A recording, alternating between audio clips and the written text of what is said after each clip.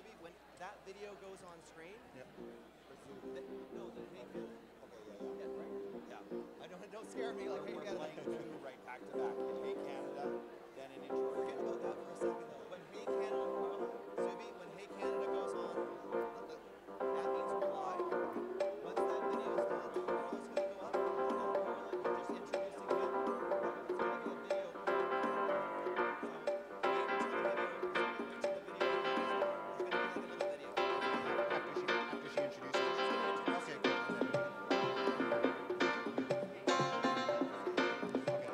Okay.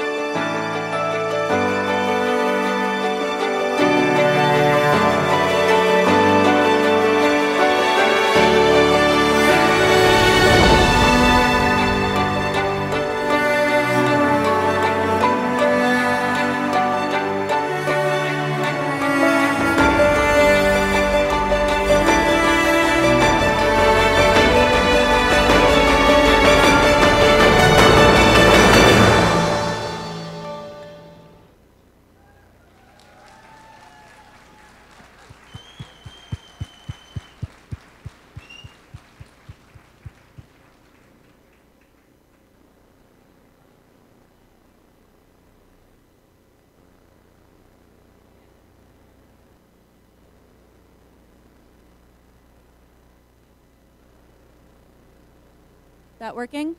Okay. Thank you everyone for joining us this weekend. I'd like to introduce you to your host for the weekend. He is a independent rapper and author, a truth teller, and just an overall really good human. I'd like to introduce you to Zuby.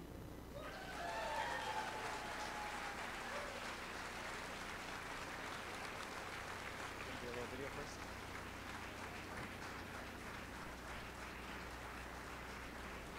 Been a slave, so I'm never gonna kneel. I will never cave, I don't care how they feel. From the cradle to the grave, to be famous, gotta have goals. You can.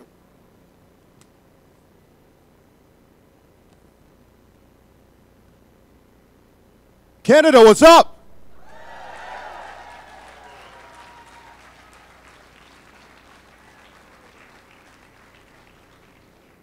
First things first, I want to say a massive thank you to all of you for coming to this event. Massive thank you for inviting me to be here with you all. I have come from very, very far. As I was explaining to people who I met last night, that I started my day 2 days ago in Dubai. From there, I flew to London. From there, I flew to Seattle. And from there, I made it to Victoria. So over 24 hours of travel to be here with you beautiful people.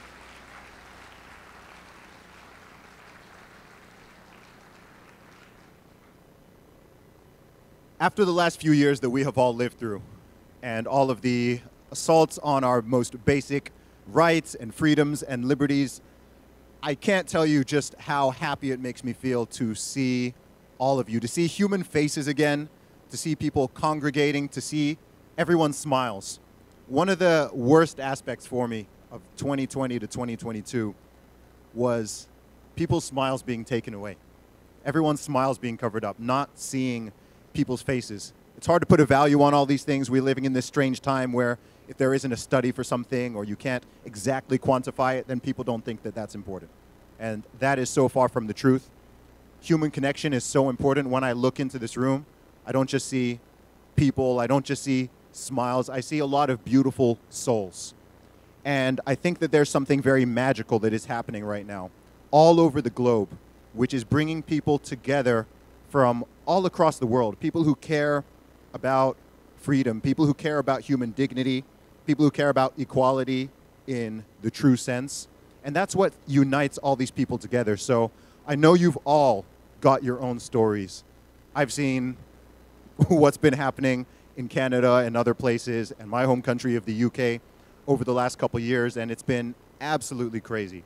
I did an event in Australia back in 2022 after they'd finally opened back up and it was legal for me to travel there. And when I was talking to the audience just like this, I mean, you could still just see and sense that you could just tell people had been traumatized. And I get the same feeling being here in Canada. Some places were more aggressive, shall we say, in the approach than others. And I was there watching from a distance. I mean, I had a tweet go viral where I just said "Free Canada." And millions of people saw it and were sharing it. And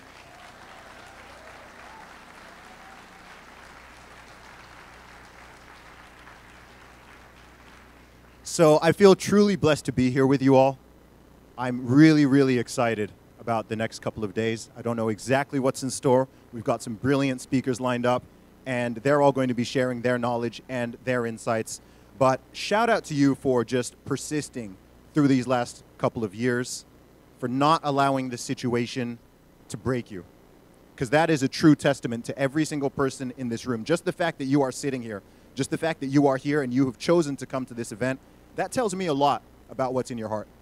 It tells me a lot. So this is a very powerful room right now. This is going to be a very powerful conference. So without further ado, I would like to introduce the first speaker. Many of you will know him very well. And this is Dr. Drew Pinsky. I'll just say a few words about Dr. Drew. Dr. Drew, as many of you know, is a physician in internal and addiction medicine. He's a television host, author, and public speaker with many, many millions of followers and thousands of patients helped in his 40 years as a physician. He runs his private practice specializing in internal medicine down in the US of A. And please, ladies and gentlemen, make some noise for Dr. Drew Pinsky.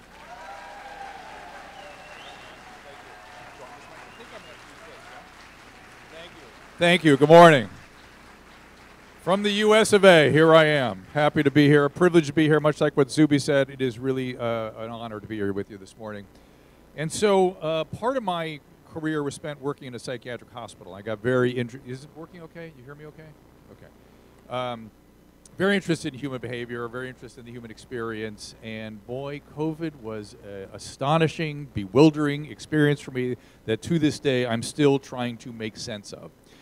But the one, this speech is going to be about the truth, and about propaganda, and about censorship, and about the future, and about you all moving things forward. We're all here today to give you the inspiration and the knowledge that things are moving. Things are moving along. Truth matters, and the truth will come. Now, my story here was, I was going along doing my thing, practicing medicine, doing a lot of television, and all of a sudden this thing happened. And I started speaking up against it, saying, look, panic cannot make things better. Panic is only going to make things worse, so calm down, everybody. My thought at the time was, this is the press doing their thing. They're losing ground. They want eyes. They're going to just make this thing so awful so they get people to watch them. I never dreamed that the governments were involved with this, particularly not the U.S. government, nor the Canadian government for that matter. But lo and behold, thanks to the Twitter files and many other sources of information, I was wrong. What happened to me was I was canceled. I ended up working out of my own home where my wife set up a little studio, and we just felt like the French underground at that point, just sort of sending out information to people that were interested, just sort of discussing what I was seeing, what I, as a physician, what you should worry about, not worry about. I was astonished that the public health officials locked us down, but okay, I was a good citizen. I'm going to go along with that for the time being. A year later, I couldn't believe we were still on lockdown, but okay, different story. And it all seemed excessive to me. It seemed, I could not understand the risk-reward analysis. I was on television one night, I was doing a local television show, and a school board member came in and said, we're going to lock the LA Unified School Board down. The school's down. I said, why? Why? Who told you to do that? What happened here? What infectious disease consultant told you to do that? No one. It's just the right thing to do. Predictably harming 8 to 15-year-olds in particular. We just sacrificed that age group. It was awful. And I still did not understand the depths of what was going on, the censorship and the propaganda, and I'll talk about that a little later. But some things were exposed as a result of this pandemic. One was that in medicine in the United States, a lot of doctors are employed. They're employees. I didn't know that. Vaccine rollout begged no scientific conversation, which was shocking to me. At the beginning of this, me trying to calm everybody down, the one wrong thing I kept saying was, just listen to the CDC and Dr. Fauci. They will get us through this. Of course, when people criticize me, they cut off that piece of my comment, which I ended every comment with, because I had been through the AIDS pandemic. I was deep in that, treating AIDS patients, and Dr. Fauci was a very helpful resource for me. I understand he's been criticized even for that, but for me at the time, he was very helpful. I was wrong in this current situation that the AIDS model did not apply at all in this case. Medical journals began publishing articles that only supported one point of view. I could not believe that. I saw centralized authority and decision-making in medicine, which is the worst kind of medicine. The medicine is about your most effective unit is a doctor and a patient. That's it. That's your best unit. Safety uber alles, all of a sudden, was the call for everyone. In my city of Los Angeles, we had the mayor getting on TV every night saying shelter in place, which is a term used for an incoming nuclear weapon. Shelter in place. Now, you're 10 years old. You're hearing your leaders of the city saying shelter in place, your schools are locked down, you can't see your peers at the most critical period of your development when you need them, your cognitive development is cut off, and you're told if you go outside, you're going to kill your family. Shelter in place. This was ridiculous. And now we have Dr. Francis Collin, was the director of the NIH, saying this in the decision-making that was going on at the time. If you're a public person, you're trying to make a decision, you have this very narrow view of what the right decision is. And that is something that will save a life. Doesn't matter what else happens, you attach zero value, my emphasis, to whether this is actually totally disruptive to people's lives, ruins the economy, and has many kids kept out of school in a way from which they will never quite recover. Zero risk-reward considerations. That is the opposite of how medicine is practiced. And I noticed at the time no public health efforts to educate patients on how to treat the illness when you get it. Monoclonal antibodies was never discussed. These things that were highly effective. And of course we had sort of what's called science opinion on the loose, when the New York Times editorial boards is demanding more lockdowns. We have Pandemic Inc. underway. We have armies of people trained in responding to a pandemic, a hammer looking for a nail. And then you have the Chinese authorities claiming that their lockdown took COVID down to zero. The graphs went like this and then like that, which is, of course, total nonsense. Complete nonsense. That was a local communist official trying to impress his superiors. Then someone in Italy, a leader in Italy, saw that and went, you know what, this is my opportunity. I admire the way the Chinese Communist Party operates. I'm going to show our local Italian officials and population that we can do what the Chinese Communist Party does, and I'm going to lock down Lombardy the way they locked down China. That was the Italian story. That guy actually published a book about what he was doing, and he had no sense that he was going to actually suppress COVID. He was just demonstrating how superior the Chinese Communist Party policies were. And then scientists on this continent bought it. We bought it hook, line, and sinker. And then what you see is on the censorship side, you see devastating takedowns were asked for by Dr. Fauci, of my friend Dr. Bhattacharya. I've discovered from speaking to Dr. Paul Alexander that 6 feet distancing, which they've now admitted was made up out of thin air, and yet the whole world bought that. They, at the time, were contemplating 30 or 60 feet because it was a respiratory virus, and they knew it. And Dr. Alexander actually went to Dr. Redfield, one of the leaders, maybe Dr. Redfield, and said, Dr. Redfield, what are you doing? Why 6 feet? Well, we have to do something. When I was training residents, which I did for many years, the one thing that I would absolutely destroy them for is if I asked them for an explanation of why they made a particular decision, if they said I had to do something, that was the only truly unacceptable answer. That's how you harm patients. I have to do something. So what was this? What was happening and why? So is it okay if I move? Anybody with the camera? We good? Okay. So I interviewed Matthias Desmet, who's a psychologist who's been studying the psychology of totalitarianism since well before COVID. And he taught me that this has been going on for a long time, and that about 10% of the population sees it for the BS that it is.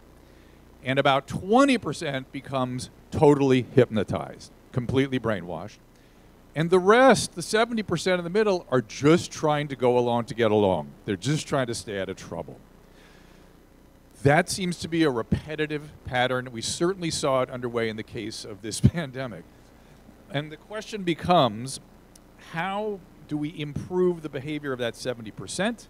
And how do we expand that 10% that sees it for what it is? Now, his theory is that you live with integrity, listen to your instincts. I'm not sure I can sell that to everybody. We know that humans are prone to this, right? We know the bystander effect. People tend to look around for other people to determine what action to take in a crowd. We have, of course, the Milgram experiment, where people, if there's an authority there, will actually electrocute somebody to death. And we have the Stanford prison experience. One of my awakening moments in this whole thing was me going to my hospital, where I've been attending for 40 years. I was actually trying to get the vaccine. I wanted to volunteer in the COVID tent, so-called, and it was early in the Alpha Delta wave.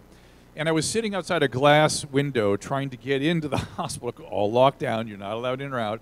And this newly pressed out security guard wearing his new uniform was there, steely glare, looking at me. Who are you? What do you want? Why are you trying to get into this hospital? I'm like showing him my physician badge. Come in, I have an appointment, I fill out a bunch of paperwork online. I come up to the desk, and this same security guard gets behind the desk and starts screaming at me, "Where are your papers? Where are your papers?" This was like a border crossing from a World War II movie from the 40s. It was the oddest thing I've ever been through. And I had two immediate thoughts. One was, does it feel good to you to speak to senior physicians like this? And the other was, oh, this is how the average German citizen became a prison guard, or this is how they adopt. You think you're going to be one of the good guys when this time comes. But no. You all, that 70%, or certainly that 20%, and our government officials quickly jumped to the other side, the side that they should be ashamed of, they should be apologizing for. They should be wondering how this happened to them and how we prevent it next time. And one of the theories that Dr. Matthias Desmet put forward is that there was a decline in religion right at the time when there was an increase in narcissism. And religion helped kind of keep certain things in check. For instance, envy. Envy and empathic failure are the two big liabilities of narcissism. And we certainly have had more narcissism. I mean, that trend is I've written a book about it. I mean, it just is. We all have some of those traits now, and it's sort of, it's common. And it's either, I don't pass judgment. It's either good nor bad. It has liabilities. And the liability, again, envy and empathic failure.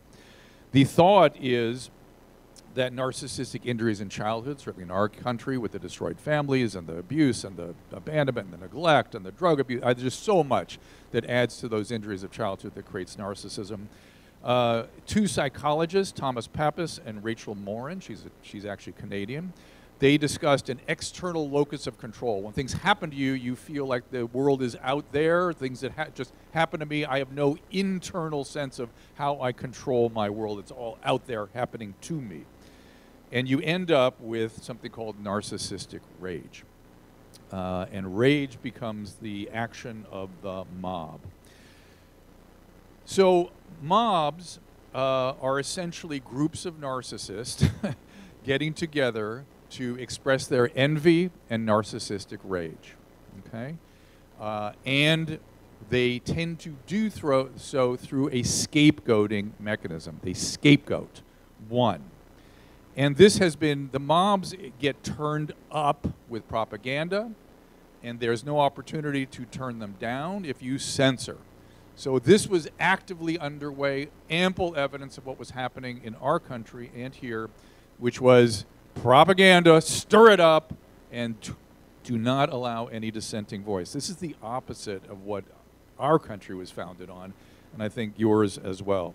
Again, that brainwash group is brought into hysteria. Joseph Goebbels himself said, propaganda must facilitate the displacement of aggression by specifying the targets for the hatred. Okay? Thus, they are fueled.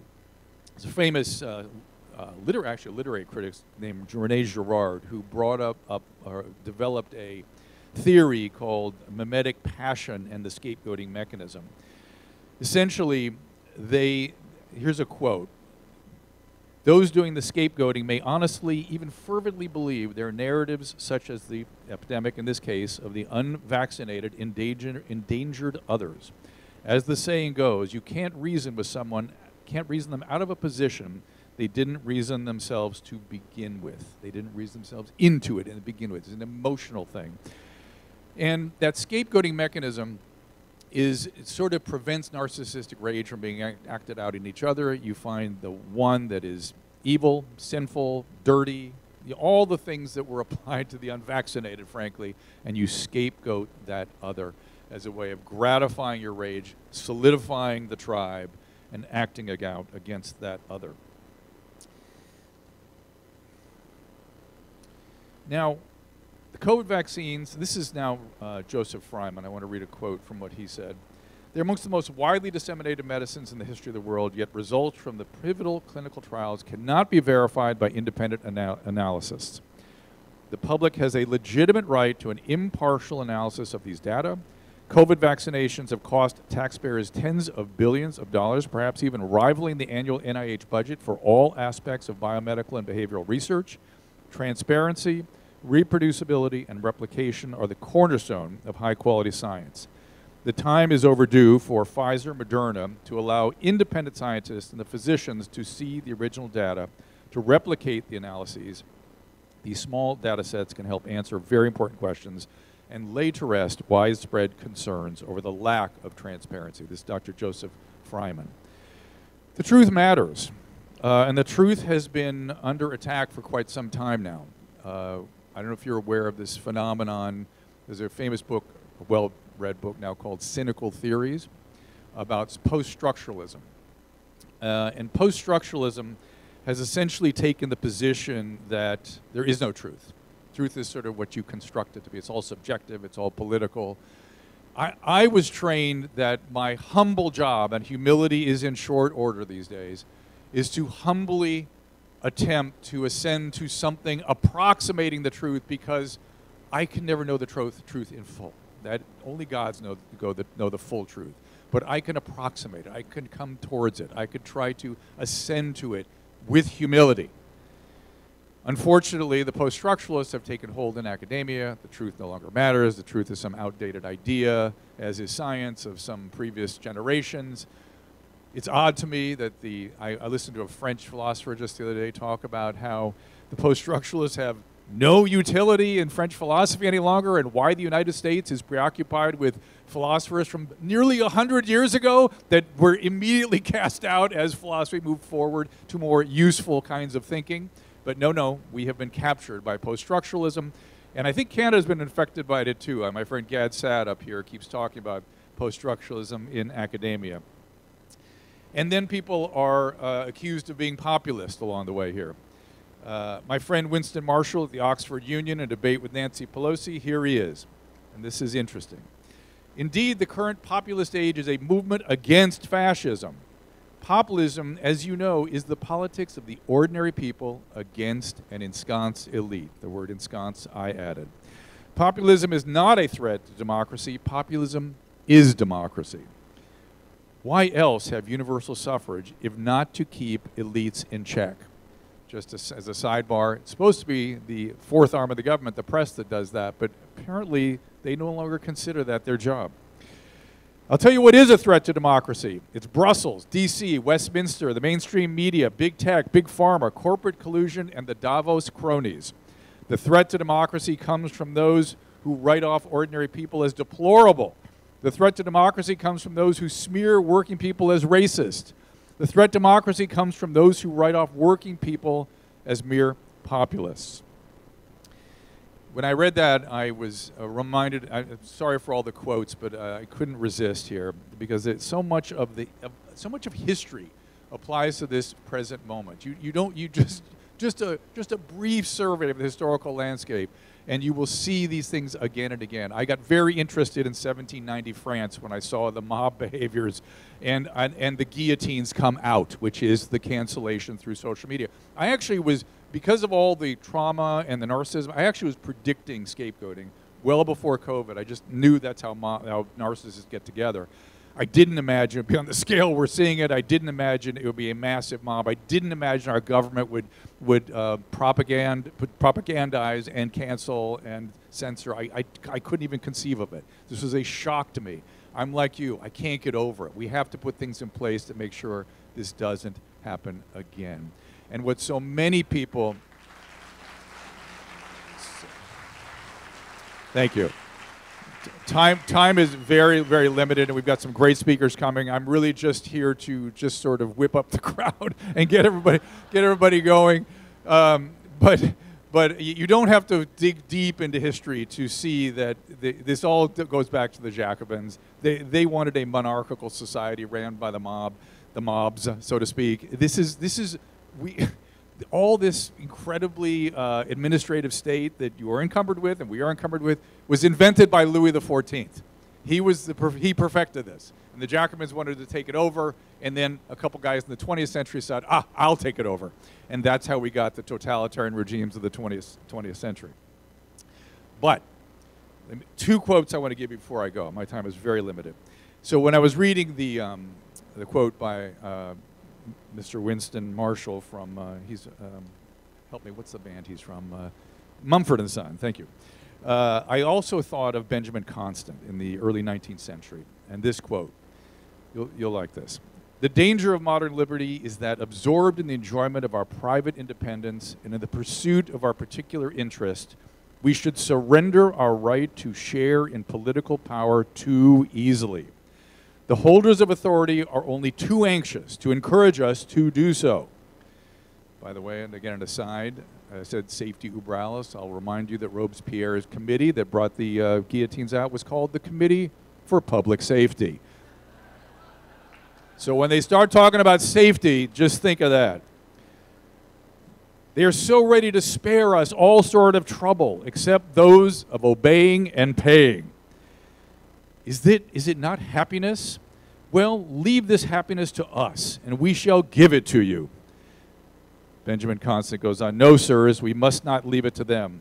No matter how touching such a tender commitment may be, let us ask the authorities to keep within their limits. Let them confine themselves to being just.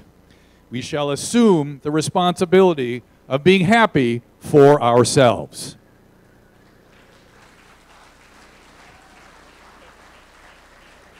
Good, we're getting them whipped up for you, Jay. This is good, Peter.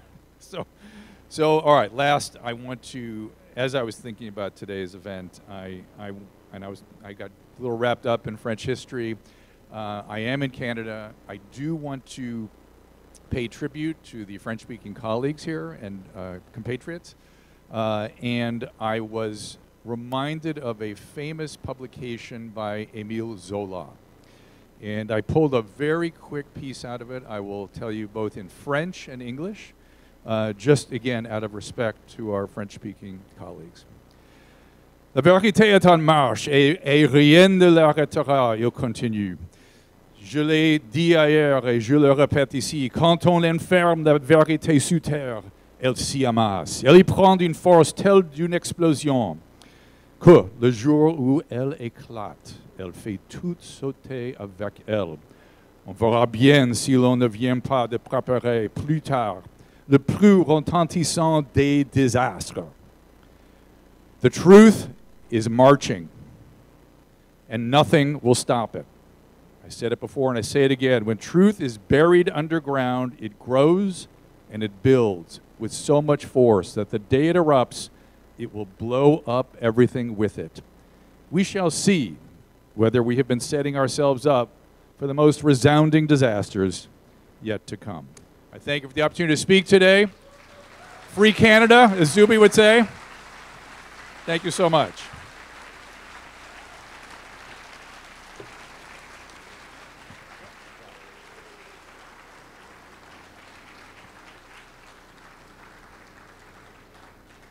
One more time for Dr. Drew Pinsky.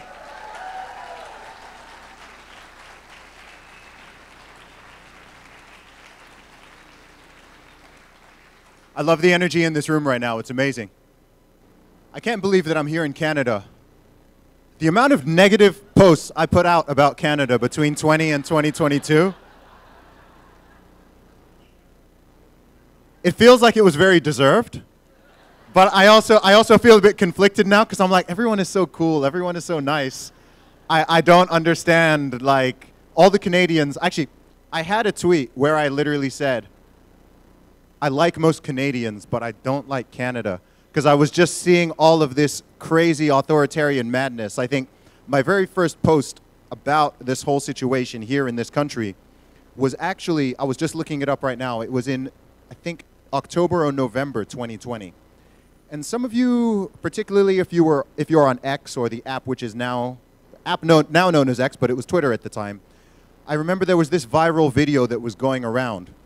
I can't remember which part of Canada it was in. Some of you guys may recall this. It's about 4.5 years ago now. But it was a barbecue. There was a barbecue happening somewhere, outdoor barbecue, and they'd like deployed, I don't know how many police units to go to this barbecue, and they're all there, like, in their masks and, in their outfits and everything. And I was just like, what exactly is going on here? You know what? I want to see exactly what I wrote about this. I want to be accurate here. I want to be accurate. So I did screenshot it. So I was responding to a tweet with a video, and it said, police literally have the building surrounded. Tyrannical barbecue at 7 Queen Elizabeth Avenue in Etobicoke?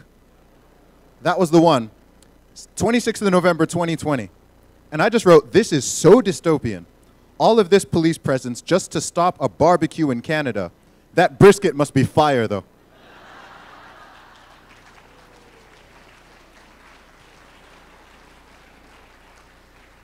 So we've come a long way. And in between each of these speakers, though, what I did want to do is I wanted to reflect on something that I wrote at this point. I can't believe it was 3 years ago. Am I the only one who feels like the last few years have just, like they've just kind of whizzed by? It's very weird to think that all of this stuff kicked off over 4 years ago now. So some of you may have seen, I had a thread that I wrote online. It turned into an article and multiple interviews and speeches, which was just called 20 Things I Learned About Humanity or Had Confirmed During the Pandemic. It was seen by many, many millions of people. So I'm going to go through each of these points. There's 20 of them. I'm going to go, I think I'll do 10 today and 10 tomorrow. But the very first point I made on this list, which was seen by millions of people, is that most people would rather be in the majority than be right. So considering I'm here, I've heard what your Prime Minister was saying about you all. So I'm a little bit nervous because I've heard that this is the, what was it? It was the unacceptable fringe minority. So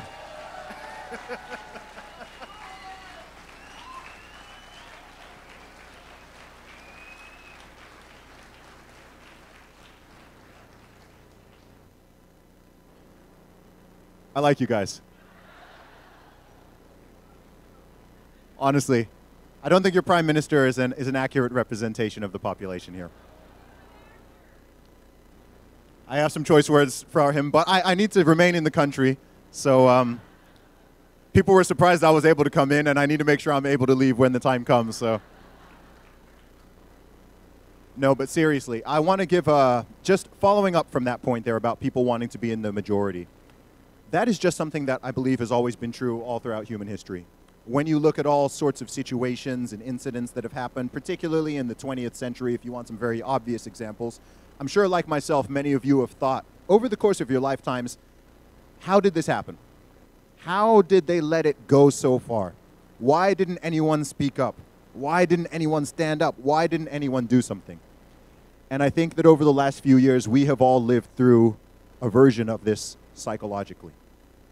And so the story there, I mean, you already know what it is, but the point is that the majority is not always correct.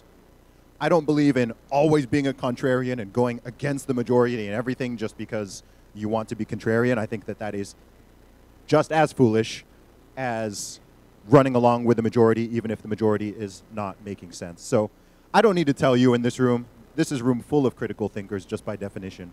And so continue to do that, but I think there's been a grand awakening which has happened in the world. It's beautiful. I've done speeches and events in the last couple just in the last couple years, over 15 different countries on multiple continents. And I can tell you all, there is a serious awakening going on. I don't know exactly how to describe it, but I think we're in a completely unique time period. And we're in a very unique time period where there is technology that now exists and which is coming down the pipeline, which has the potential to free people and liberate us, or to enslave us. And so I don't know what the weirdos are planning in Davos or the WEF and the. I don't call these people the elites, by the way. If I can give you all a suggestion, stop calling these people the elites.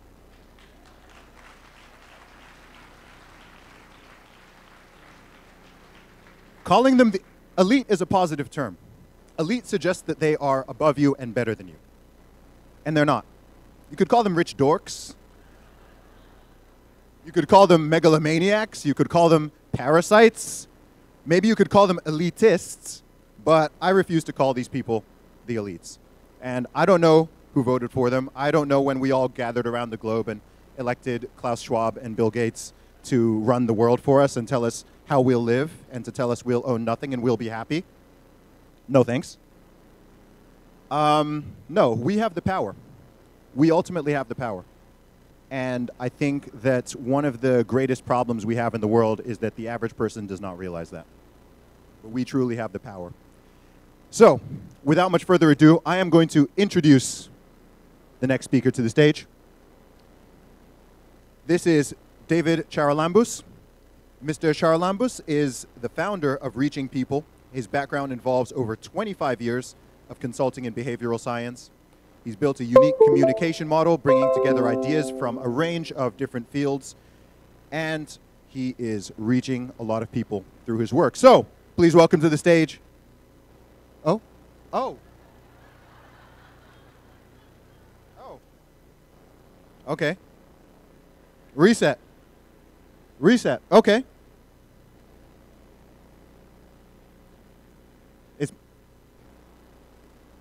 Is Paul here?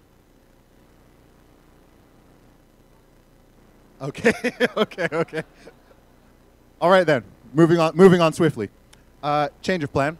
So we're going to welcome to the stage a man who many of you will know. He has been a voice of reason throughout the last several years, and he continues to fight for true science, not the science, but true science and critical thinking and medicine and overall the true value of humanity and human lives and the truth. And this is Dr. Jay Bhattacharya. Make some noise for him.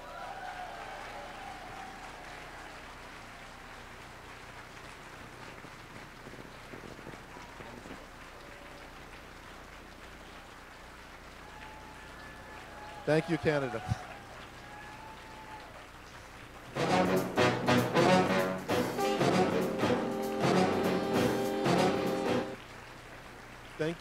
Thank you, guys. Please.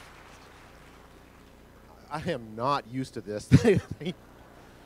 You guys are so incredible, and it is so amazing to be here in.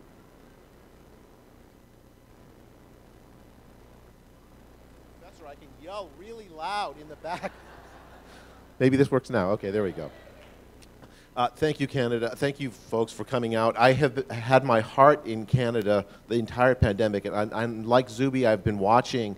I watched with absolute horror what happened in 2020. I watched pastors get dragged and arrested for having church. I saw people not allowed to go fly or do any public travel because they made a medical decision that the public authorities didn't like. I saw authoritarianism that I never thought I would see in a place that I've long admired like Canada. And it is good to be on the other side. It's good to be in public with you all, celebrating that we are through this, but we actually have a long way to go. And I wanted to spend the time that I have telling you a little bit about my ideas about what happened and what we can do about it going forward. And I want to start at the beginning. And the beginning actually is not 2020. The pandemic started at least 20 years before that. It started with a utopian vision by a relatively small group of scientists that none of us voted for, that made decisions that very likely led to the pandemic to begin with. In 2003, there was the SARS pandemic, the first one. In Toronto, actually, there was an outbreak of it, and people were very alarmed. There was a new bat coronavirus that had made the leap from bats to humans in 2003, causing some deaths. The scientific community was absolutely alarmed because we didn't see it coming. And the American government, the European government, the Canadian government, Western governments everywhere decided to undertake a program of research to identify pandemic threats around the world in collaboration with the Chinese government and ask whether those viruses, those pathogens that are sitting in bats, in animals in the middle of nowhere, do they pose a threat to humans? The utopian vision, articulated by men like Tony Fauci in scientific journals, if you go back and look, was that we could rid the world of all future pandemic threats. We could rid the world of every single possible pandemic threat. Science had it in it to protect humans from all threats that surprised us. We'd just been through in 2003. If you go back 2 decades before, Dr. Drew mentioned this, the HIV pandemic, which surprised everybody, right? It was a new virus that had caused tremendous deaths and suffering. And the promise was that we could use science to make sure that we never face that threat ever again. And so we started a research agenda that went to the wild places, the bat caves of China. I'm not picking up by random. They actually went into the bat caves of China, brought viruses and pathogens out of those bat caves into city centers to do research. The research that would mutate those viruses and pathogens with an eye toward infecting humans better. Now you're saying to me, I can tell, I can see in your eyes, wait a second, I just told you that we have a utopian vision of protecting people from this. How does making the viruses and pathogens more infectious protect humans? You guys are puzzled as I am, right? Okay, let me tell you the story that they told everybody, that they told the small number of people that were paying attention. What they said was that if we can mutate these viruses, and we can ask how many mutations are needed in order for it to make the leap to humans. If only a few mutations are needed, well, that pathogen poses a risk. If it takes a lot of mutations, well, we can just ignore them. There's never going to infect humans. So what they did is they brought these pathogens, and then the next step, let's prepare vaccines and countermeasures in advance for every single possible threat in the wild. You go to pharmaceutical companies, say, make vaccines for this thing that has never infected a human, and they'll do it. And stockpile them. So if their threat actually does emerge into the human community, then we will be ready. We'll have countermeasures available. And so that was the plan, and this plan goes back 2 decades. The problem with this plan is, like with all utopian plans, there are things that happen that are entirely outside the control of the scientists and the people that make these plans.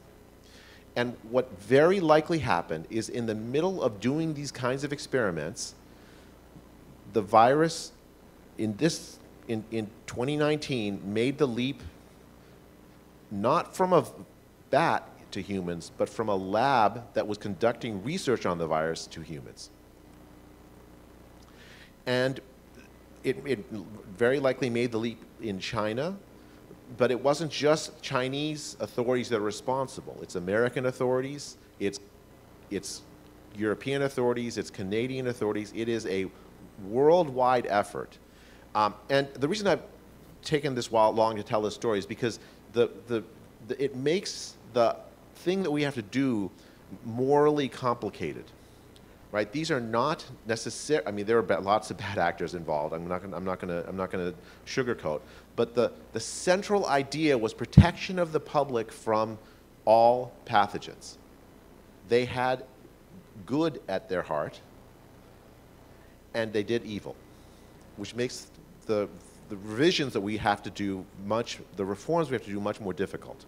If it was just pure evil, if there was just a single bad guy, you can say that's the bad guy. If we could scapegoat, it would make life much easier, but we cannot. Right, so we have the pandemic starts very likely as a result of very, very dangerous research and in 2019 it makes the leap into humans and starts to spread, first in Wuhan and then everywhere. Okay, you remember those early days of the pandemic? Remember how scared everybody was? I mean, it's not that scientists are immune to this. Scientists also were scared. And when I first heard of the virus, when I'm scared, I don't know if you all would do this, but what I do is I go like hunt the medical literature. That's my usual reaction to being scared. So I went and I said, okay, what do we know about coronaviruses? What do we know about this particular one? What reactions are there? I was scared for 30 seconds because it was very, very clear to me. You can look at here's the thing.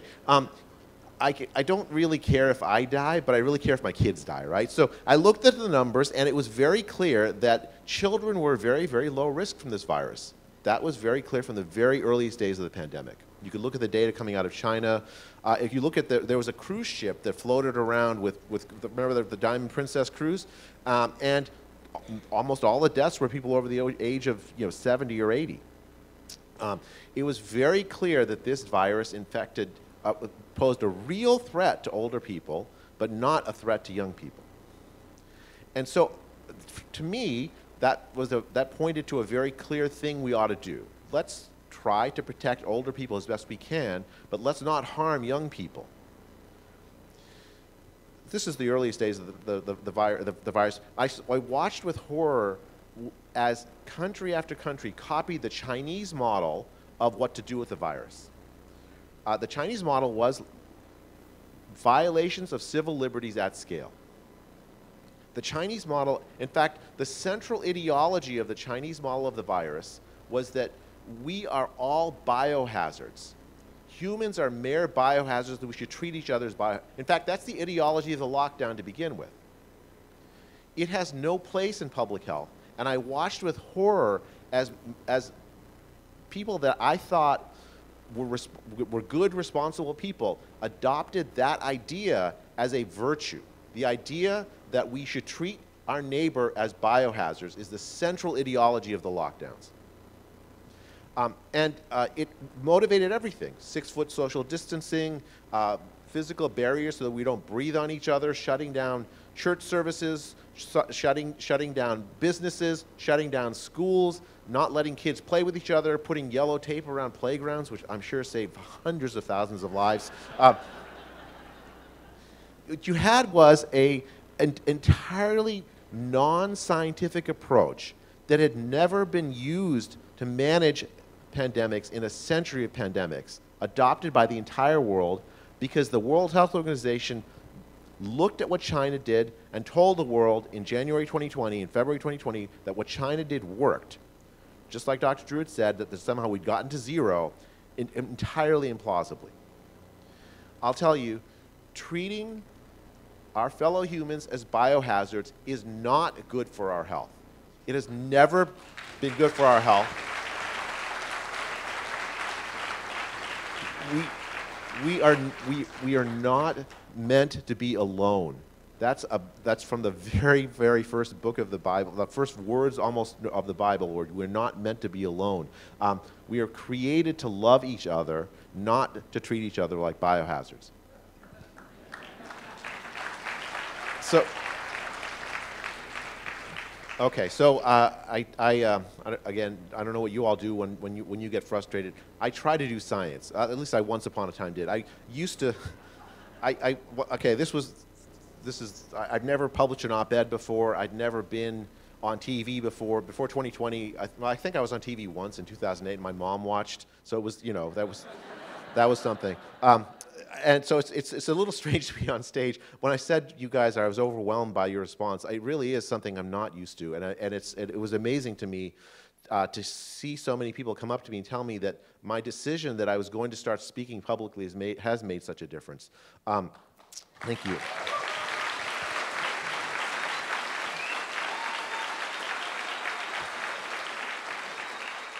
So, what I did in 2020 was what I would always do before 2020, which was I ran a little science experiment, right? I asked, in April 2020, I asked how many people had already had COVID.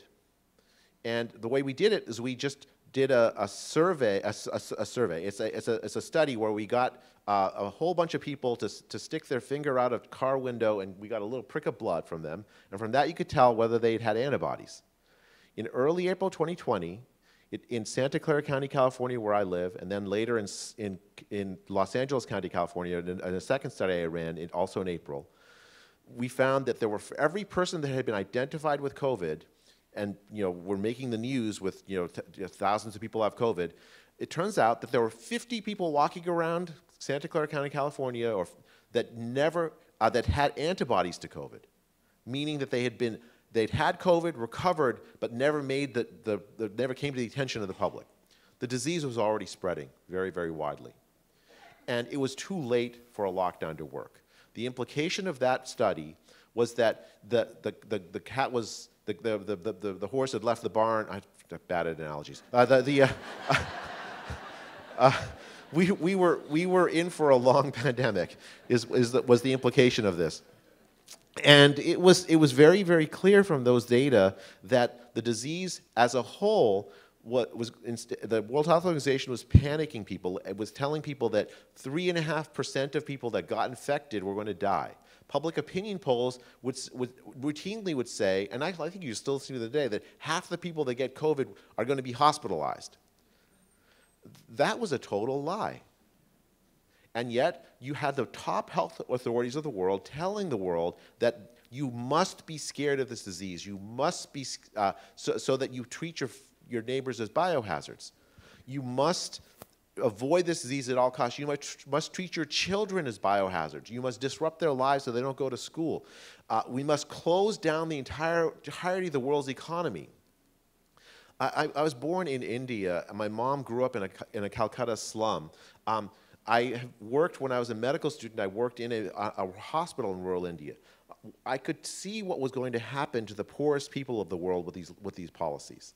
It was clear from the very, very beginning that these policies were going to impoverish and destroy the lives of tremendous numbers of poor people.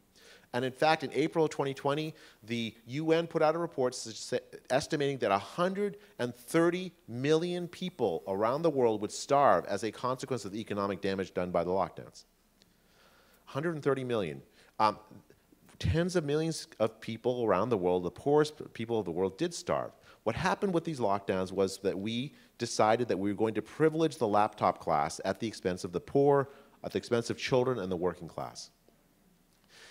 In October, please don't clap at that one. That's just so sad. In October of 2020, I wrote a declaration with the Martin Kulldorff of Harvard University and Sunetra Gupta of Oxford University. Maybe you've heard of it. How many signed the Great Barrington Declaration? Bless each and every one of you. Oh my goodness, thank you. Almost 1 million people signed it. We got people from 40 different countries that sent us translations for free. I saw tens of thousands of doctors signed it, epidemiologists signed it, Nobel Prize winners signed it, and I was filled with hope because I did not expect that one-page document. I wanted it to make an impact, but I never imagined the impact it could have. The goal of the declaration was to tell the world that there was not a consensus around the lockdowns, that there was never a scientific consensus around the lockdowns, that there were a tremendous number of doctors and scientists who thought to themselves that the lockdowns were a great evil, that would not protect the human populations, that would actually end up harming the health of human populations. In response to that declaration, the scientific community decided that they were going to destroy the messenger. Because the real thing about that declaration was, which by the way, it was the least original thing I've ever written in my entire life. It was just the old pandemic plan. It worked for a century of respiratory virus pandemics.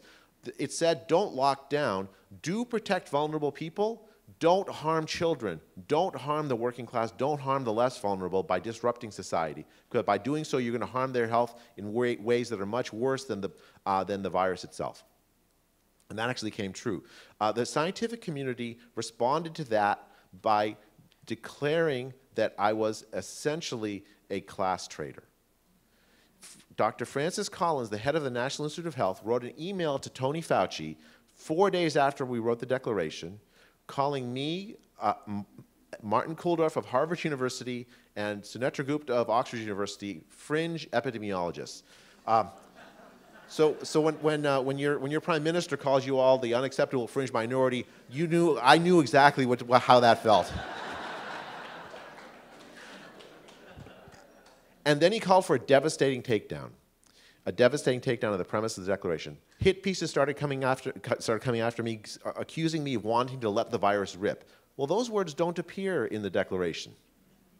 We called for protecting vulnerable older people by, for instance, home delivery of groceries for free to them, sabbatical time for older workers, so that they didn't have to face what risks of getting exposed we were calling for concrete steps for public health to creatively engage so that the older people living in their community could be protected, rather than a lockdown which had already failed to protect older people. The devastating takedown led to hit pieces on me, hit pieces against my family. It led to death threats. It made it very, very difficult for me to, at many times I wondered, even my beloved university went after me. I was afraid to walk on campus because I committed the sin of publicly saying that there's no good evidence that masking your toddlers protects anybody from anything.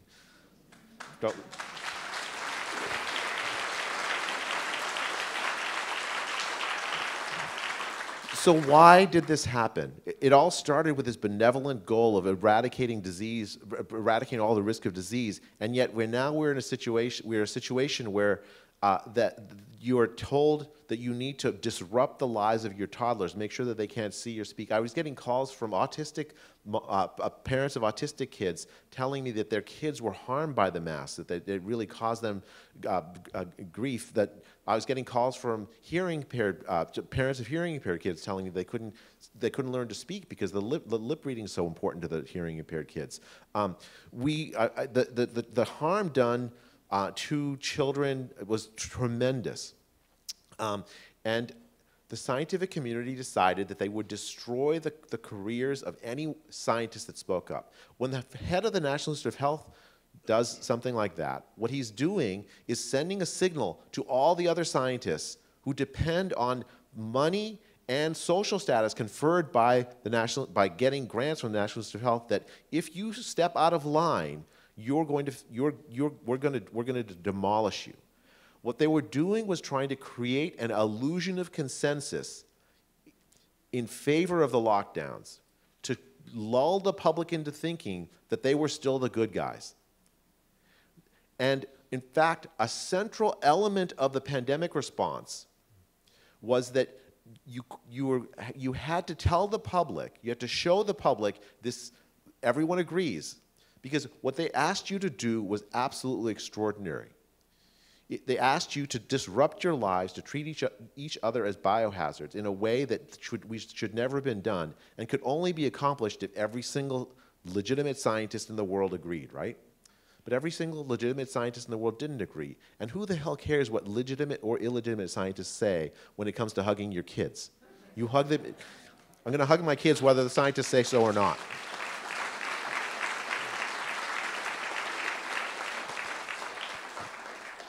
So how does an illusion of consensus get created? Well, first you destroy the scientists that stick their necks up.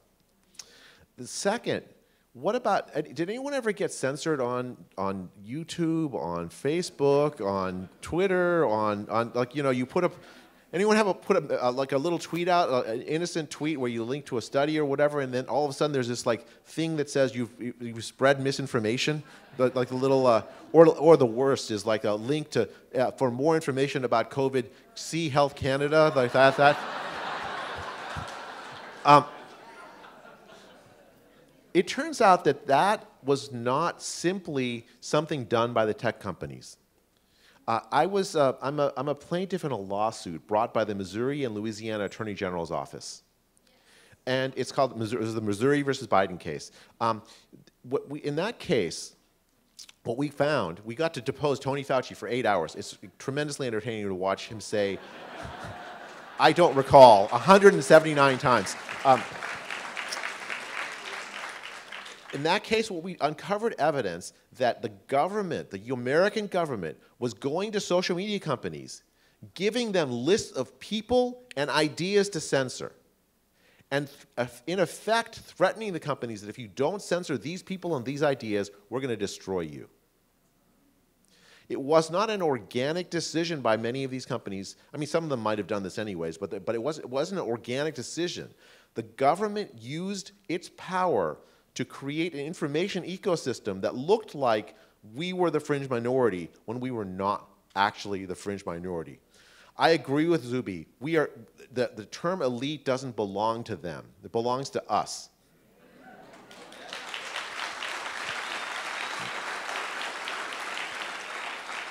Right now, the case is sitting in front of the Supreme Court, and we're going to hear whether the United States still has a right to free speech. I'm afraid to say, like sitting in Canada, I don't think that you all have a right to free speech. And okay, so we're now on the other side of this. I think the information ecosystem has changed pretty substantially. Could you imagine holding this conference 2 years ago here? Right. So that points to what we have to do going forward. Right. The pandemic, in some sense, is over. But what's not over is the creation of this tremendous group of people that understands that what we went through was deeply wrong, that there were no checks and balances where there should have been, that the people that we trusted to take care of our health failed fundamentally. And they did it in an autocratic way that had actually nothing to do with health and everything to do with power. What we need is a reformation of our public health infrastructures, the regulatory bodies that govern the drugs that we take, the decision-making authority over whether you can go to church, you can go to your synagogues, you can go to your mosques, all of those decision-making authorities do not belong in the hands of public health.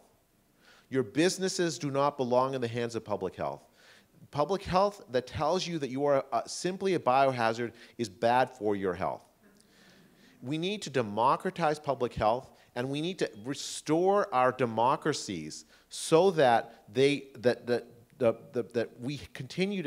have the power to speak as a fundamental civil right, which I thought was unquestioned, but very clearly is not. We need to retake our democracies and enshrine in them at the center a democratization of public health and a fundamental restoration of basic civil liberties like the right to speak.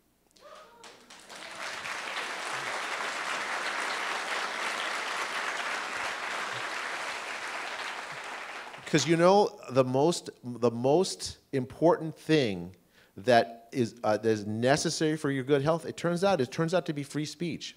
Imagine a pandemic where you could equally speak alongside the neighbors that were spewing fear. Right? Imagine that every time you posted a study that was somewhat good news, you wouldn't be called a dangerous what is it called, fringe individual. I guess what are these are terms for the past.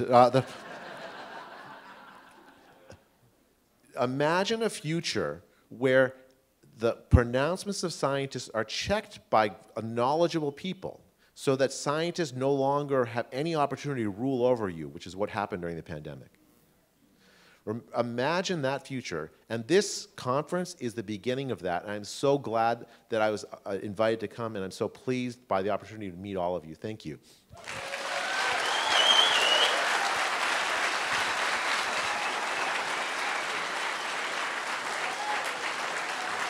You guys.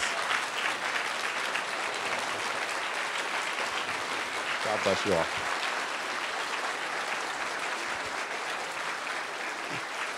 You guys, you can't tell because I'm brown, but I'm really blushing right now, you guys.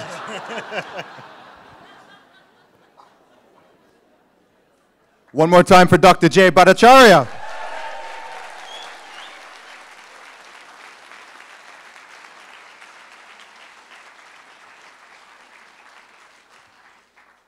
Amazing. It's so crazy just reflecting back on the last few years, man.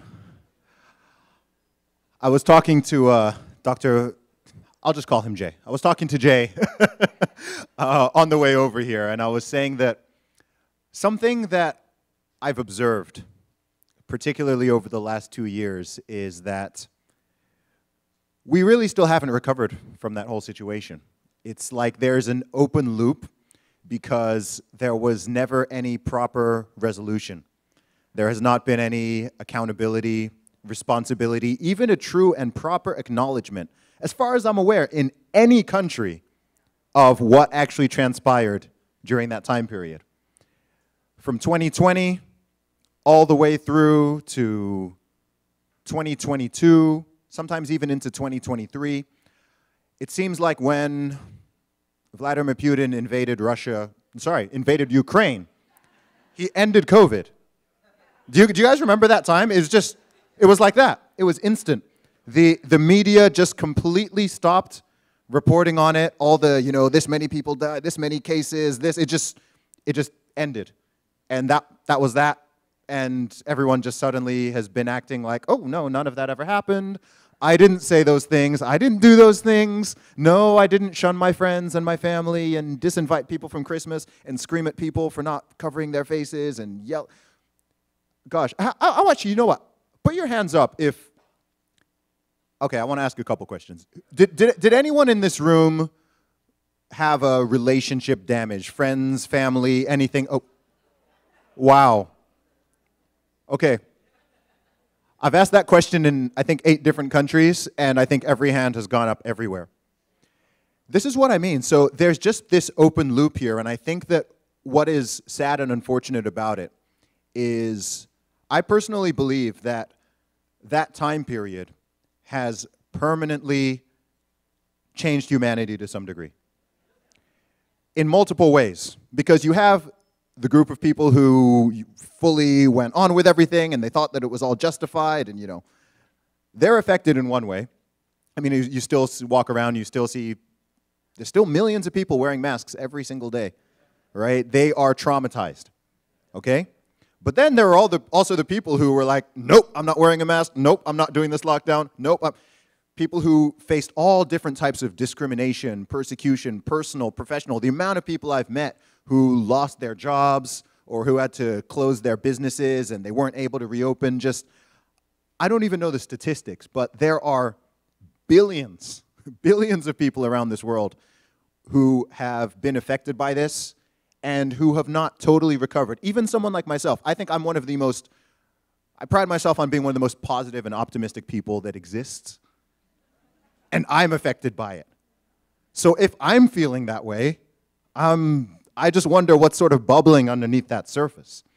So I do my best not to be angry and hostile and resentful, but I haven't forgotten. I have not forgotten. So I want to remind you all of, well, you haven't all heard it to begin with, but the second point in that list I made of the 20 things I've learned about humanity is that at least 20% of the population has very strong authoritarian tendencies that will arise under the right circumstances. And we've all witnessed that. We've all seen that. One of the things that I found particularly scary, and still find scary to this day, is just knowing that there is this significant percentage of people in any country, in any community, in any society who are like sleeper agents, for lack of a better term. During normal times, during peace times, they appear like just normal people, right? You know, there's no problem, whatever. But then when the TV tells them to, or the radio tells them to, or the public health experts, or whatever politician activates them and tells them that they need to turn against it. It could be their mother, their father, their son, their daughter, their friend. The amount of people I've spoken to have said, man, I've been friends with this person. We've had multi-decade-long relationships. And that relationship has ended because I don't want to stick a diaper on my face. Because I don't want to take a certain injection. Has anyone ever lost a friend for not taking a flu shot? Or any other vaccination or medicine? So people got completely psyoped. This is something completely brand new. Vaccination is not brand new, but the idea that you're supposed to separate and segregate society and judge people and discriminate against people and segregate people over whether or not they took a jab is completely insane. Completely insane when you really think about that. And we're supposed to learn from history. I always say we only have two advantages over our ancestors. We have better technology, i.e. more stuff and cooler stuff, and we have access to history, should we choose to look at it. Those are the only two advantages we really have. We are not better or greater than our grandparents or great-grandparents or however far back you go. Human beings have not fundamentally changed. So we're prone to the same virtues, the same potential vices, the same emotionality, and the same cognitive flaws. So that's something we always need to be aware of collectively and individually. Yeah, because we don't want to do this again. People said never again, and then they did it again. So let's really not do it again. Let's really not do it again. So I would like to invite up the final speaker of this section of our conversation. He doesn't need a massive intro because you know who this man is. He's been on my podcast. We've had many conversations, and it was wonderful to finally actually meet him in person today. This is Dr. Peter McCullough. He is a physician, an internist, a cardiologist. Something is off. Vice Chief of Internal Medicine in Baylor University, professor at Texas A&M University, and a massive freedom fighter, Dr. Peter McCullough. Great to see you.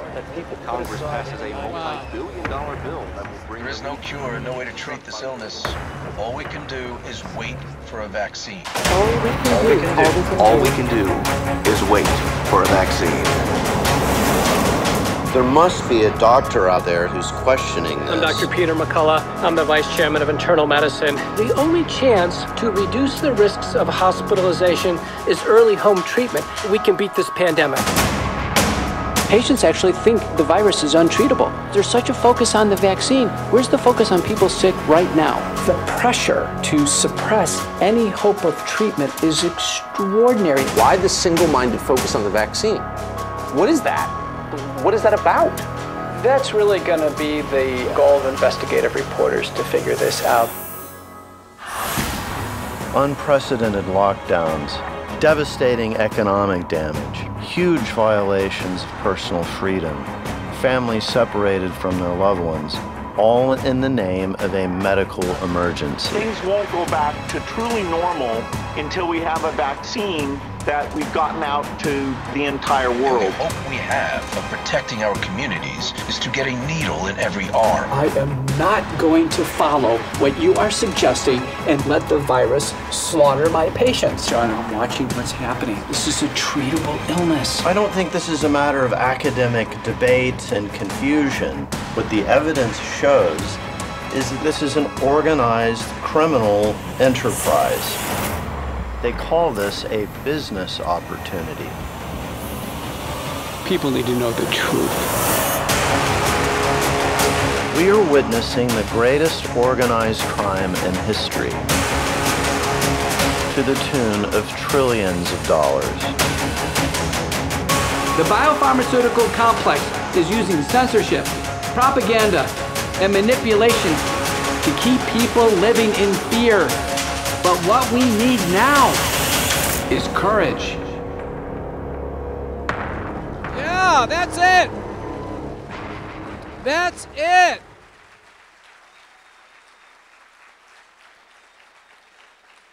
That's it. That's the reason why you came. That's the reason why you're here.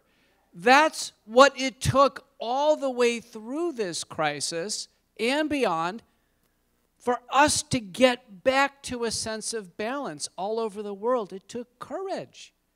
It takes continued courage. Courage is not the absence of fear. We all have fear.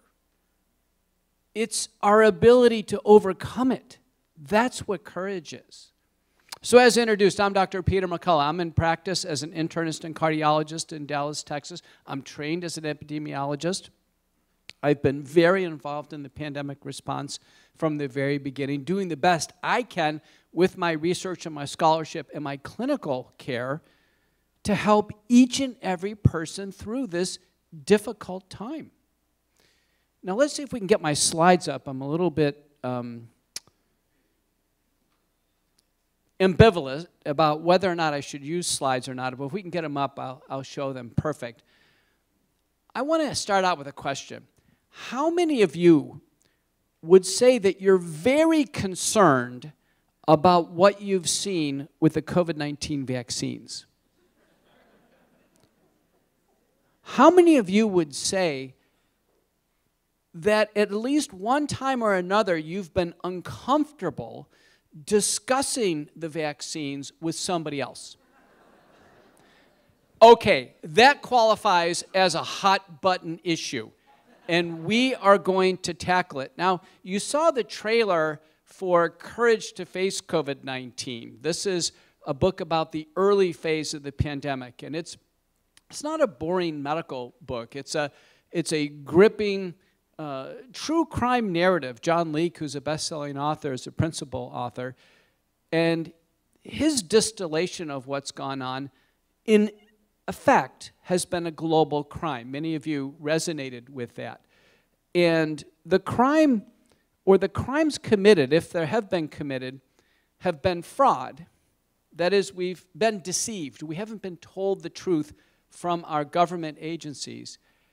And the result is, by the denial of full and effective and available early treatment, and by the relentless pursuit of mass vaccination, there has been mass negligent homicide. Now, those are strong terms. But indeed, court cases are going on all over the world with those charges being examined. These are very, very serious times that we're in. The uniformity of concern regarding these vaccines, which are in the market in every country in the world. Not a single country has removed them from the public market. Not a single country has opened a vial and examined independently what's in the vaccines, despite many calls for inspection. All of these observations should be enormously concerning to us. Let me have the next slide, and we'll check the advancers here. I'll just say next slide. If you could just do arrow forward, which will be great. This will be a brief outline. I think I just have a total of 14 slides with the outline. Next slide. Vaccine ideology. How did this happen? Vaccines are unlike drugs. They're unlike forms of physical therapy. They're unlike surgeries. Vaccines, I've concluded, are a form of a religious ideology in medicine. I never knew this before, but it's the only explanation of why doctors and nurses and others would behave the way they did through the pandemic. What do I mean by that? Next slide. Vaccine ideology says that humans are inherently susceptible to disease threats, infectious diseases. Through medical innovation, vaccines can make the human body more resilient through immunization. Because vaccines are not perfect, for them to work on a population basis, everyone must take them. Everyone. And if there's harm caused, or even if one loses their life, they have to take it for the team. That's vaccine ideology. And doctors really believe this. I recently presented a poster at the American Society of Microbiology. So I was deep in the academic pit of infectious disease in Atlanta, Georgia. And we had our poster up, and people were coming by. And a doctor came by. And he looked at the data, and it was about vaccine safety, and he winced. He said, yes. He goes, I've had 5 shots. I got to the point where my arm, I couldn't use it. I needed therapy. And then he looked me right in the eye, deadpan. And he said, but if they have a booster next fall, I'm taking it. He was saying to me very clearly, he's in the ideology. He's going to take it for the team. That's how strong this belief system is. Going back from Mary Wortley Montagu, she was actually before Jenner on the early smallpox vaccine, all the way to the COVID-19 vaccines. Next slide. Vaccination has a history in medicine that is not scintillating by any means. In the 19th century, for decades, there was an attempt to mass vaccinate the population for smallpox. The vaccines were derived from the lymph of horses and cows. Sometimes the vaccines were done from human arm to human arm.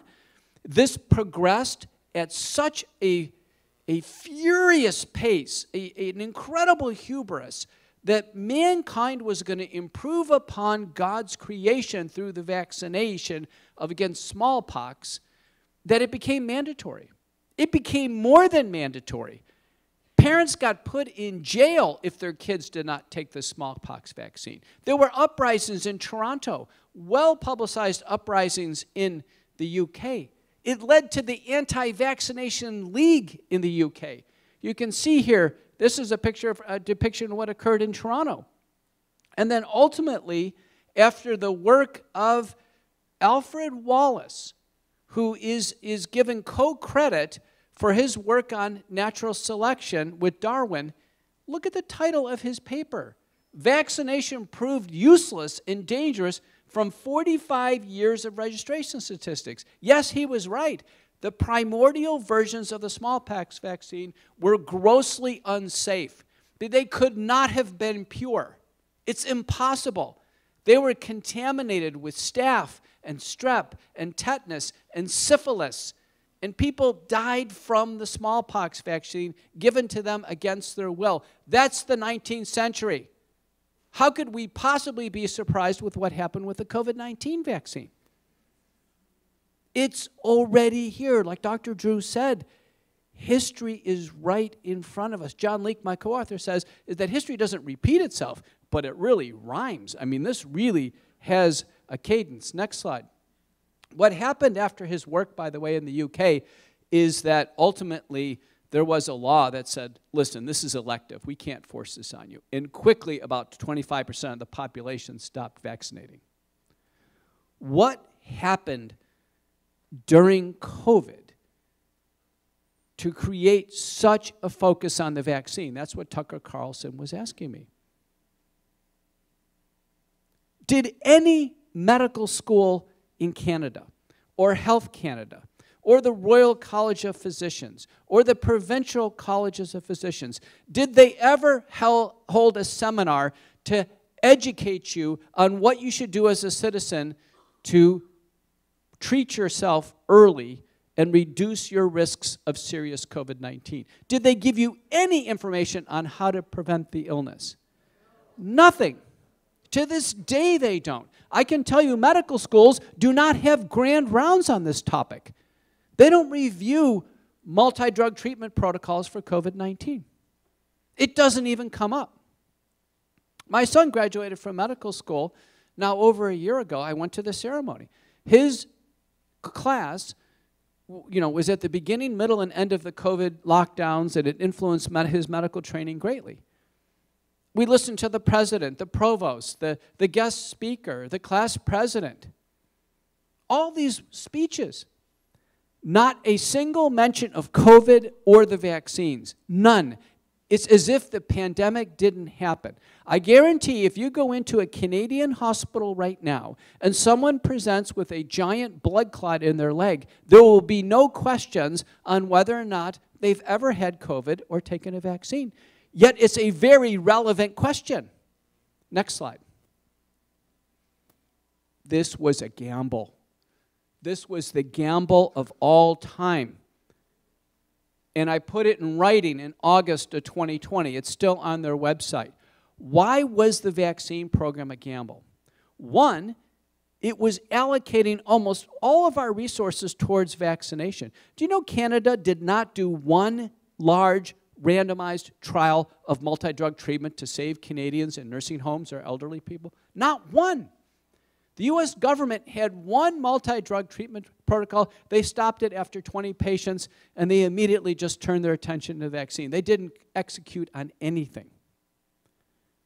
We had promising drug after promising drug, whether they were inexpensive generics, whether they were high-tech monoclonal antibodies. When used in combination, we gave patients a tremendous opportunity to survive this illness. But it was all about treating early. Instead, all the resources in public health messaging went into the vaccine. As Dr. Bhattacharya said, it was pre-planned by design. One of the things that's come out on Capitol Hill, and Anthony Fauci testified in Congress back in January, 2 days just ahead of my testimony there, one of the sidebar conversations we had is what came out is that the whole purpose of creating SARS-CoV-2 or creating any of these pathogens in biolabs is to create vaccines. Not therapeutics, to create vaccines. CEPI, the Coalition for Epidemic Preparedness and Innovation, that vaccine incubator formed by the Gates Foundation and the World Economic Forum, that's the one that John Leake is showing me the business plan. The business plan does say there will be a series of pandemics and there will be one answer, a very lucrative answer that everybody has to take, and that's a vaccine. If you're developing a treatment, you have to focus on a narrow, high-risk group of patients. But if one is producing a vaccine, everyone has to take it. The market is enormous. You can imagine from a business perspective, the degree of enthusiasm from the biotech sector for vaccination. It was a gamble, and a gamble for all time, because what was proposed is to take the dangerous and lethal part of the virus called the spike protein and then give it to the human body, but the format in which it was given was actually by genetic code, messenger RNA or adenoviral DNA, principally in the United States, with no ability to shut off the genetic code. So we could not tell in each person when it's injected, will this just go for a day or two and just expose them to the spike protein? Or would it go on for months or years? And to this day, we don't know. We don't know what happens when the genetic code for a lethal protein is inserted into the human body in the format of messenger RNA or adenoviral DNA. Next slide. This is the virus. The nucleocapsid is the ball. The spike protein is on the surface. That's the lethal part of the virus. That's the part that was engineered in the Wuhan Institute of Virology by design to be invasive and to be lethal to human beings. Now, everybody in Canada is a closet virologist. Everybody knows what the spike protein is. Everybody has had a biology lesson. The spike protein actually travels in trimers. It actually trimerizes, and it is the kind of key into a lock that allows the virus to inject itself in the body. Now, when the body, when it gets into the human body, the S2 segment, which is near the circle, the ball, that's sacrificed at the ACE2 receptor. So there is some receptor-mediated clearance of the natural infection, but the S1 gets into the body in severe infections.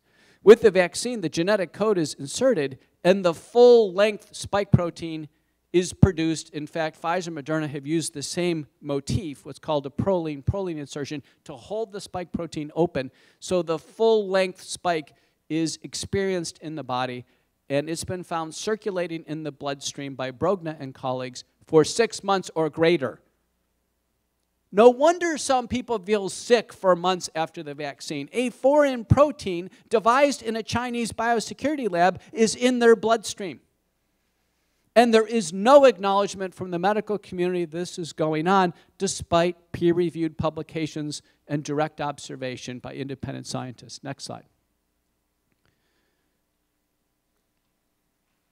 The co-conspirators in the creation of SARS-CoV-2, as memorialized in written documents, peer-reviewed papers, are Dr. Anthony Fauci, Ralph Baric at the University of North Carolina, Chapel Hill, Peter Daszak, and Dr. Xinling Li in China. The two papers at the top in Nature Medicine and Proceedings of the National Academy of Sciences declare in 2015 and 2016 that they have created a SARS-like Wuhan Institute of Virology 1 virus poised for human emergence. These papers will not be reviewed on Capitol Hill. Despite all of the choreography and all of the testimony, no one will directly read these papers into the record on Capitol Hill, which say it's gain-of-function research, started before the moratorium on federal funding and continued, that say that Ralph Baric and his team at UNC are the designers, Peter Daszak is the shuttler. He shuttles the plans to China, and Dr. Xinling Li and her team in Wuhan, China, do the work. They thank the Chinese. And then from there, these papers are ignored. Yet they're published in some of the best basic science journals.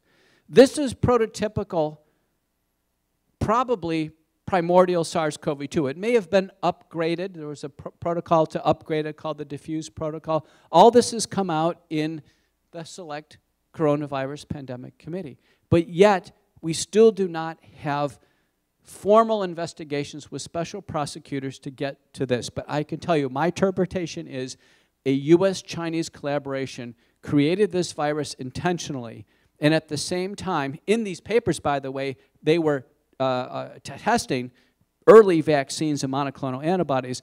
It was by design to create a biological threat and to create countermeasures and for some entity to hold them, probably the EcoHealth Alliance. On their website, that's their aspiration, to hold biological threats and countermeasures as power tools. We no longer hear about, missile defense systems and missiles or what have you. This now in the world of biolabs. Next slide.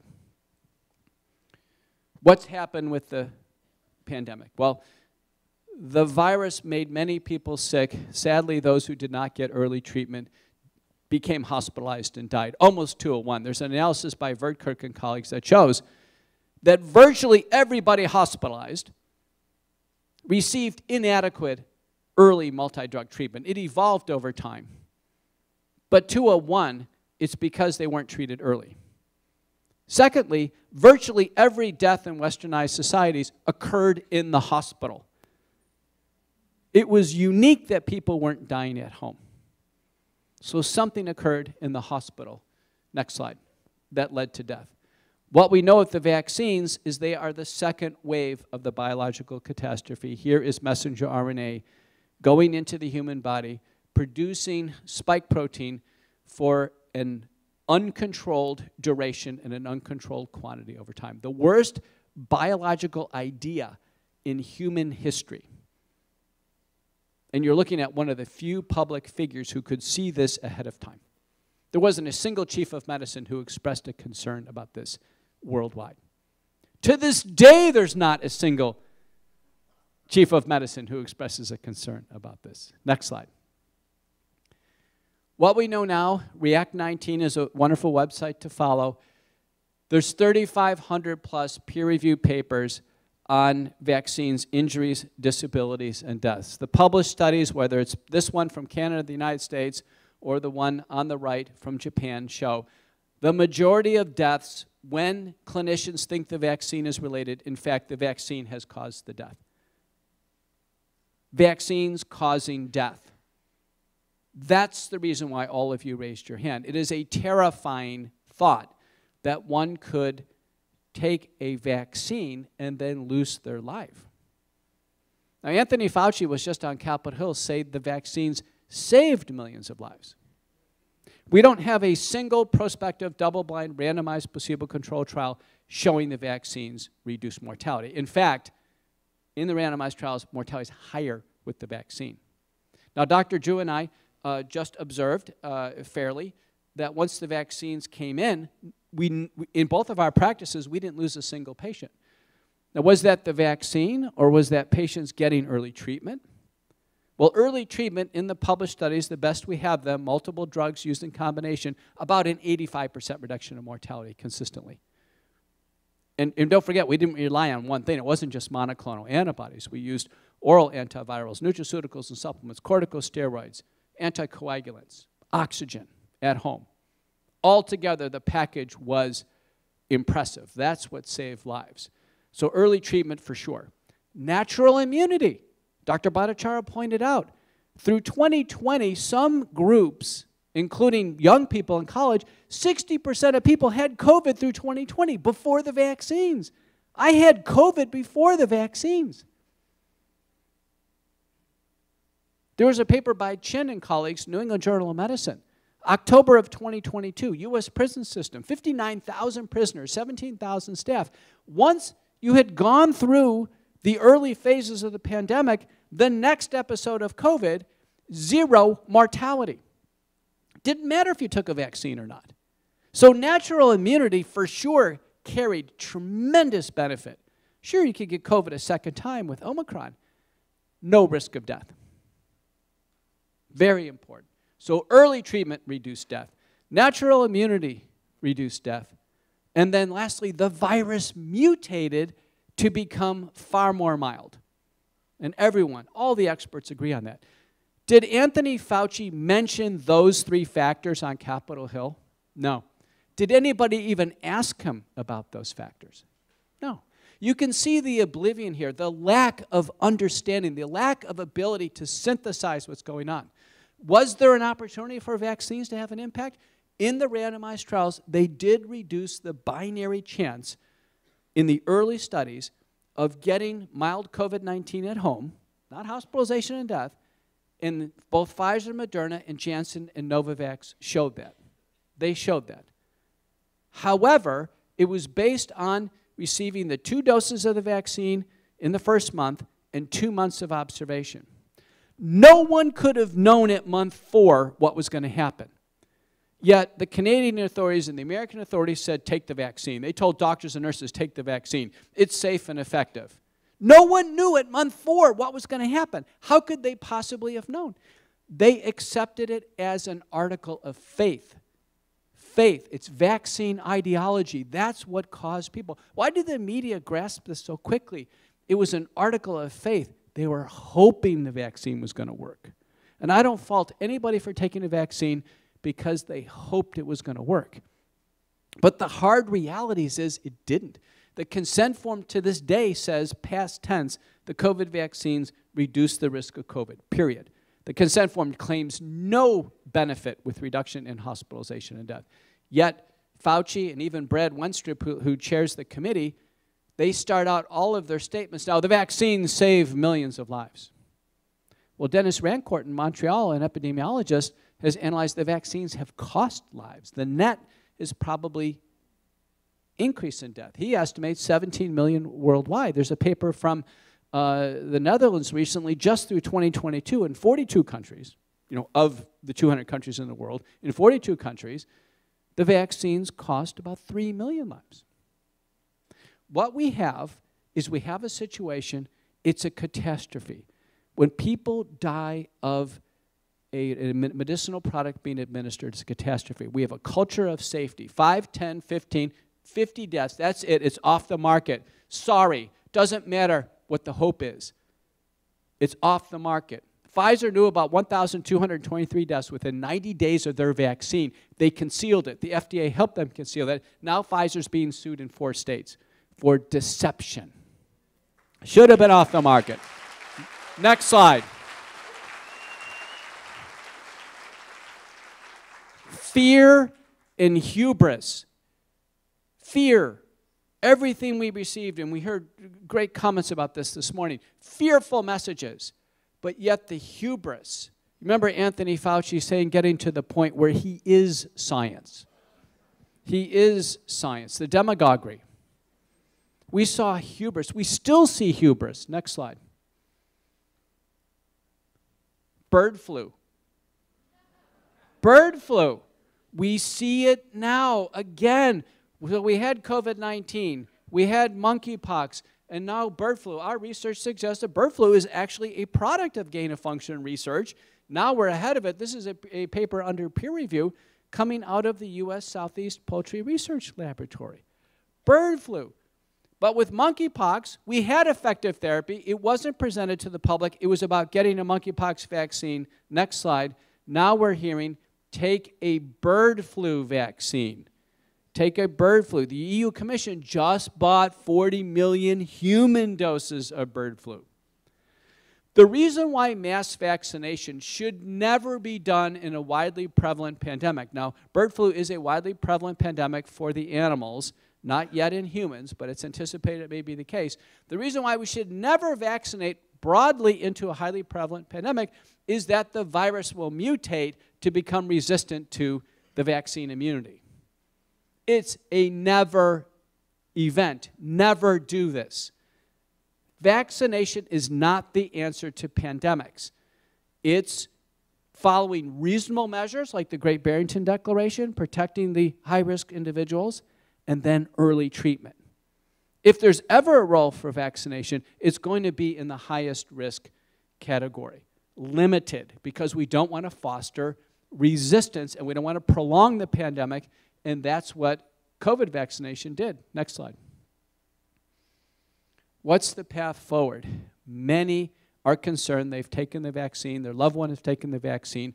The answer is we don't know. The Biden administration has spent $1 billion on long COVID, the persistent symptoms after COVID-19, has not acknowledged the vaccine has been taken by a huge proportion of those who have long COVID, and the vaccine is contributing to the syndrome. Paper by Diexner in Germany shows about 70% of long COVID is probably driven through vaccination. They have not even recognized that the spike protein is making people sick. There's manuscripts published where there's no mention of the spike protein. Just that, well, people are sick, we should do something. Next slide. We have proposed through our scholarship that something should be done, and shown in the lower right that at least 3 natural products have a hope of helping individuals, nattokinase, bromelain, and curcumin. At least we can give that a try. We've been doing it now for over a year in our clinical practice. I know doctors across the UK are broadly doing it. Nattokinase and bromelain are natural enzymatic substances available as capsules that do break down the spike protein, for sure, in preclinical studies. Curcumin reduces inflammation from the spike protein, for sure, in human clinical trials, randomized trials. So why not, with a reasonable safety profile, the safety concerns are bleeding or potentially allergic reactions, why not give this a try in the population? We would love large, prospective, double-blind, randomized, placebo-controlled trials. Governments have not even considered this. I can tell you, we have 2 peer-reviewed publications on this as the science advances, and when they were posted on social media, they were instantly censored. Instantly censored. And people said, well, that doesn't work. Wait a minute, how do they know it doesn't work? It hasn't been tried yet. That's the mentality, this instant censorship of any hope to the population.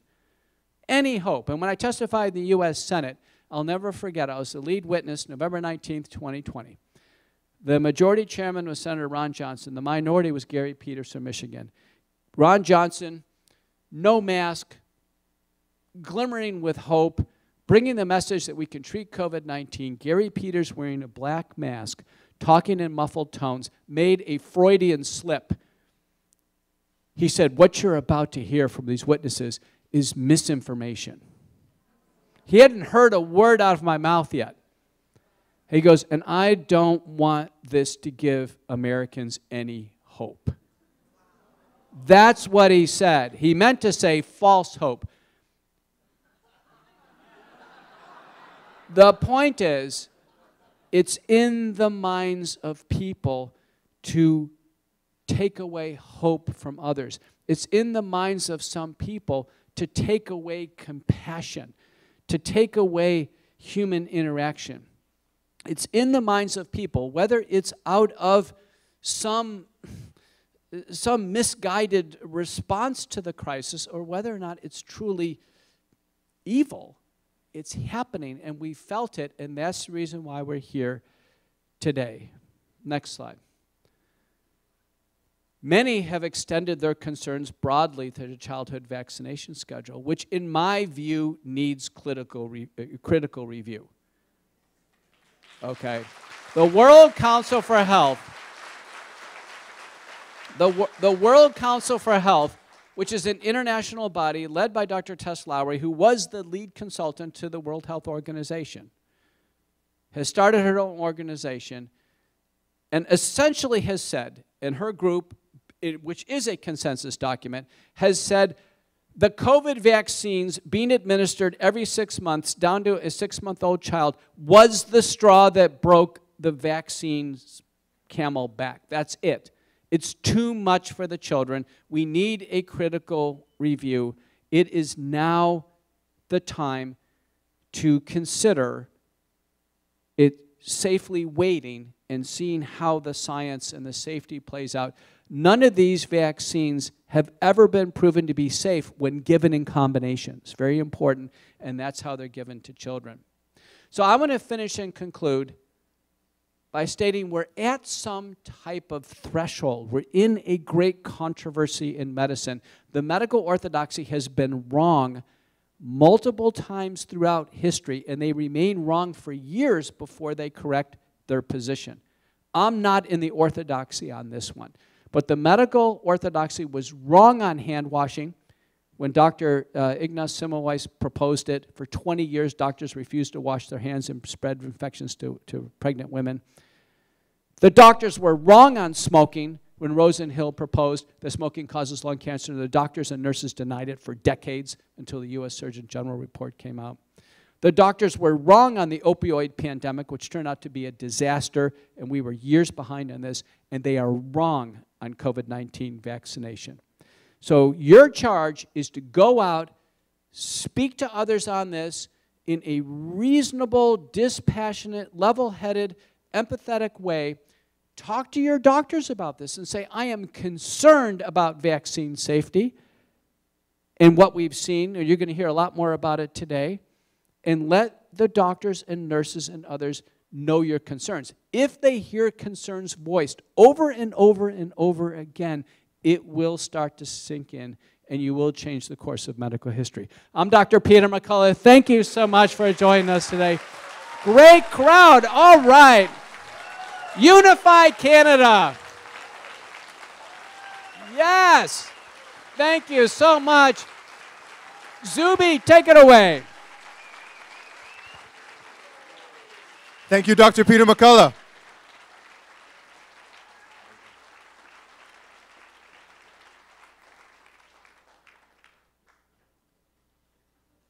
Amazing. You guys feeling fired up?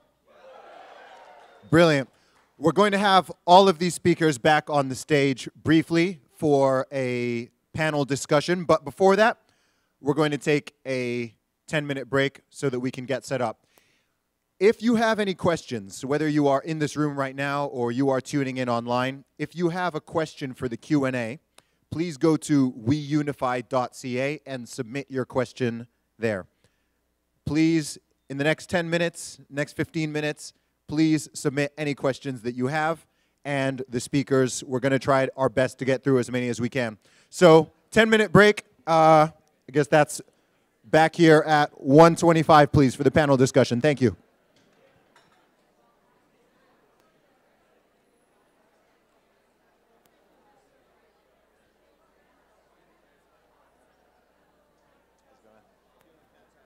Thank you, man. Thank you. Are they live streaming? Pardon? Are they live streaming this? Yeah. They are? Yeah. Where's the link?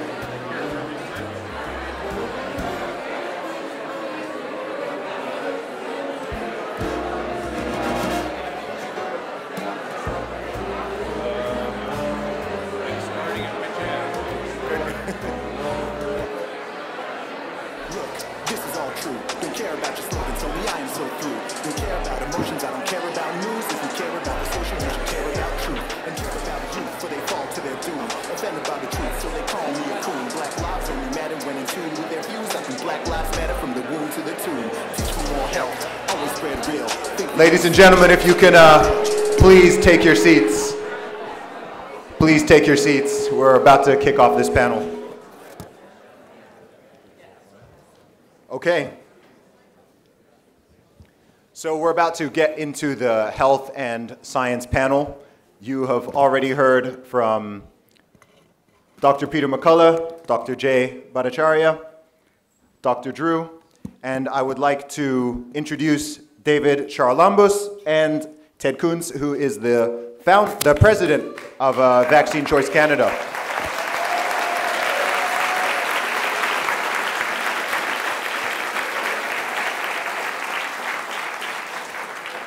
Just a quick announcement. I've had, sounds like some people are a little bit confused about how the Q&A works. So if you go to weunify.ca, and then at the top you press the menu button and there's a Q&A section, and you sign up there.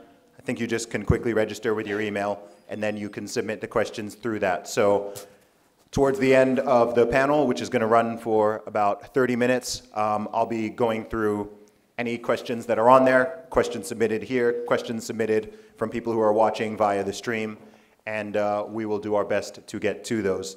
And Dr. McCullough has offered a free copy of his book to whoever asks the best question. And I'm sure he'd be happy to sign it as well. Awesome. Okay, so I think it would be great to start with Ted or David. If you want to share your thoughts or reflections on anything that the previous speakers have said, anything that's been on your mind. The audience has not had a chance to hear from you yet, so why don't we just kick it off with any comments that you may have. Okay, David said it's me.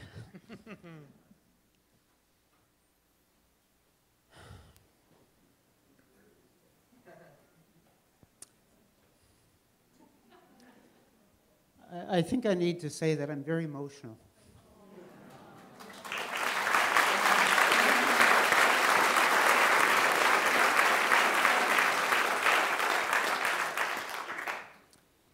And I'm trying to think about why that is, and I think we're here for two reasons. One is to hear the truth.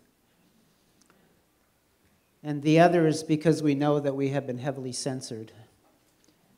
And not just for the last 4 years.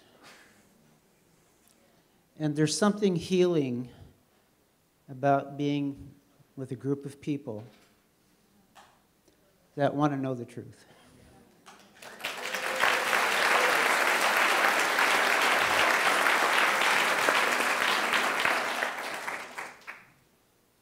And to know that it's safe enough to have these kinds of conversations.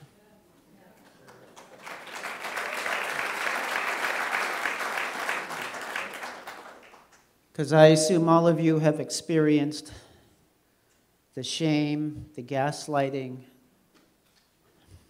the name-calling, the disrespect from family, from friends, from colleagues. And as a consequence, I know that in my own way, I recognize I'm guilty of it as well, is that I have self-censored. There are conversations I no longer am willing to have with people because I've lost confidence that they can hear me.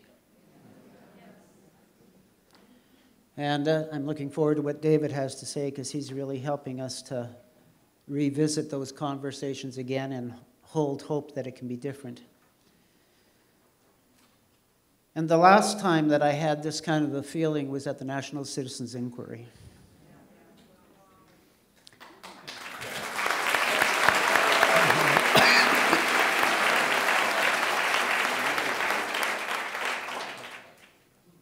And I helped to organize the hearings in Vancouver last year. And again, I participated in the Regina hearings just recently. And what I can tell you is that we had many people who wanted to tell their story, but they were afraid. And as the person who scheduled the speakers in Vancouver, I had a number of speakers who withdrew at the last minute because they were so afraid of being shamed for telling their truth. But those that overcame their fear and spoke, something remarkable happens. People find their voice, they affirm their authority, and they realize that there's people that want to hear what they have to say. And they become stronger, and I would suggest wiser as a result of that experience. And so I want to honor Jonathan and the We Unify group for holding this space so that we can have conversations that are safe and are about truth.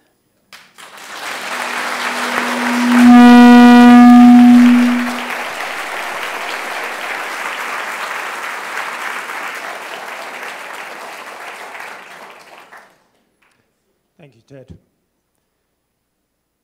It's fair to say we're in the most problematic time in history, certainly that we can think of. But I think we also miss that the flip side of that coin is we also have the greatest opportunity that I think anyone could imagine. Now, it was Max Planck that actually said science moves on one funeral at a time. And established ideas will always resist being challenged. People in power will always resist being challenged. It's just the way it is. But what's happened the last 5 years is that there can't be a single person on the planet that wasn't jarred in some way. Now what happens is that the way we see the world and the model that we have of the world has been destroyed. I think everyone's been spun upside down. And there's a classic theory in psychology that talks about there's a fork in the road now. You've effectively got PTSD for a lot of people, and that's there. There's a lot of trauma. But what's not mentioned is that you've also got PTG, and that's post-traumatic growth. And when they've studied people that have experienced post-traumatic growth, they pretty much say that they wouldn't undo the collapsing of the world. They do not want to take the blue pill and go back. And the world has revealed itself the last 5 years. And so many people have showed their true colors, the vulnerability of people, and to share a stage here with the people here, and I spoke to Jay and a few others, and I said, because I was really made aware in about 2004 really how the world worked, and I worked and consulted to a lot of big finance companies, and I was like, this is a Ponzi scheme. This doesn't make sense. This isn't helping the people. And I had worked on a project with Bruce Lipton a few years ago, and we had expected something like this to be coming along. So the funny thing is, we invested in a farm in New Zealand as being the safe place to go to, and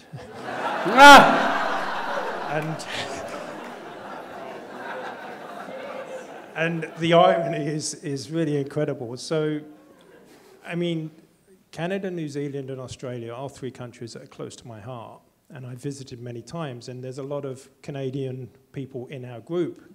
And our goal really is to enable conversations again. We want to assist the scientists in getting their message across. Because I don't know if anyone's noticed, there's a little bit of propaganda going on. And And we want to release a lot of the information to show you guys how it works, how the shame and the fear and all those things you don't have to experience. There are ways that we can combat this. And to have empathy for those that went along. These numbers come up again and again, 10, 70, 20. It's so consistent through so many studies. I've mentioned, I think personally, there's a safety catching consciousness where there is a group of people that are not going to follow where the herd goes. Yeah, the bees have the same sort of safety catch in there. And it's really important that we acknowledge where we've come from. We don't deny our experience. We just be honest. We address it, and then we say, okay, what are we going to do about it?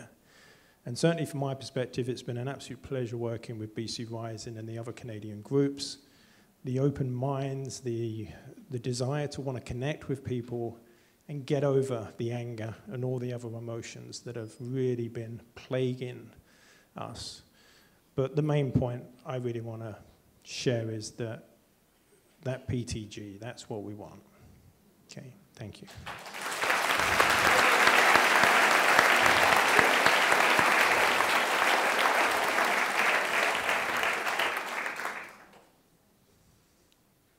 Okay, I'm going to start with some of my questions. And these are just going to be open. And these are questions that have just been sourced from people all over the world over the last 4 years in my experience, and things that I know are on a lot of people's minds and consciousness. And I think the first question is about anger and resentment. As I said when I was speaking earlier, one thing that I truly believe is that just across the entire globe, and I know for sure in this country and in this room, there are going to be some people who are feeling some sense of resentment, anger, and frustration in all sorts of different directions for various different reasons, some of them obvious, some of them very specific and personal. How do you think it's best for us as individuals and collectively to move forward past this point of anger and resentment? I don't know who wants to take that first. Jay?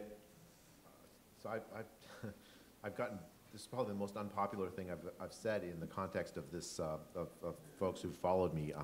But I think that forgiveness is the central tool that we have, the most powerful tool that we have. I mean, I've had friends betray me. 100 of my colleagues circulated a secret petition trying to get me silenced. Some of my friends tried to get me fired from my job. And I have to live with them. And I've seen what good friends of mine who've been harmed and hurt even more than I have, where they've held on to that anger, this desire for retribution, and it's really corrosive to them personally, right? It really, and for me, I've taken as a spiritual practice to forgive my enemies, and I can't even begin to tell you the power of that. It doesn't mean that I'm going to trust them the same way again. That's just foolishness. But it does mean I'm not seeking their vengeance, I'm seeking their good. And I think that has made all the difference for me personally. I want to build coalitions with those people that were on the other side. I want to convince them. I want them to come back to reason again. And the only way we do that is not seeking their bad, and then, you know, but I do want reform. So I'm gonna keep saying what I believe, even if it makes them unhappy with me again. I'm not trying to make them like me, but I also don't want I don't want vengeance on them.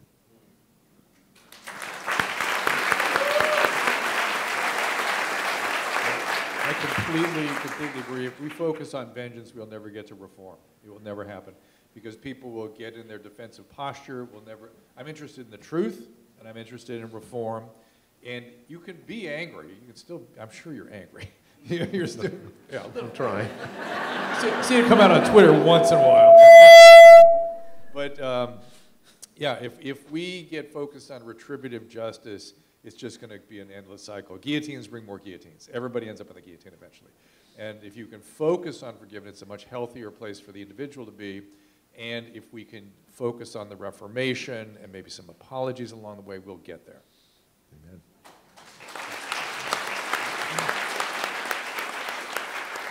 I can actually, so emotions is one of the things we really address on the project, which is the reachingpeople.net project. And we try to show people how to have a dialogue. Dialogue's very different from a debate. Debate is trying to prove you're right. A dialogue is very different, and we need much more scientific dialogue and a lot less debate.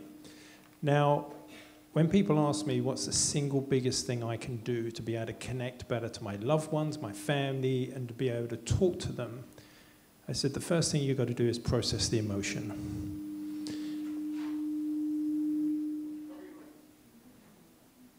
Every single word we say, if it's through anger, that person's going to feel the anger. Okay? And anger is driven by a number of different things. It would be our belief systems and unresolved emotions. But if you can sit with the anger and you can process it, then when you talk to that person, it's not going to come out. Because people try to hide it. I'm not angry. Okay? If you, and I say you want to see someone's true intentions, watch their actions, not their words. Okay? So we do actually have a number of videos that we share with people, and I know there's people in the audience that have done these, and you can literally just sit with the emotions, or literally follow a video that will guide you through how to release that emotion. And time again, I'll say to someone, when you picture this person, how do you feel? And they're like, argh, and they're swearing, they're anger. And then after processing those emotions, it's usually, I feel sorry for them. Or he was just misguided. So for me, the biggest and single most effective manipulation tool that all the institutions and governments have is the manipulation of our emotions. It drives our behavior. It drives us to do things. Look at the crazy things people did. Literally calling friends and relatives, like, have you joined a cult? Okay? But not knowing what the behaviors of a cult are. So yeah, so processing those emotions is going to go a long way to being able to connect back and build those bridges back to your loved ones.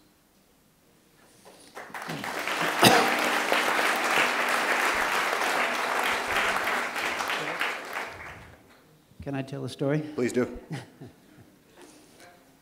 Well, first of all, I just want to add to what David said. I mean, my career is a psychotherapist, and so I spend a lot of time working with people to process their emotions.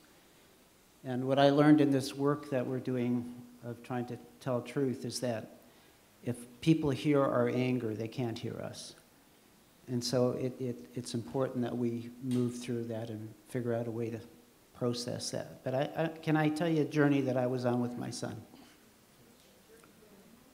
So for those that know my journey, my son was severely vaccine injured, developed an uncontrolled seizure disorder. And at its worst, Josh was seizing 12 to 15 times a day, and each seizure was 15 to 20 minutes long. And I was angry, I was resentful, and I was afraid. And I probably spent the first 5 years of Josh's life carrying those emotions because I was so angry with what had happened to my son. But I had this life-transforming experience with him. Josh and I had this little father-son rituals. When I would come home from work, I would drive the car up the driveway, park it into our carport at the back of the property, and he would hear the sound of my car. And if he was well enough, he would run to the window so that he could see me get out of the car. And when he saw me, he would yell, "Hi, Dad." And I would say, "Hi, Josh." And I would come in the house. But as he got sicker and sicker and the seizures got more and more frequent, the number of times he was at the window got fewer and fewer. On this particular day, I drove up the driveway and I parked my car. And I turned to the window, as I always did. And there he was in the window. and he was very happy to see me. His little nose was flat against the glass, and he had a grin from ear to ear, and he yelled, "Hi, Dad." And I said, "Hi, Josh." But because it had been a while since he was in the window, I just stood there and looked at him, because I wanted to take in every bit of that greeting. And something happened that I don't know how to explain. I can just tell you what happened. As I stood there looking at my son, I heard a voice. And the voice asked me a question. And the question was, when your son looks through the glass at you, what does he see?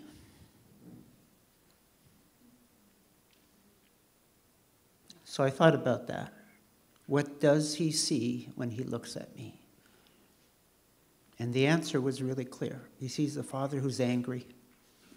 He sees a father who's afraid, a father who's resentful, and a father who was rejecting his own son. Because the truth was, I didn't want this disabled child. I wanted the child that I had before. And all of that came in a second. And I knew that I was not being a good father by carrying all that anger and resentment. And so I made a commitment to him that day. And I said, "Josh, I'm going to learn how to make peace with this life circumstance that's before me. And I'm going to learn to fall in love with the son that I have." And I would say that was the biggest lesson I learned about how to address adversity, because the anger and the resentment didn't serve anybody. And if you want to be of service, you have to learn to make peace with those hard things that we're facing. That doesn't mean that we don't confront them and deal with them, but we do it with a loving heart.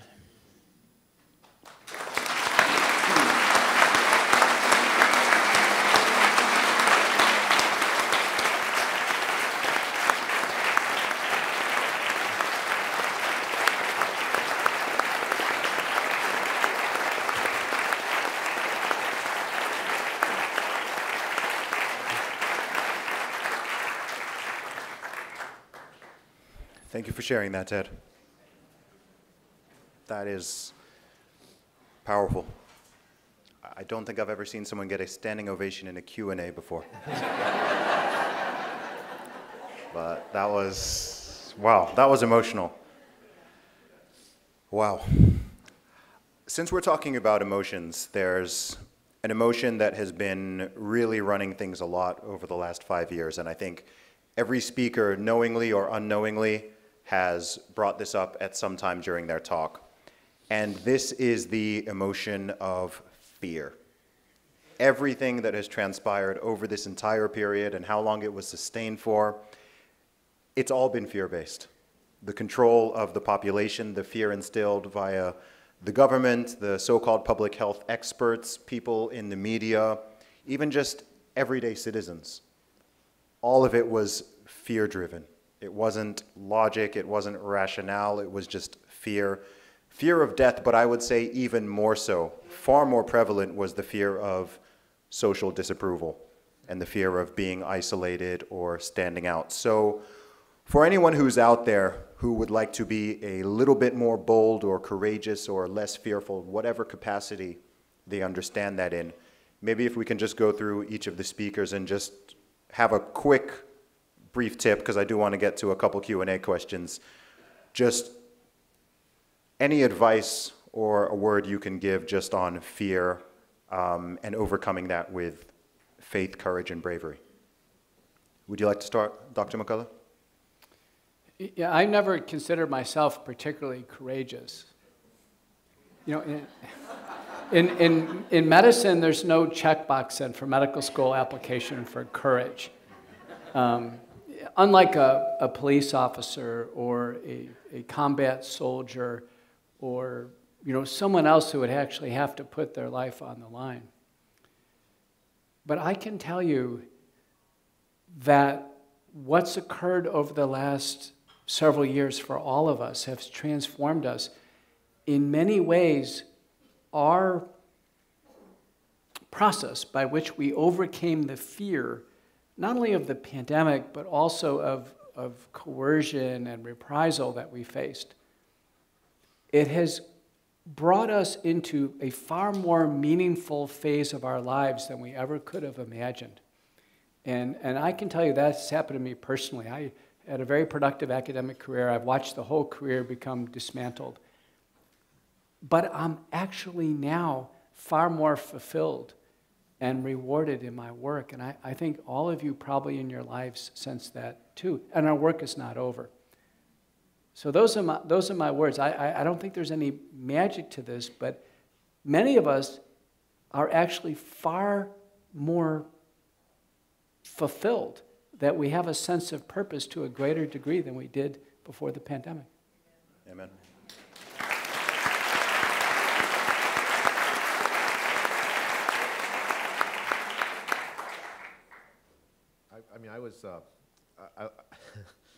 I thought I had thick skin before the pandemic.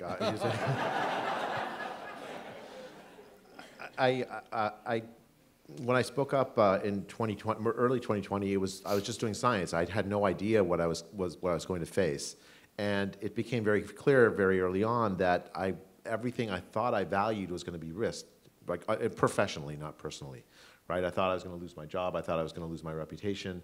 And in summer of 2020, I was filled with anxiety. I lost 30 pounds of weight because I couldn't eat, I couldn't sleep, I didn't eat or sleep. I was just, just in my mind thinking, okay, well, everything's gone. And the university sent me this signal that if I just stayed quiet, I could go back to being the old professor I was.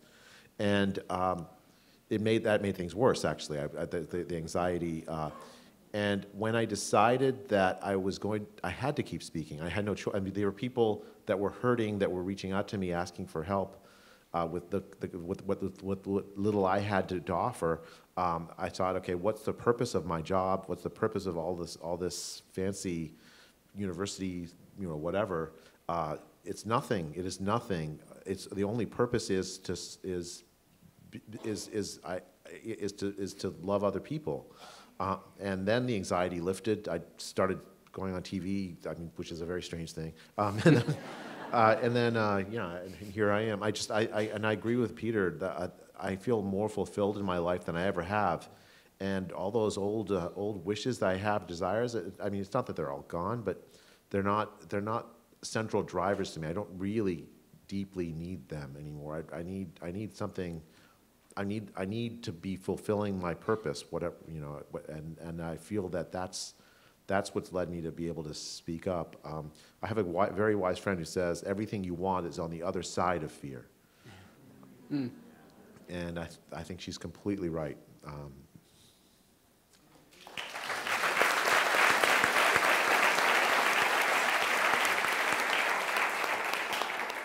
So, again, everything's been spot on thus far. The one little focus I would put on it would be decide with great clarity what is right.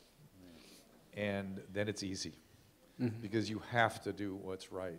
A quick story, I was interviewing RFK Jr., and at the end he goes, "You're so brave to interview me." And I thought, for Dr. Lurie to talk, it's bravery? And then it just occurred to me, I went, oh, we're under attack. I must keep going. This was 2 or 3 years ago for me, and I thought this is important, this is right, and it's a calling, like Peter is saying, Dr. McCullough is saying, it transforms you, and you just have to do it when the time comes. You'll know it. It doesn't feel like bravery. It doesn't feel like courage. It feels like doing the right thing.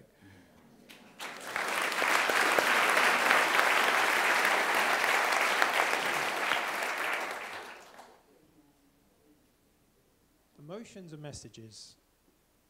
They really contain some very important information. They're within our psyche to alert us to things. Now, fear is a very interesting emotion, and it alerts us to a threat, and it alerts us to ego threats and other things. And fear really is the currency of control. The world was controlled via fear, and it wasn't accidental. It wasn't accidental to the point that it was intentional. I recently interviewed Gary Sidley, who's a retired UK psychologist, 30 years in the NHS, and he was absolutely appalled by what the nudge units and SAGE, the advisory group in the UK, was those psychologists, behavioural scientists. There wasn't any people that knew anything about the virus on there. It was, how do we get people to comply? And in support from Panda, Gary wrote a paper and it was published, and it's really worth a read. And I may mention a few of the quotes tomorrow, and one of them that really stuck with me was the nudge unit turned around and said, the youth are not sufficiently scared.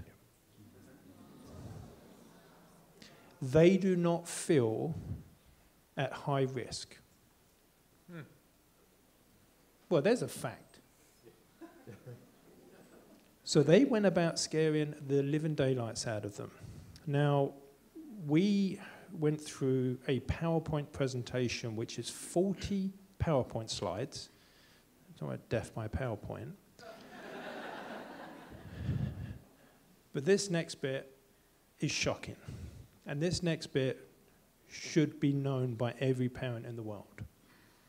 The Stephen Hawkins Foundation, which used somebody's name that's very popular, got together a couple of think tanks and probably a couple of timeshare salesmen. And they put together, it's a historical document. We deconstructed it. There is hundreds of uses of psychological manipulation. There is misinformation continuously, and the aim was to scare the child so much that they would demand the parent take them to a vaccination clinic. One quote in there, would you get a vaccination to save your grandma? What child would say no to that? So fear really is something that has revealed the hand of the people pushing what's going on today. And we should really let everyone know that this is not okay.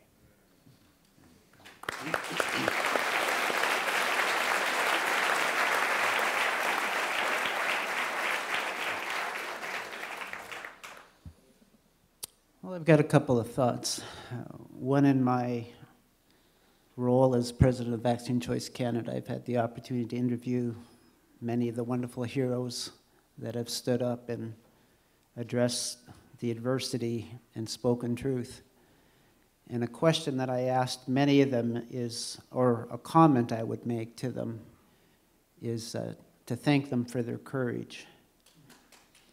And I have to tell you that every single one of those people said to me, it wasn't an act of courage.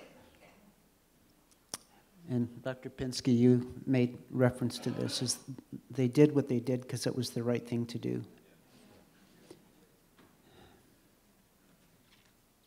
I also think that this time, I agree with David, is a time of opportunity. It's a time of awakening. And sometimes we think it's about somebody else's awakening, and I would invite us to look at our own awakening. I think what fear does is it teaches us about what we're holding on to, what we're afraid to lose. And when we work through that, then there is no fear.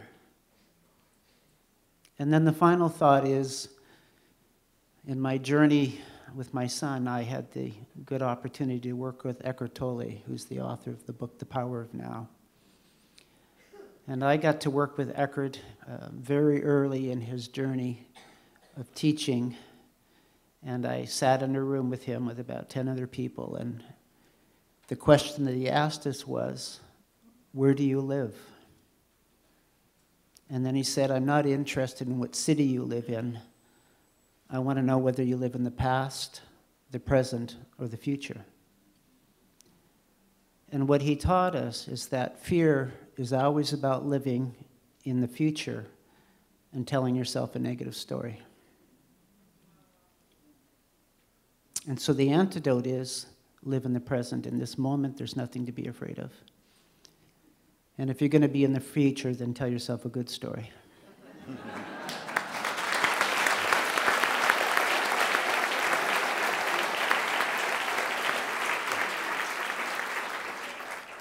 Thank you all for your insights there. That's a question that I get asked a lot. I get asked so often about fear and about how people can be more bold and be more courageous. And I have an interesting take on courage, and I don't think courage, I think it's typically thought of as simply a personality trait. There are some people who are brave, there are some people who are courageous, and there's just some people who are not. That might be true to some degree, but I believe that courage and cowardice are both habits.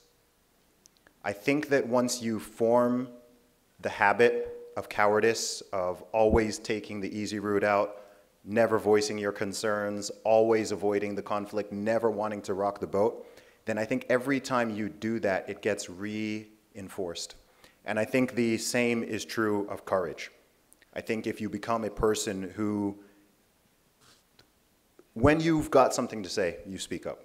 When there's something that you're massively opposed to, which is being pushed, which you're not comfortable with, you raise your hand and you say something, you make a challenge.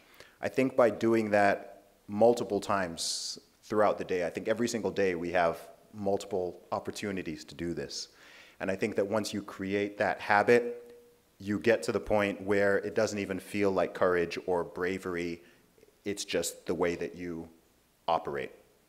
And I think that whoever you are, whatever workplace or environment that you are in, you will find little ways where you can just nudge yourself away from that cowardly habit, more towards one of courage. And once you do that, I think that's really how we win.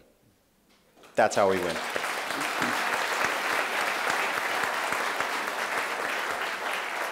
So I'm just going to take due to time, I'm just going to take one question. It's the one that was rated the highest of the questions that have come through on the Q&A.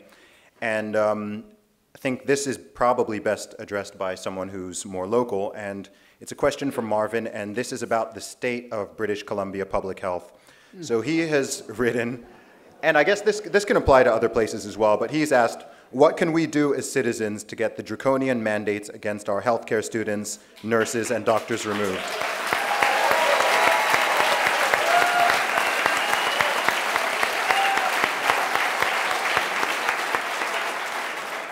So yeah, what can citizens do to have mandates removed?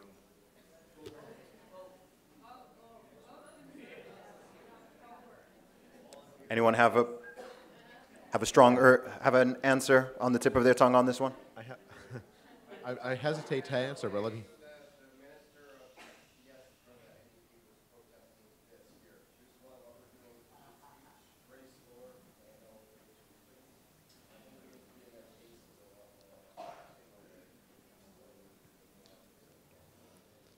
So, so did you all hear that? That apparently the NDP minister said that, or some NDP representative said that this conference is hate speech. Okay, this is love speech. Well, we do hate lies. All right, so as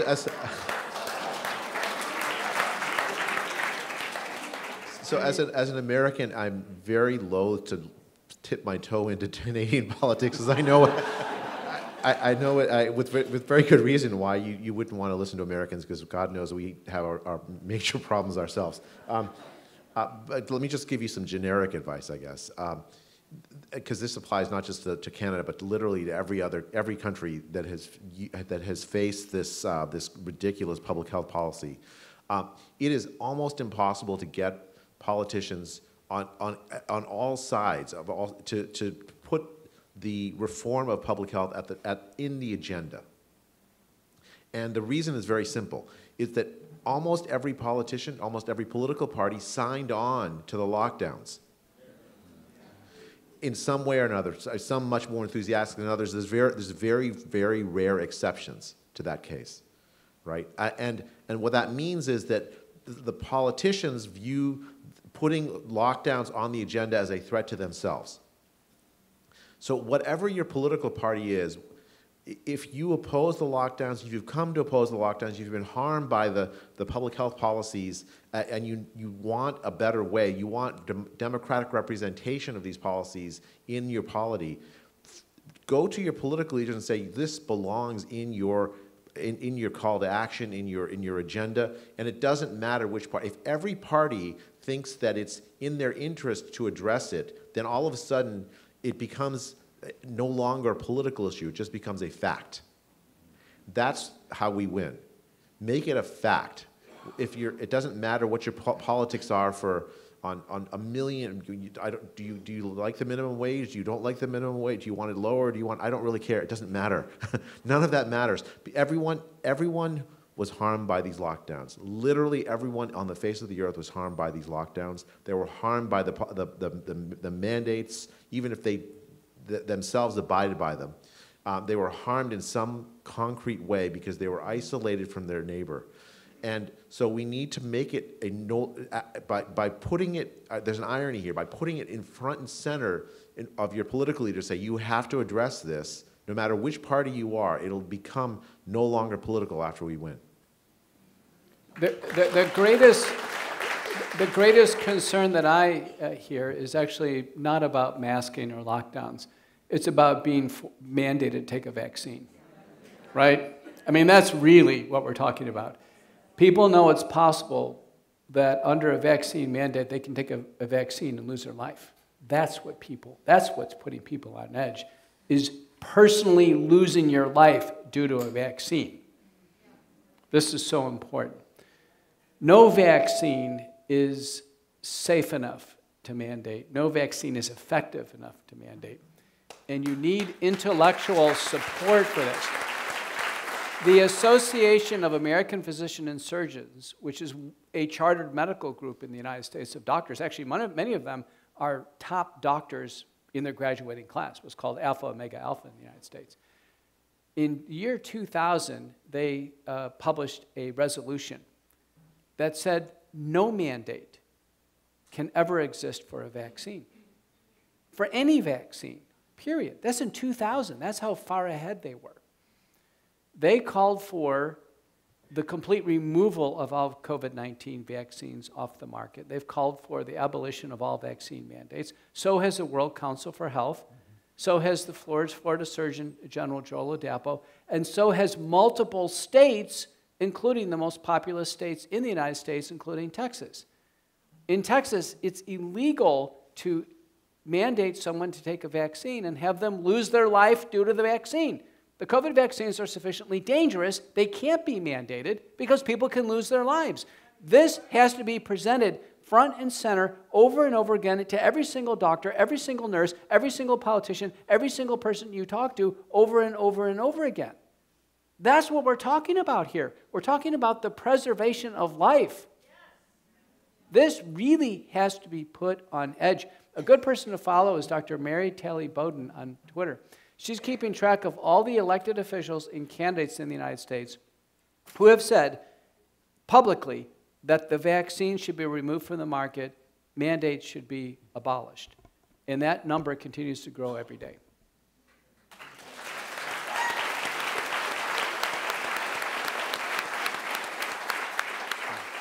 David, do you want to have the final word on this one? Yes, well... Agreed. Thank you. Maybe we can add some practical things to this.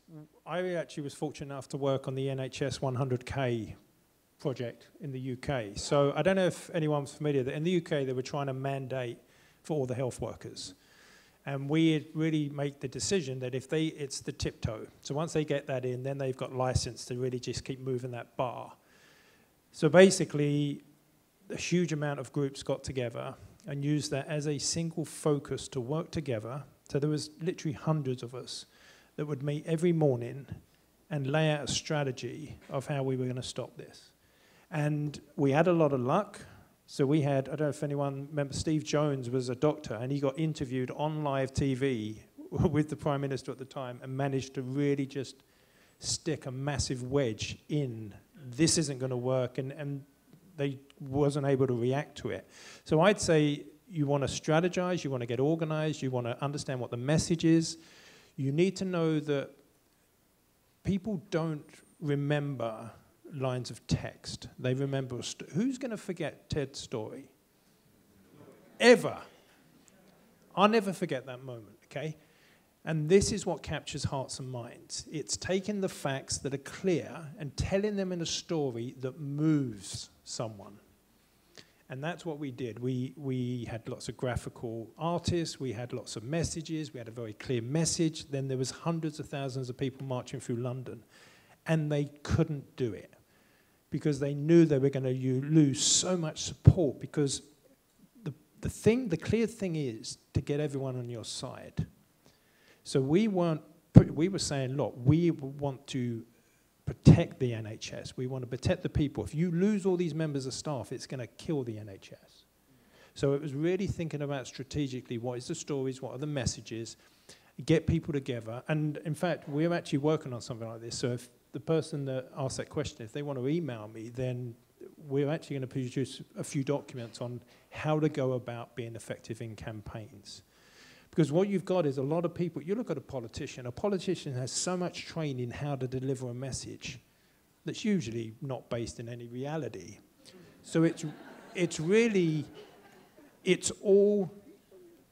was like in the gym, they talk about all show and no go. Has anyone heard that? It's literally all about the veneer and the mask. So we really need to understand that and get that message across. So yeah, I'm happy to share that when we've got that document finished. Awesome, thank you. Can we have a round of applause one more time for our amazing speakers and panelists? Thank you.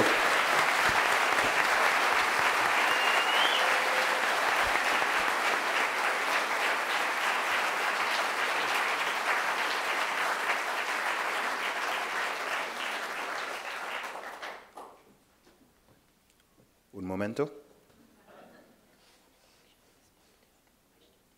Yes.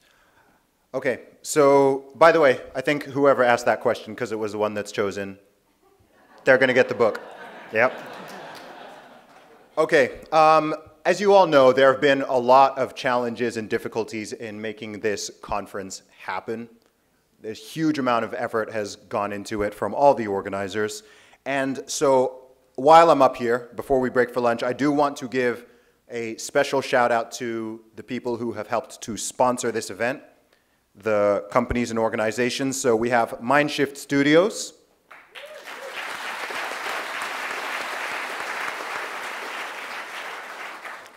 Platinum Flower Designs,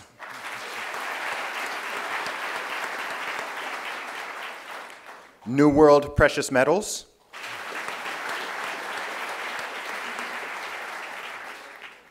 Vaccine Choice Canada,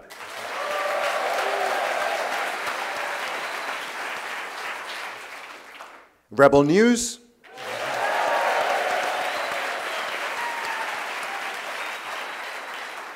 and Eagle Vision Video Productions.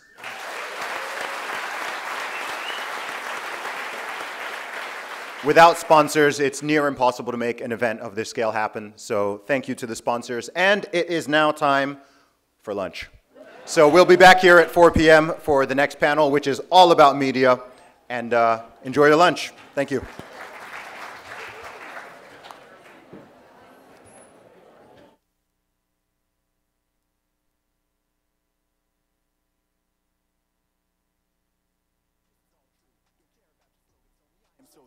Don't care about emotions, I don't care about news. If you care about the social, you should care about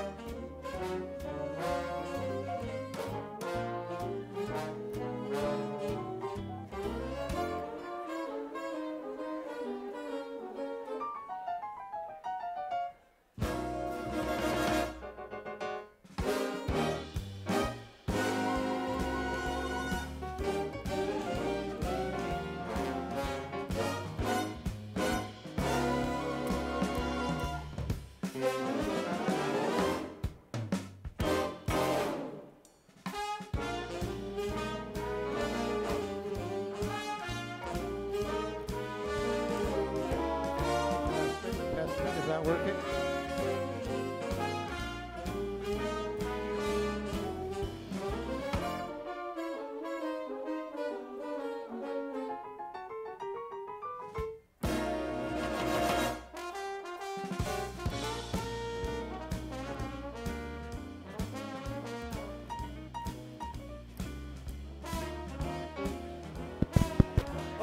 Hello.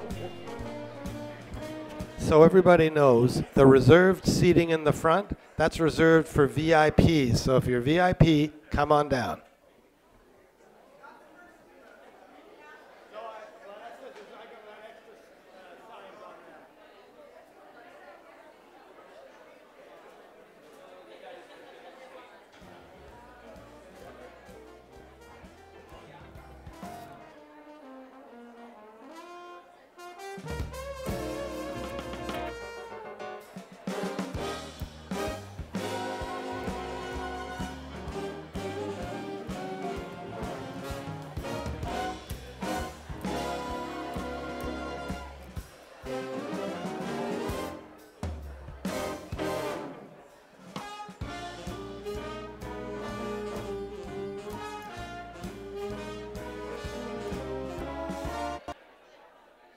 Look, this is all true. Don't care about your slogans, homie, I am so through. Don't care about emotions, I don't care about news. If you care about the social, you should care about truth. And care about youth, for they fall to their doom. Offended by the truth, so they call me a coon. Black lives only matter when in tune with their views. I think black lives matter from the womb to the tomb. Teach for more health, always spread real. Think for yourself, take a red pill. Build for more wealth, you can steady make meals. If you cook for yourself and not a ready-made meal. Tell these young men, they don't need to be brainless. Tell these young women, they don't need to be shameless. Focus on growth, you don't need to be famous. Gotta have goals, you can't reach if you're aimless.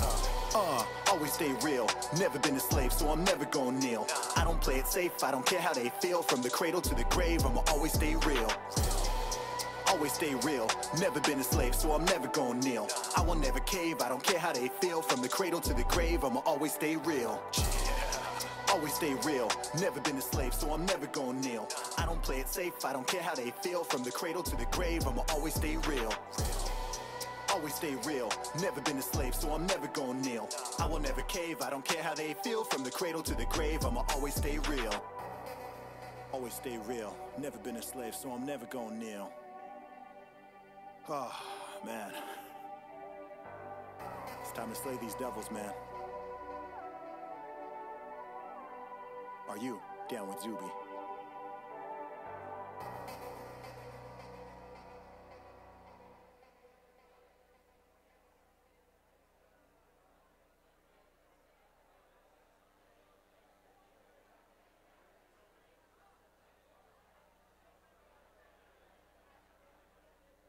Look, this is all true. Don't care about your slogans, homie, I am so through. Don't care about emotions, I don't care about news. If you care about the social, you should care about truth. And care about youth, for they fall to their doom. Offended by the truth, so they call me a coon. Black lives only matter when in tune with their views. I think black lives matter from the womb to the tomb. Teach for more health, always spread real. Think for yourself, take a red pill. Build for more wealth, you can steady make meals. If you cook for yourself and not a ready-made meal. Tell these young men, they don't need to be brainless. Tell these young women, they don't need to be shameless. Focus on growth, you don't need to be famous. Gotta have goals, you can't reach if you're aimless. Always stay real, never been a slave, so I'm never gonna kneel. I don't play it safe, I don't care how they feel. From the cradle to the grave, I'ma always stay real. Always stay real, never been a slave, so I'm never gonna kneel. I will never cave, I don't care how they feel. From the cradle to the grave, I'ma always stay real. Always stay real, never been a slave, so I'm never gonna kneel. I don't play it safe, I don't care how they feel. From the cradle to the grave, I'ma always stay real. Always stay real, never been a slave, so I'm never gonna kneel. I will never cave, I don't care how they feel. From the cradle to the grave, I'ma always stay real. Always stay real, never been a slave, so I'm never gonna kneel. Oh, man. It's time to slay these devils, man. Are you down with Zuby?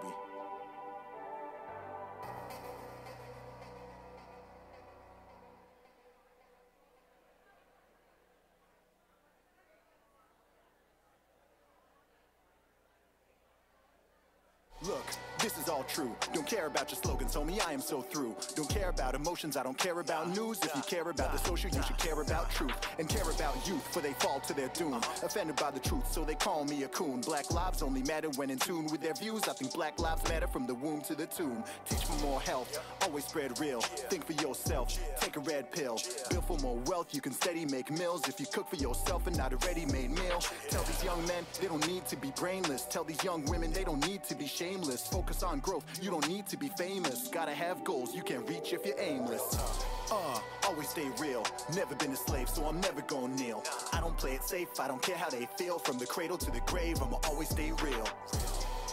Always stay real, never been a slave, so I'm never gonna kneel. I will never cave, I don't care how they feel. From the cradle to the grave, I'ma always stay real. Always stay real, never been a slave, so I'm never gonna kneel. I don't play it safe, I don't care how they feel. From the cradle to the grave, I'ma always stay real. Always stay real, never been a slave, so I'm never gonna kneel. I will never cave, I don't care how they feel. From the cradle to the grave, I'ma always stay real. Always stay real, never been a slave, so I'm never gonna kneel. Oh, man. It's time to slay these devils, man.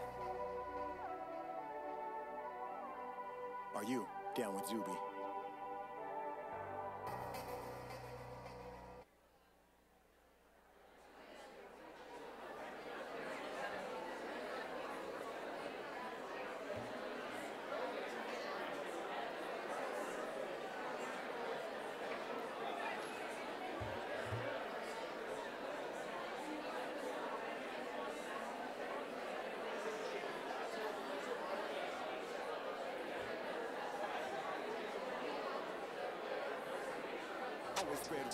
Think for yourself. Ladies and gentlemen, if you can all please take your seats. If we can get everyone back in so we can start on time, please.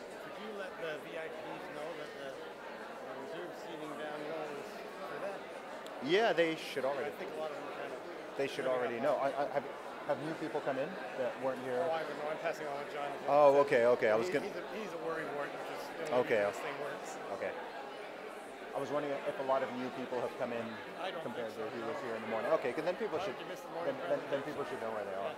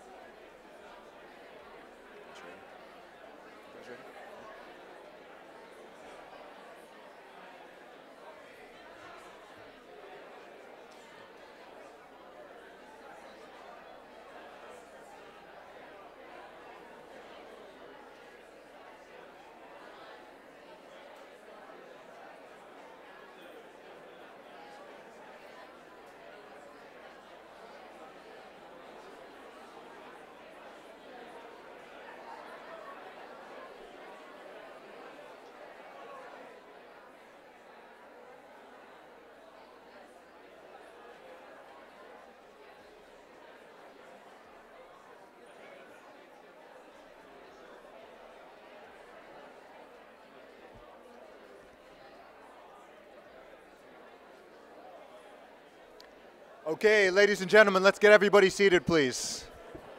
Let's get everybody seated.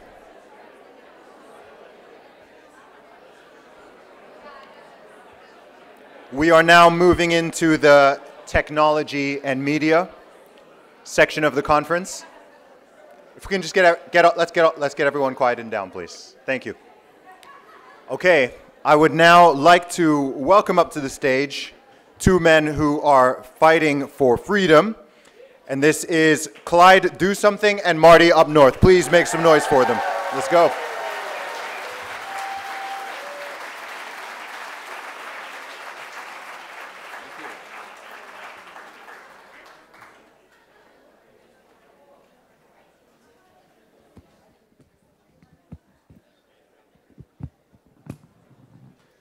We should have brought our headphones because this is how we mostly talk through the screen. Are we working? Yeah. We're good. We're good. We're good. So I want to say first, Marty, welcome to British Columbia. Yeah, thanks for inviting me. Now, before we get into this, because some people know who we are and some people are unfamiliar with us, not a clue. Yeah. Not a clue. Interesting way that we actually started communicating with each other and started this whole podcast. I wanted to hand it over to you. How was it that we met? All right. Yeah, let me tell you a quick story, right? So this morning we heard about COVID. I mean, we're here to talk about media and censorship and stuff like that, but we all have COVID stories. And it's relevant here. So like many people, I was affected by COVID. I'm a professional engineer from Northern Alberta. That's how I got the Marty Up North moniker. And COVID shut me down. I lost my job. And I was already doing media and stuff like that, social media. I'd been on YouTube for a long time. But I pivoted to, and I had been on Twitter. But COVID got me sort of angry, and then I really got busy on Twitter. And it's a place to be angry, isn't it? Yeah, I don't know why people are laughing. What I tell people is, Marty, go see me on YouTube. That's the outdoors. LinkedIn is where I'm professional. Twitter is all out blood sport. Like it's. And so one day I was at home and. I was in an engagement with somebody else on Twitter, and we were talking about that quote that was mentioned this morning, Trudeau calling us unacceptable. I mean, my handle on Twitter is Marty Up North, unacceptable fact checker. And so I was in an engagement with somebody, and the clip of Trudeau calling people that are anti-vax, calling us, anti-science and things like that. I was talking about it, and that clip was done in French, and I speak French, so I translated the clip and put subtitles on it. And when you translate something, you think deeply about it, and while I was translating it, I got mad. I got really mad. And so I did this, so before, I did a post. I put a picture of me, and basically that picture was addressed to Trudeau. And I think the picture's here. Can you fire it up, my viral tweet? So that's me. And you can read it, but basically I wanted to turn to Trudeau and say, like, you're wrong. You're calling me anti-science and racist and all these things. I'm an engineer. I have a degree on the wall that says, applied science, and I've practiced science my whole life. Anyways, I posted this, went outside, cut my lawn, come back inside. It's like, holy smokes, what just happened, right? Like, I think on that day it got viewed like 2 million times, so much so that Twitter actually suppressed it. But anyways, and the tweet was interesting, but what was really interesting afterwards is the crazy outpouring of support I got. People from all over Canada started sending me emails and notes and stuff like that, telling me about how they'd been hurt by COVID and how this resonated with them. And then there was another interesting thing, which is there's some real media that started attacking me. It was absolutely brutal, like to get attacked by the media, to be called a bot and to be called all sorts of things, fake, paid, whatever. I even naively defended myself. Like I did a video of, hey, this is Marty and I'm a real person. Anyways. And so, long story short, the mainstream media attacked me.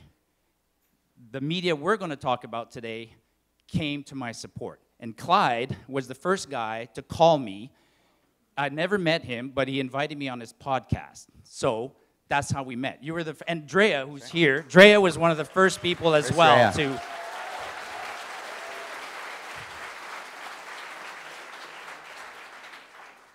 And so it was an interesting moment because, well, first off, take that down. I don't like looking at myself like that.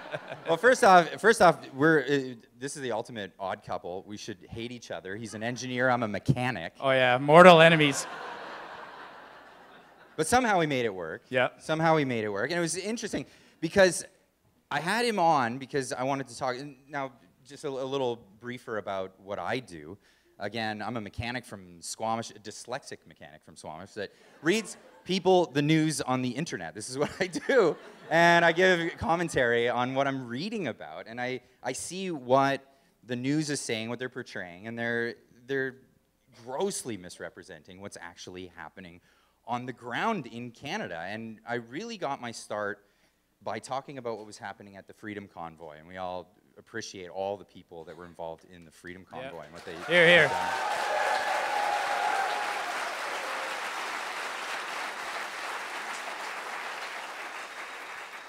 Now, that being said, people were doing a great thing in that service, and the media absolutely came out in libel and slander to ruin reputations of great people who are doing good things. And I saw that then, and I saw it again with what was happening with Marty, and I said, hey, why don't you come on my show? I think this is amazing. A lot of people started doing follow-up responses to his tweet, saying a little blurb about themselves, and saying they're unacceptable because of the views that they have, and of course with the hashtag. Absolutely. Hey, we're lucky. Look at that. They forgot to start the clock, so we still have we have a whole 30 minutes, man. Like, we got all night. This ain't like a hockey game where you reset it. Like it's no. We got 30 minutes. Yeah. So now it's evolved. So Clyde and I, it's his podcast, but we do it on Wednesday nights, and then he publishes it on Thursday morning, and. Usually. And when we started at first, we would before hitting the record button, we'd get together, we do this by correspondence. I live in Calgary almost, and he lives in Squamish, so it's always done, over the computer, and we'd log on, chat, catch up on things, and make a quick list of what do we want to talk about this week, right? But nowadays, when we do it, what do we do now on Wednesdays? Well, half the time we'd have half the conversation privately without hitting the record button. So here's a quick little briefer. This is what I want to talk about. Let's just hit record and go. But we don't have to rehearse very much anymore because there's no shortage of things to talk about. Like it's I mean I call it the bingo card, right? It's like, hey, did you have inviting a Nazi to the House of Commons and giving him standing ovation on your bingo card? Because I didn't. And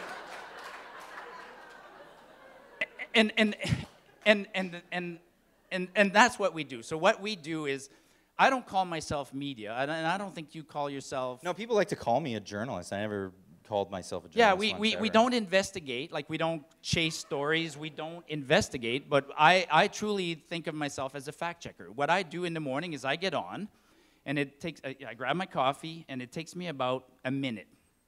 A minute. I get on the internet in 1 minute, and I will read something by someone, whether it's a politician, and I don't care their stripes, or it's a journalist, or it's a senior bureaucrat, or even a company. And within 1 minute, I will go, my God, that makes no sense. Like so the lies. So I have a business now. I spend my time just busting lies. We're bombarded with lies all day long. All day long, and even including this very conference. Yes. And this is what's amazing, and the irony that they don't see about the whole scenario that they're painting. It's great. So we still haven't started the clock. We're good. We're good. But interesting story. So Czech News, about a week and a half ago, they ran a story about this conference. And then that evolved into a story by Radio Canada. Radio Canada, yeah. So CBC, for all intents and purposes. RBC. RBI. Yeah. Anyway. And I think another one, Times columnist or something. Yeah. Anyway, they ran a story, and it was basically painting this whole event, which is an event dedicated to disinformation and censorship. And they misinformed you about what this event's about. They told everyone that it's an event dedicated to transphobia, something like that. Yeah. And if you were here this morning, you saw the protest that was outside, and those people didn't even know what was going on at this event. No. They were just in fact, misinformed. I think they just moved down the street now and they went to another protest. So. Yeah. I want to come to one of these. I should have my flag already folded in my bag for such occasions. Mine would say chickens for KFC. That's my, because I think some of the days that is literally what they're protesting. It makes no sense. Anything goes. Anything goes. Yeah. But yeah, it's amazing. So there's no shortage of lies and misinformation. We're all told that there's lies and misinformation. You're going to find it from guys like us. But we're the ones who are actually the watchdogs. We're the ones who are getting on the internet every single day, and we're showing you what they're saying, and then we're showing you what's actually happening on the ground. It's amazing to me how different the viewpoint is from, well, reality.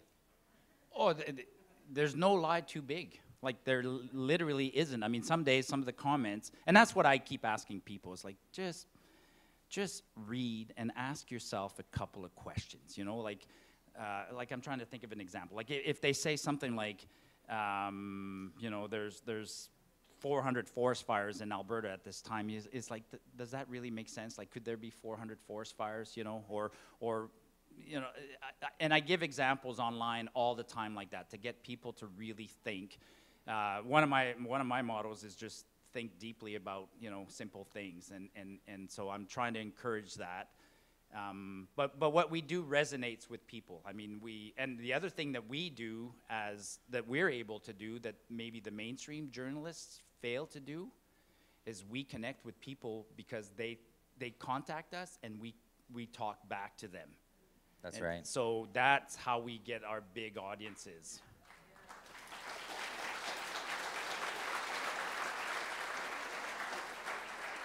And it's amazing because of conferences like this, we're able to network with more people and get more of these conversations happening every day. It's fantastic. Yeah.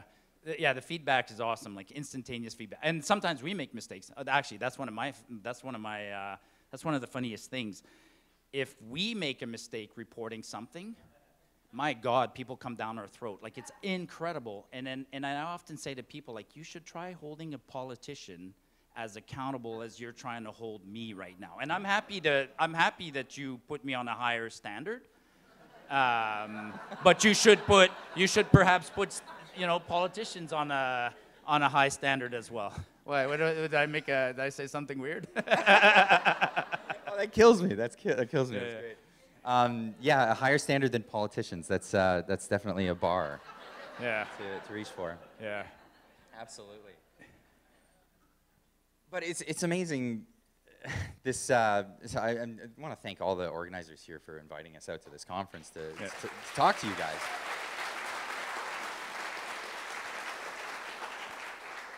But I think it's important to hold people to account on these things. I hold myself to account. I've made mistakes in my reporting, and of course, for me, it's an excuse to make another video on YouTube. I can say, hey, guess what? I got something wrong. Everybody pay attention to this in this attention economy. But yeah, no, I think it would be amazing to see more of that moving forward and actually asking people to, hey, can you come clean on these things? And the best way to do that is to do it by example. And if we can get online and show people that, you know, there's no shame in being wrong about something. There's no shame in making a mistake and owning up and coming clean about it, because what it does is it just adds to the credibility of you and your character. Yeah. When you do so. And I think if we can, as creators on the online space, show how much appreciation audiences have to, and just people in general, to the idea of being, you know, having a bit of humility and saying when you got something wrong, maybe that could reflect and go further into society, and possibly even see that from officials in our government. Yeah, one well, day. I think somebody said it this morning, or if you tell the truth, then you don't have to remember the lies. I mean, it's easy. You just tell the truth, and then and then go from there. What else can we talk about? A few interesting things. So we want to talk about what's happening, right? So and we want to talk about censorship. We do get censored. That is a frustrating part of what we do. So, when Clyde and I talk in the morning, just before our show, sometimes I'll say, "Oh, did you see the story on the opioid problem in Vancouver last week?" And we'll talk about it, but we're still censored. Yeah, and then I'll pipe in. I'll say, "Okay, Marty, when we're doing this story, make sure you don't say these words, and you don't say that catchphrase, and we'll be fine." Yeah. And then, so here's the thing that's been happening in censorship in media. It depends on what part of media you're doing this. If you're on Twitter, it's a different set of rules. If it's on YouTube, it's another set of rules. Or they're not.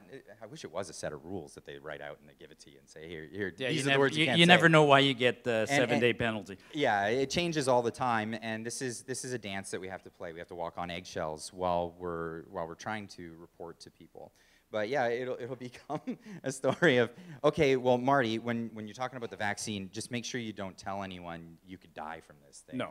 Because it'd be difficult. I'd love to have Peter McCullough on the show one day, but I'm gonna have to say, all right, maybe part of the show I'll actually have to go on Twitter. COVID was a particularly censored event. I'll say that from my point of view. Like when I was, early on during the pandemic, or scamdemic, whatever you want to call it.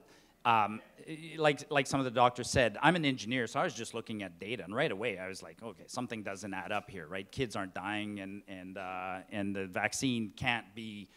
How can it be safe? They only put it out today on the market. There's no way they tested it, right? Like really common sense things like that. But early on, talking about COVID, I had to have references, like somebody said. Like I would purposely pick government data and then always put a link in my tweet to that data, and then they couldn't stop me. And I swear to God, every time I failed to put a link, boom, penalty, like 7-day penalty now. And then I remember the day where I got an account blasted. It was Omar Al-Halbra, the minister. I literally asked him, like, hey, when are you going to lift these travel mandates? Because I quoted I was quoting a story, but I forgot to put the link. And that account got blasted, like just blown away. Shout out to Elon Musk. When he bought it, he restored that account. And I was happy he restored that account because it had so much good information on there. But yeah. But you moved on and you had another account. and another. Those are tricks of the trades. You need multiple accounts. Yeah. Absolutely. And I know a lot of other people, they're looking to alternative platforms. But I think we need to populate all of these platforms. There's, YouTube is probably the biggest video sharing platform, and so I've dedicated most of my time to that platform. Yep. Marty's on Twitter. I know you're on YouTube, but I'm on YouTube. You don't do this stuff on YouTube. But I think we definitely need to populate all of the platforms. A lot of people are encouraging people to go to Rumble and I think Odyssey, Library. I don't know if that's a thing anymore. Anyway. We need to populate all of these. And yes, we have to walk on eggshells in certain areas. And please understand when your favorite YouTubers are phrasing certain things a certain way or walking on eggshells for everything. This is why we do it. Because these are the biggest platforms, and we really, really want to get the information out there as far as possible. And the best way to do it is to do it where they're not going to censor you. And they're not going to say, because they'll actually limit your reach. They'll actually limit how far a video will go, depending on certain words that you use. If you even say the word drugs. Yep. I noticed on some videos, because we were talking about the opioid epidemic here. Well, it's actually all the way across Canada at this point. But yeah, and so they're trying to censor us, but the harder they try, the more tricks we find. So they won't succeed, and they won't succeed. And again, this morning somebody talked about opportunity. So yes, we just did come through a terrible time, but now we have this crazy opportunity. People are waking up, and we're coming out of this madness. And on Twitter, we're using Twitter in ways that are absolutely amazing. I mean, I'm connected to probably hundreds of people that are in this room here. You know, I have people who say, oh, they're not real friends or whatever. It's like, no. Like, you can have friends in person and friends online, but we're using them to make these events and to put pressure on politicians. And the smart politicians are realizing that. The dumb ones are going to be left in the dust, and it's going to backfire. But let me give you an example. A couple of weeks ago, we went to Edmonton, and it was a Twitter event. It was Buddy Sheldon and myself, and Eva was there, and a bunch of us. We just got together because, as somebody said, COVID, like, we're humans. We need to see face to face, right? We need to see each other, and we're still coming out of that. People are still not gathering together like this. So we put on an event. It's the third or fourth that we did like this, and I literally said, I'm coming to Edmonton, so's Sheldon, so's Eva, so's a few other people, come join us. And we had a crowd almost this big, come talk to us. And you know who showed up at that event? 17 MLAs. That's amazing. That's amazing. 17, okay? I think there's like, what, 48 in Alberta or something like that? So, and they want, because they know they got to come listen to us and hear our concerns, because we can amplify like nobody's business. And so, yeah, it's... Well, that just leads me to say... Yeah, absolutely.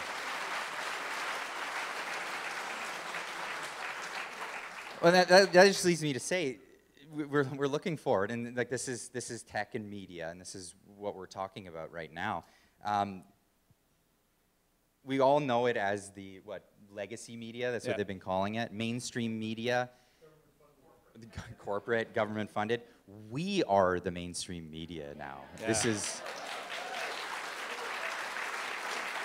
Well, okay.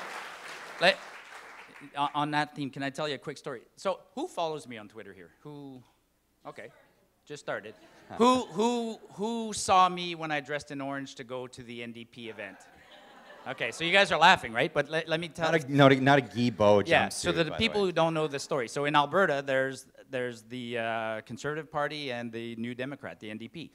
And the NDP was holding a town hall where they were slamming the proposal that we have our own pension plan. I'm not going to get into the details, but I went to that event. And there was probably 6 or 7 NDP MLAs there, and they all have me blocked. Okay? They all have me blocked, but I wore an orange jacket, and I showed up, and they all came to me. They don't know who I am. They have me blocked online, but they came to me, and they're shaking hands. Hey, Joe Sessi, how's it going? Hey, and I'm shaking hands, and they're buddy-buddy, and they want pictures with me because I look like the diehard supporter. And then they did their presentation, and then they're asking questions, and I put up my hand, and I had like 4 cameras on me. Hey, this is going to be a good question. This guy's one of us, right? And then as soon as I started asking the question, the cameras just went, oh shit. and then I ruined their party, because every picture they took that they tried to post on Twitter, I was in it. Right. So we made them look like fools. That's, so that's the power that we have now. It's, yeah. Yeah, that is the power that we have. Yeah, yeah. And for those that don't tune into us once a week, this is the show that we do every week. Yeah. It very much is just talking about what's happening in Canada, what's going on, the way we see it going forward, a bit of economics, because we're dorks. Yeah. And we like to bring humor to the situation that we're experiencing here in Canada. It is difficult to make it through your week, your day, your month, being so angry at what's happening in Canada. There's enough to make us angry. Everybody needs to blow off a little steam, have a couple of wobbly pops sometimes. My favorite is when I get to go away for an extended period. You guys know I do these long hikes and whatever, so I disconnect, I disappear.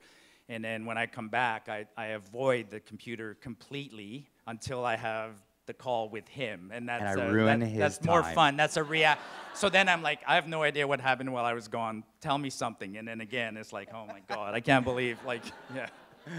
Yeah, but I think it's important, to have that sense of humor and make people laugh, make people, get people out of their skin, people to look at the situation in a bit of a different light, because it's healing and it helps people cope with what's going on. So yeah, consider us your morning coping mechanism. Yeah. Yeah. Any questions? I mean, we're up here. We got about 5 minutes, but I wouldn't mind taking a few questions. That's what we do on.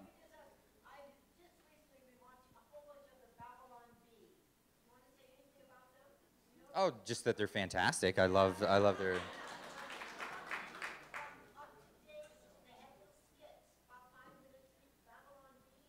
Yeah. Okay, so for those that aren't familiar, the Babylon Bee is basically the new Onion. The Onion kind of gave up being a satirical thing when they went woke. So they went woke. They forgot how to joke, and they just started doing what CNN's been doing for decades.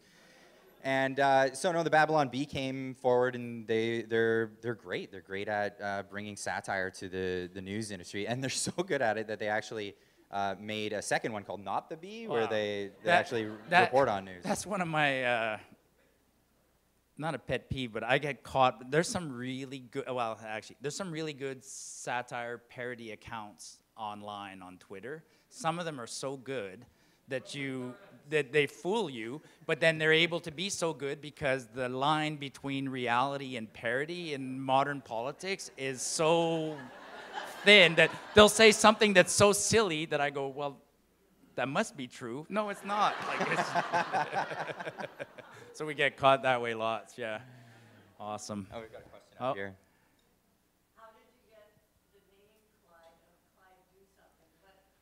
Oh, okay, so we've got 3 minutes. I'm not going to take up that whole 3 minutes of this, but I've been doing YouTube stuff for a long time, but as a mechanic, I was doing DIY and a bit of entertainment here, there. I worked with some other creators, and this is how I learned how to do, I guess, producing, how to produce a live show, things like that. And I was working with one group, and Marty's already laughing. Well, we talk about the Pareto principle actually quite a lot on our show, and there's the 80-20 rule. Some people say it, 80% of all the work gets done by 20% of an organization, and if you got 4 people in a group. So it became a running joke in the chat for that show. They would say, hey, Clyde, do something. Yeah. And so, obviously we stopped doing that show after a while. But when I was rebranding another channel that I had, it was called Clyde's Soapbox. Terrible name, I know, it was awful. But I was like, I'm going to name it something. I couldn't think of what to call it. I said, oh, I'll call it Clyde Do Something for now. And then if I end up doing something with the channel, I'll change it. Yeah, it becomes a brand. You can't rebrand. No, so yeah, that's here to stay. That's how that name came about. Yeah. Hey, while I'm up here, I just wanted to follow up on one thing. Hey, Zuby, earlier when you were talking about your top 10, top 20, that's how I discovered you, is your top 20 things you learned during COVID. They were fabulous. And this morning you were talking about number 2, how everybody, or 2 or 3, everybody's got that little tyrannical side hidden in there. Just as we speak right now, Calgary, the city where I come from, is having a problem. We've had a big water issue. Rather than focus on infrastructure like water, we were too busy painting rainbows on sidewalks. But anyways, so the mayor just declared an emergency. And we're all under water mandates, restrictions. And the, what do you call it, the rat line is just off the chart. The snitch line is off the chart, and it's available, and people are snitching on their neighbors. So like you said, there's people who took a lot of pleasure in snitching on others. It gave them a sense of power. For some mandates, gave them a sense of power and allowed them to feel powerful for a change. And during this crisis right now, the snitch line in Calgary. I was going to have I live outside of Calgary. I don't live in Calgary. I live in the country.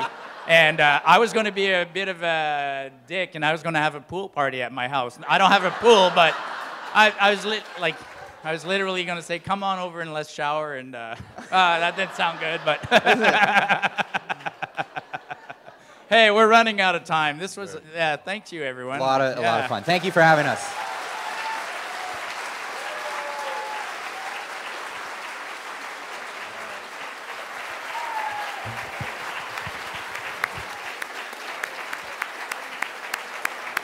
One more time for Clyde and Marty.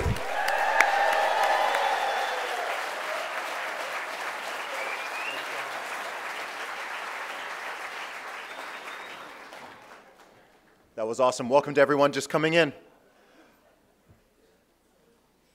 The power of humor is so underrated. And that is something that I think it's important to highlight, because whether it's in the real world or it's online, when the world is being stupid, we all get frustrated, and you want to be angry, and you want to lash out, and you want to rant and rave and vent. And there's a time and there's a place for that, where it can be constructive. But I have found throughout the course of my career and all the different aspects of my career that if you can always maintain your smile and your sense of humor, especially when confronted with the absolute absurdities that we are dealing with in this world, then it helps to keep you sane, and it helps to keep other people sane. Yeah, for sure. I say this as the standing British women's deadlift record holder. So I know about that. All right. Before I introduce the next speaker, I just want to share another couple points from that list of 20 that I have, because I know that not everyone got to see it. So I want to get through all of them. I'm not going to expand on these ones. I'm just going to give you the line, and you can just dwell on them. So the fourth point on that list is propaganda is just as effective in the modern day as it was 100 years ago.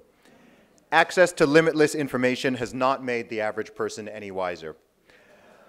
So I think that as modern day people, we suffer from what C.S. Lewis called chronological snobbery, which is the idea that we think that we are so much smarter and more enlightened than all the people who came before us. And I think with the internet, prior to the internet, we always thought the issue was just that people didn't have access to the information. And it's not that. And point number 5 is that anything and everything that can be politicized will be politicized by the media, the government, and people who put their faith in them. Okay, our next speaker is an American entrepreneur. He has a Master of Computer Science from MIT. He has hundreds of thousands of followers online, and he is a philanthropic supporter of independent COVID-19 research. And this is Steve Kirsch. Welcome to the stage.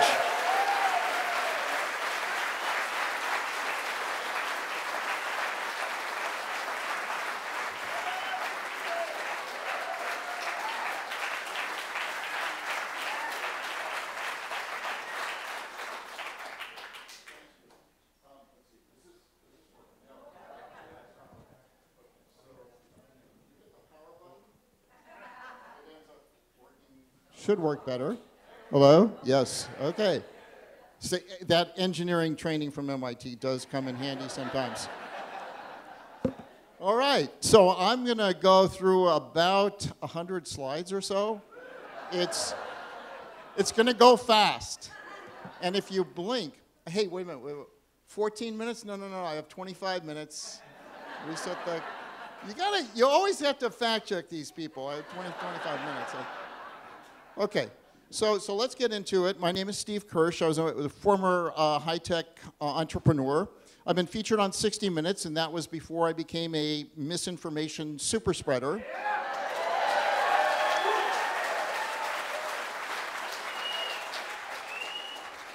So if you type in misinformation super spreader into Google, I'm the top hit.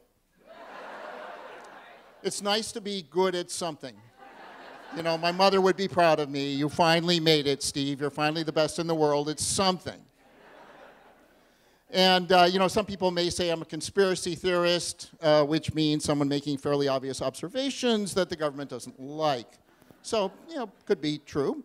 But, you know, I'm just a frustrated engineer. I just want to know how I got it wrong.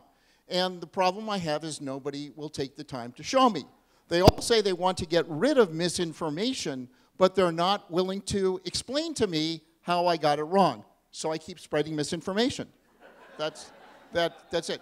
So the biggest piece of misinformation that you all should know is that the COVID shots were zero benefit and all risk. There was no benefit whatsoever. It didn't reduce infection, it didn't reduce hospitalization, and it didn't reduce mortality at all.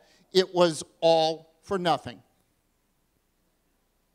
The only real benefit is it did provide immunity.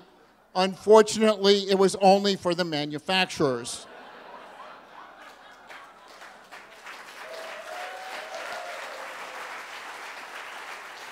You really can't make this stuff up, you know.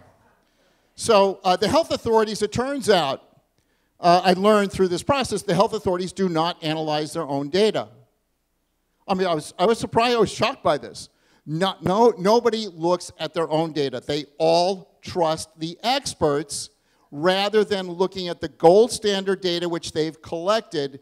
They flatly refuse to look at their own data. And they will prosecute any courageous whistleblower who tries to reveal the data, like Barry Young in New Zealand, who revealed the New Zealand data, which shows, again, that the vaccines kill people. In fact, it's worse than that. I asked, after I had my eyes open, I mean, I got 2 shots because I believed the narrative. And then a month later, my friends started dying or were seriously injured, and so I started looking at the data. And so that's how I got red-pilled on the COVID vaccines. And then I started asking, wait a minute. If they pulled the wool over my eyes on one vaccine, is it possible that they could have pulled the wool over my eyes on every other vaccine? And the answer is yes.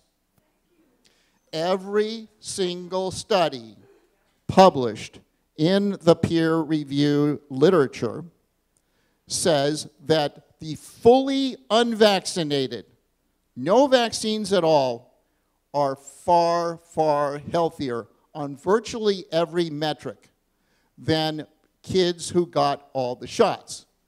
This is why there is never going to be a study anywhere in the world comparing the unvaccinated versus the fully vaccinated. That's why there are no studies. They tried to get one done in Congress, and the bill was killed in committee. Here's why, right? The numbers are staggering.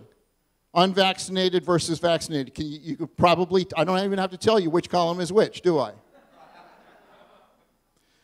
I found that vaccines are the primary cause. The primary cause, the #1 cause, chronic disease, learning disabilities, allergies, asthma, autism, epilepsy, sexual orientation, gender identity, and a whole lot more.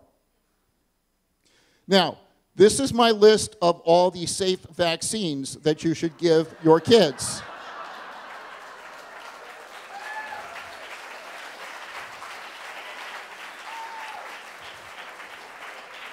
I spent a long time researching this list, and I know the slide's not going to be up for very long, but I will post this to my Substack, so if you didn't remember all the things on here, you can talk to me after the talk. You know, if the CDC was honest, these are the kinds of ads they would be running. Vaccines are not safe or effective. Wouldn't that be great if they finally told the truth? And their own data, of course, doesn't support anything they're telling you about vaccines. You know, they say that it's safe. Well, if it's so safe, then why does 7% of recipients report major side effects in a Rasmussen Reports poll of Americans? And in fact, their own VSafe data shows an 8% had to seek medical attention after getting their COVID shots. 8%. That is insane for an optional medical intervention. Third-party poll. 1% of vaxxed Americans are so severely injured they can't hold a job. That's 2.7 million Americans. This is what they did with the shots. Now, another third-party poll, vax killed twice as many people as the virus. Okay?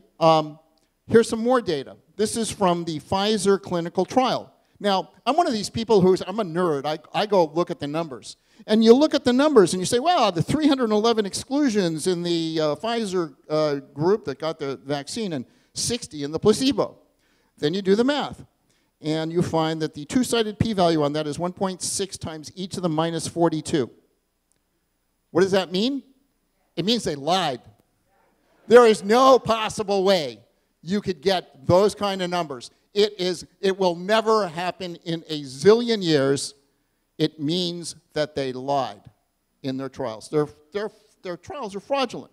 Here's Maddie Daguerre, age 12. She's crippled for life in the Pfizer 12 to 15 trial. The head of the FDA, and I talked to her, Janet Woodcock, said that she promised to investigate that as to why they didn't report it in the medical literature and why they didn't report it to the FDA. Guess what? There was no investigation, not from the FDA, not from the CDC, not from the New York Times, not from the Washington Post, not from anyone. This girl is crippled for life, and nobody has called her from the mainstream. Now, this is a chart. This shows you the number of death reports in the VAERS system. Can any of you tell when the COVID vaccines rolled out? Now, if you can't tell, you could get a job at the CDC in the safety department. They're looking for people just like you. The CDC told the New York Times that if there is a safety signal, they will alert the public. I have it. It's right there in the New York Times. But, of course, they lied. The CDC said nothing to the public. They discovered 770 different safety signals. So this is like myocarditis would be one, pulmonary embolism would be one, bleeding in the brain would be one, cardiac arrest would be one, you know, and so on and so forth. 770 different symptoms triggered at the CDC. The only way we found out about that is from a Freedom of Information Act request. They never voluntarily told the public any of this. This is how corrupt these people are. The only significant, they say, the only significant side effect is myocarditis, and it's rare and mild. Really? Well, okay, so you talk to doctors. So this is Jeff Barkey, and he had 500 vax patients with a 20% injury rate and 3 dead. Does that sound safe and effective to you? Nearly 100% of certain side effects in VAERS, and this is just a partial list. This is the Vaccine Adverse Event Reporting System in the US. More than 100% in, I don't know, probably around 20 or 30 side effects. And they say it's not caused by the vaccine, the COVID vaccine. If it's not caused by the COVID vaccine, then can someone explain to me how you could get 100% of these adverse events like pulmonary embolism only associated with the COVID vaccine and no other vaccine? How is that possible if it's not related to the vaccine you got? It's not. They're lying to you. For AFib, for example, 100% of the cases in the 35-year history of VAERS are all associated with the COVID shots, for example. And even the peer-reviewed literature acknowledges that the only vaccines that cause AFib are the COVID shots. But is there causation? Does the medical community admit that there's causation between the COVID shots and AFib? No. It's unbelievable. I've never seen so many AFib cases in my life. Just an observation. She doesn't want to get deplatformed. Okay. You know, more and more examples. And they'll say, oh, well, that's just because people are over-reporting for the COVID vaccines. But, you know, it's interesting that when you actually look at the data, you find that it's not just over-reporting. The reason there's over-reporting is there's so many incidents. And you can verify causality in just minutes if you just do I did a single survey on X. And I asked people about if you experienced AFib after getting a COVID vaccine, how long did it take? And there were about as many people as reporting that it happened within 1 week versus 2 weeks or more. That's astonishing. Because for 2 weeks or more, that's a years-long period versus 1 week. Okay? So it's not happening at the same rate, which means it's related to the shot. It took me all of 15 seconds or so to construct that survey, and then maybe an hour to get the results. This stuff is obvious if you're looking for it, and if you're not looking for it, you'll never find it. And yet the CDC has never recognized AFib as a safety problem caused by the vaccines. How is that possible? It's possible if they're not looking. We haven't seen any evidence of any deaths caused by the mRNA shots. They look the other way when they show you, when you show them they had, there's evidence. They knew, in fact, it turns out that they had evidence that the vaccines caused deaths, but they just told the public that they had no evidence. I offered to show the CDC the leaked data from New Zealand that Barry Young gave to me, because it's record level data, and I asked the CDC, hey, do you have record level data from the states? They said, no, we're not allowed to ask the states for it. We can't compel them to produce it, so we don't have it. I said, great, then maybe you should be very interested in this record level data from New Zealand. And they didn't return my phone calls. Don't want to see it. In effect, you know, supposed to reduce the risk of infection, but of course the Cleveland Clinic study showed it did exactly the opposite. If you got the shots, you're more likely to get COVID. Every shot increased your likelihood of getting COVID. And in my own Santa Clara County Health Department, I got a FOIA response showing that something like 98% of the people who were diagnosed with COVID were vaccinated. The problem is only 75% of people were vaccinated at the time in Santa Clara County. You see a problem? I see a problem. So I tried for months to get these people just to explain to me why I got it wrong, because it looks to me like the vaccine made things worse. And guess what? Nobody has ever gotten back to me. Can you believe that? It reduces the risk of hospitalization. No, it doesn't. There's a great paper in the Journal of the American Medical Association, and it shows that if you compare two groups, people who got hospitalized for influenza versus the group of hospitalized for COVID, and you look at the percentage of vaccinations in both columns, they're supposed to be drastically different. If you got COVID, you should never be hospitalized for COVID. It shouldn't be a vaccinated person, it should be all the unvaxxed, you know, and vice versa for the flu. The columns were identical, which means neither vaccine worked. And I then wrote a letter to the editor of JAMA saying, you know, they forgot to point out in this paper that they just proved that the COVID vaccine is ineffective and that the flu vaccine is ineffective. I mean, that's pretty significant, don't you think? That should be in JAMA. However, they rejected my letter and refused to publish it. You know, there's no way, you know, right? If any of these vaccines worked, you would see a difference in the columns, and you saw nothing. There is no way to explain that. I talked to the author of the paper, who is a very highly regarded epidemiologist, and he could not explain it either. It reduces your risk of death. Okay, so you can't if you don't reduce the hospitalization risk, you can't reduce the death risk. That's the way it works. If you ask a doctor, hey, can you think of any medication that has no hospitalization benefit whatsoever and reduces your risk of death? And the answer is no, there's no such thing. So we already know it didn't reduce your risk of death, but just to prove the point, we have the U.S. nursing home data from 15,000 nursing homes. It's in the public record. Anybody can download it. And guess what? Not a single epidemiologist in the entire world has ever looked at that data at all. Not to prove that the vaccine works or doesn't work. They don't want to look at the data. It's available in plain sight. It takes 2 minutes to download it. How could there not be a study on this data? 15,000 nursing homes, all independent. And the reason, of course, is that the signal is devastating for the vaccine. Things got worse. You had a 3-to-1 odds of your death rates increasing from COVID after the vaccines rolled out. in general, if you took a look at all the 15,000, this is what you find.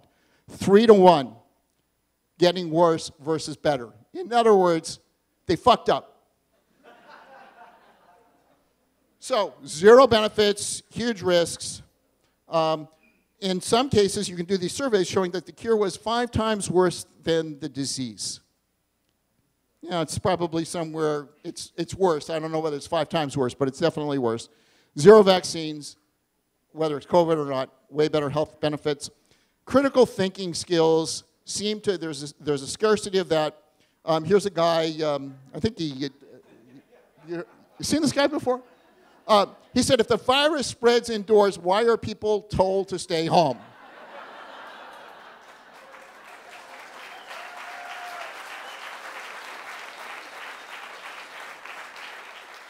You, sir, will never be a health authority anywhere in the world. Yeah, he has just blown his chances. I know he's looking for a career in healthcare. Stick to music, okay? Not going to happen in healthcare. This is just really, you know, people with critical thinking skills are not, they're not wanted in healthcare. You know, a single anecdote can tell you more than pretty much anything, and this is why scientists don't like them. It's not because they're one-offs, because they're not. They're very statistically significant. Here's Apple Valley Village Healthcare. Before, and the numbers are pretty large, but before the shots rolled out, they had 0% of the people. They had like 28 cases, 0 died from COVID. 0% death rate from COVID. And all-cause mortality in that facility, 1 per week. After the shots rolled out, 30% death rate from COVID and 8 deaths per week. What do you think? How do they explain it? They don't. They hang up the phone when you call. Even a state representative from Minnesota who called, they said no comment and hung up immediately. That's what it's all about. And so I made a police report, and the Apple Valley Police will not investigate the deaths. It should be criminal negligence. Died suddenly, cause unknown. You know, in Ed Dowd's book, 500 kids are documented. He didn't look into whether they were vaccinated or not. Turns out 499 out of 500 were vaccinated. That is statistically impossible if the vaccine didn't kill these people. People know the number of funerals that you've attended, the number of miscarriages, the number of stillbirths, the number of turbo cancers. Let me take a couple of examples from Victoria. 6 glioblastomas in 1 year versus 0 in 40 years before the rollout. You think, and this is in young people, you think there might be a connection. Or from a pilot, my first officer blacked out halfway through the flight. Never happened to me before in 29 years. SIDS, you know, the sudden infant death syndrome. 50% of the SIDS deaths happen within 48 hours. I tried to get the records from the Omaha Police Department. They refused to do any of the research on my FOIA request. Jay Bonner had no friends die unexpectedly before the vaccines rolled out. This guy is 57 years old. No friend ever before the vaccines rolled out. Then he had 15 friends die unexpectedly after the vaccines rolled out. 4 of the 15 died within 24 hours of the vaccine. Do you think the vaccine might have caused the death? Yeah, maybe. Yeah. The McDowell triplets got autism all on the same day. All 3 got vaccinated and within hours turned from normal kids to severely autistic within hours of the shot. But the medical community says vaccines don't cause autism. Explain that one for me. How can people ignore this? You know, I've been wondering this for the longest time. How can people ignore this? And the way they ignore it is they just come up with an explanation in their mind to justify their belief system. The next question is, how can doctors ignore this? Well, they don't want to lose their license. They don't want to lose their income, their job, their friends, their peers, and respect. So they say nothing. Now, it turns out they can rationalize this because there was a study done. They looked at 100,000 different models on the same data. And what happened is 1 in 3 models say the shots are beneficial. The problem is 2 out of 3 models say it made things worse. So The people, the doctors who want to believe that these shots are good can simply look at 1/3 of the models that agree with them and ignore the 2/3 that disagree with them. That's how they can remain sane. This is how it's done. And this is great. I've had the paper, five were helpful, 9 unhelpful, in the ones with p-value of 1 times 10 to the minus 30. In other words, absolutely confident, twice as many said it was bad of the ones that were confident. So they say the conclusion of the paper is strong claims about government responses' impact on COVID-19 may lack empirical support. May. Okay, so what they don't want you to know, lots of things. The biggest thing is there's a pediatric clinic that I know of in California. They don't vaccinate the kids at all. In 25 years, they basically tell the parents, we advise against it, here's why, then parents take their advice. 25 years, 0 cases of autism. Clinics around their area, regular rates of autism. So if it's not the vaccine, the only thing they do is that they don't give vaccine. So if it's something else like environment or whatever, you can't explain these anecdotes. This is why these anecdotes are so powerful. And of course, I can't tell you who this clinic is because they don't want to lose their licenses, right?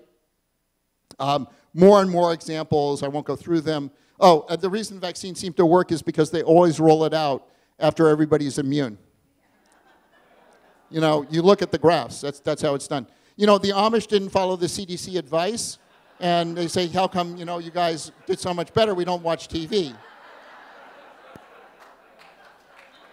All right, so in summary, none of the COVID mitigations were needed. COVID's a very treatable disease, early treatments work great.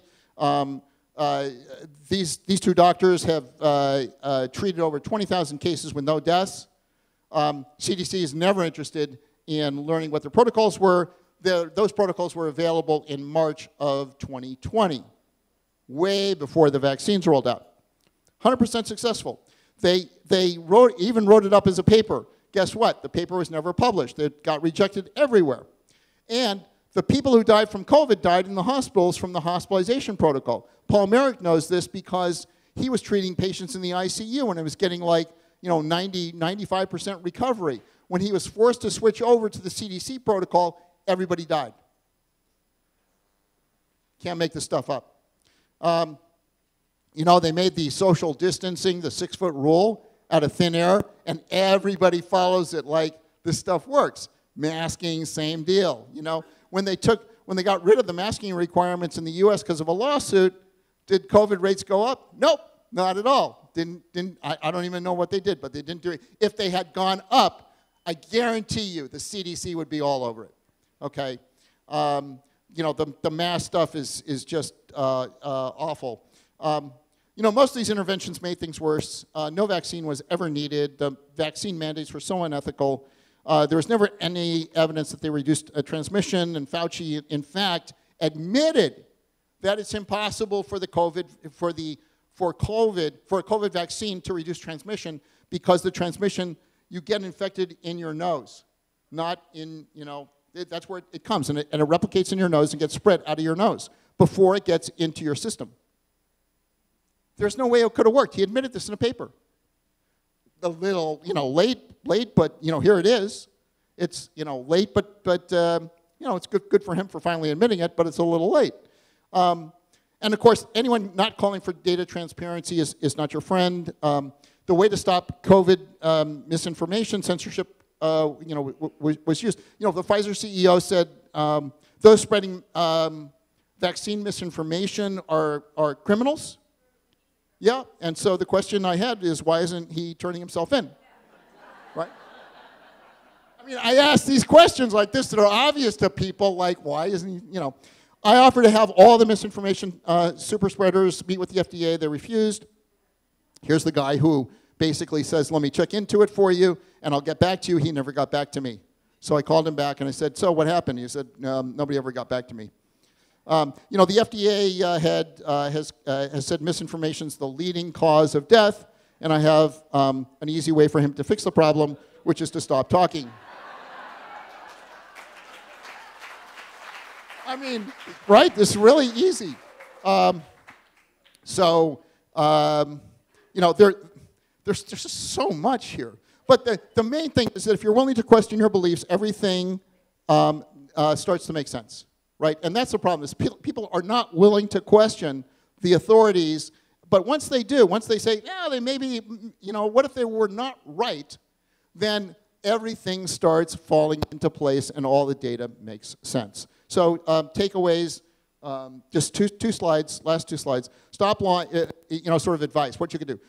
They should stop lying, they should admit their mistakes, they should start open public debates, they should do autopsies, they should have warning labels on the CDC website saying this material is dangerous to your health. They should make public health data, this record level public health data publicly available. We need to let doctors be doctors instead of just dictating the protocols from above.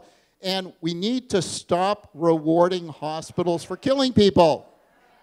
This is why I'm a misinformation spreader, because, like, can you name any person in healthcare that says we shouldn't reward hospitals for killing people? Nobody's speaking out about that. I mean, to me, that's insane. Okay, stop requiring vaccines, stop the mandates, do a vax versus unvax study. Everybody should listen to the CDC carefully and do the opposite. Never trust data that's kept secret. We need a medical journal that doesn't retract papers that are counter-narrative. Wow, that'd be a first, wouldn't it? Require health authorities to analyze their own data. Like, wouldn't that be great? Stop the gain-of-function research. Don't stop investigating what caused the outbreak. Instead of giving up and saying, well, you know, it could be this, could be this. We need to find the answer. We need a definite answer here. And it is amazing how, well, you know, we're getting close, but, you know, we're gonna stop the investigation. And last but not least, we need to compensate the victims. Thank you very much.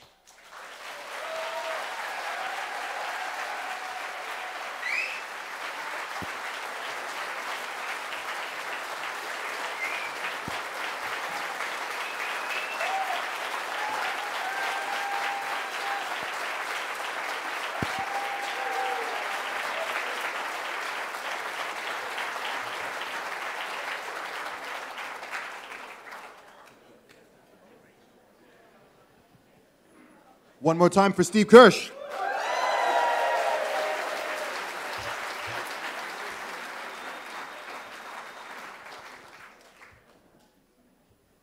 Point number 6 on my list of 20 is very relevant to what he was just saying there.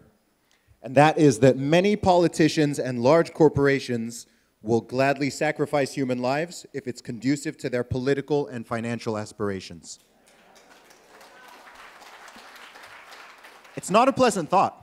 But if you look around the world and if you look all through human history, this is something that has happened over and over and over again. A lot of times people ask, especially during that time, you know, well, if you don't think it's just for health and safety, what do you think the motive is? What else could they have in mind? It's like, money and power? I mean, I'm a businessman, Steve's a businessman. I mean, the primary goal of a business is to make money. There are many ethical ways of doing that.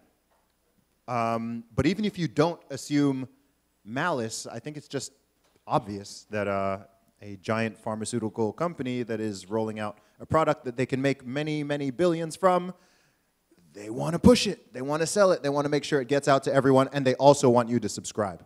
Because every businessman knows that the best model is a subscription model. So they don't want to just get you once, they want you coming back every 6 months to get your little booster. And I'm going to go through a second point on here as well. And this is point number 7.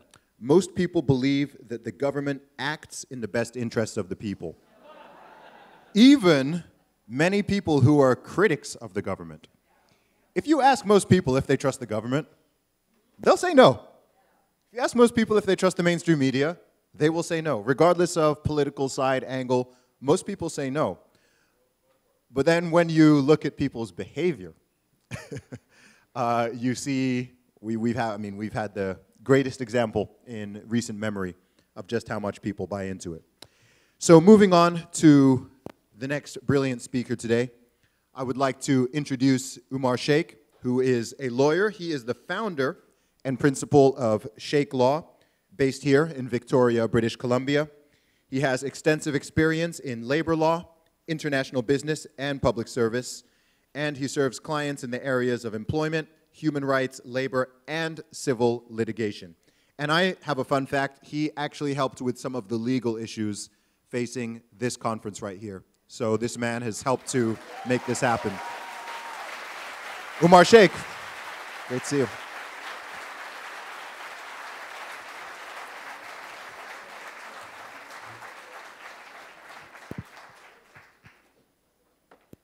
Thank you. I don't know how much fun it was helping with the legal issues with this conference. Seems like everyone wanted it shut down. So thank you for that introduction. My name is Umar Sheikh, and some of you have heard me before, and some of you are brand new faces. And so I'll give you a little bit of a background on what we do as a firm and how we're fighting COVID mandates and litigation against some of the largest companies in the world. Back in 2012, I started a fight against the mandatory flu vaccinations that came in British Columbia. It took us, thank you. It took us all the way up until 2019 to win that case and get rid of flu vaccine mandates for healthcare workers in BC.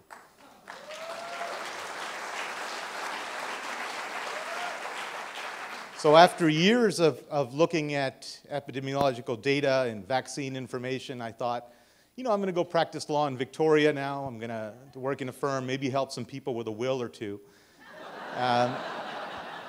It was a dream. It was a dream. And so I get there, and all of a sudden, these COVID vaccine mandates start showing up, and the phone starts ringing. Right? Now this is an interesting experience because there's thousands of people calling. Like, it was non-stop, and I was at this small firm out here in Victoria, just down the street from here. And you start listening to these stories of what's happening to these people, right? So they're losing their jobs, they're losing their homes, families are being separated. We have people on social welfare and others who don't even qualify for that. I had a family who was living out of a car. And so they're calling up desperately in need of help, and I had just finished this flu vaccine stuff, and I thought, well, the COVID shot's not even close to the flu vaccine. At least we had years of data on that. We have nothing on this, and so this should be easy. You know, I mean, I'm sure we can help. So I went to the senior partner at that firm at the time and said, look, I'm going to take on some of these public servants and healthcare workers, and I'm going to try and do this COVID litigation. And he said, yeah, that's fine, you can do that, but you can't bring them in the office in the daytime, and they have to come in at night, and you can meet with them there. So I quit, and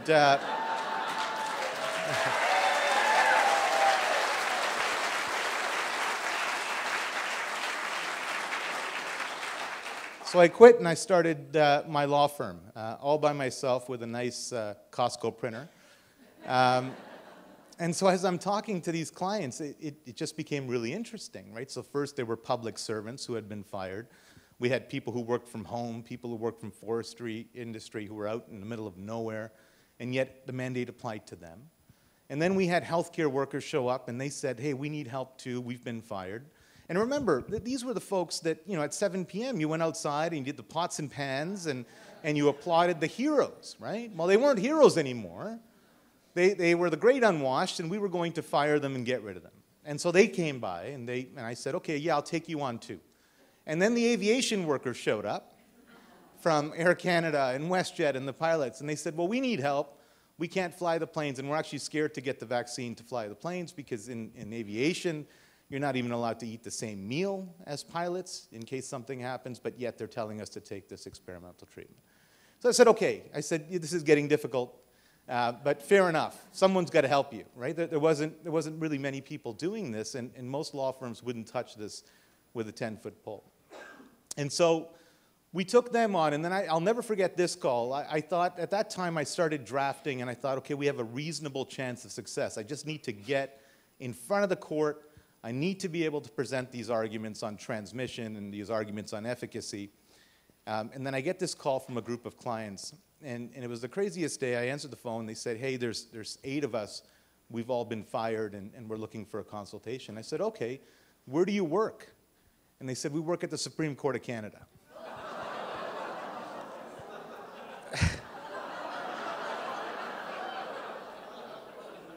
Oh boy, what do you do with them? So very quickly, this little law firm that was operating out of Cordova Bay, which is a small suburb of Victoria, if you can believe Victoria has suburbs, all of a sudden we had about 25,000 clients across this country.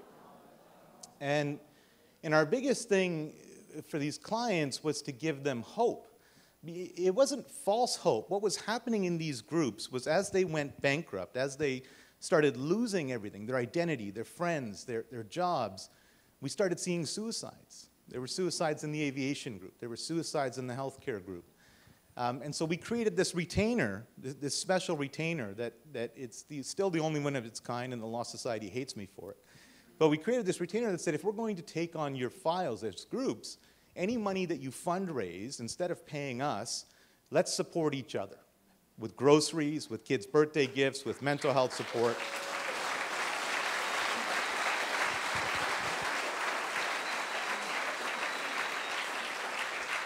And I said, after you do that, if there's money left over to fight the government, who has unlimited money and unlimited lawyers, you can pay us, but until you've taken care of yourselves, because there was no EI, there was no assistance, there was nothing. And so it was until you've taken care of yourself and put these programs in place, we're not going to represent you. So we forced them to do it, which was technically, I guess, against the rules. You can't force clients to do certain things, but we did it anyway. And you know, and at this point now we're 2 lawyers, and we started bringing on more cases. But it hasn't been easy. I mean, these class actions are still out there. They're in certification. I was in court a month ago on the aviation workers case, and I'm talking to this federal judge. We're having this massive hearing, and the government of Canada starts presenting their argument, and they say, by the way, our goal was never to prevent transmission of COVID-19. And I stood up and I said, are you serious, right? I mean, have you heard your prime minister? No, it wasn't to prevent that. It was for absenteeism. And I said, okay, I said, so Mr. Justice, they said it's for absenteeism, yet they fired thousands of people. How does that proportionally increase their goal? But these are the shifting arguments. And in the middle of that, we got this case from John Carpe and his organization, who does a fantastic job. We got this case. We got this case of this amazing woman named Sheila Lewis.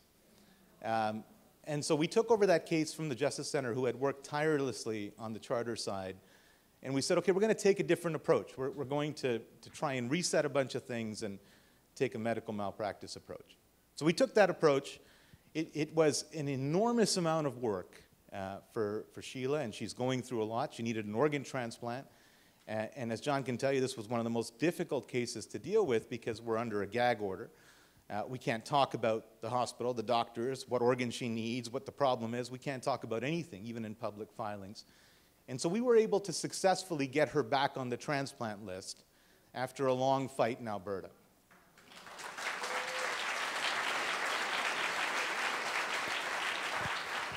The problem with that, this is a bit emotional, the problem with that is she used to call me Amar. I don't know why, that was her favorite way to pronounce my name, but the problem with that was as soon as she got back in hospital, within 1 week, Sheila Lewis passed away.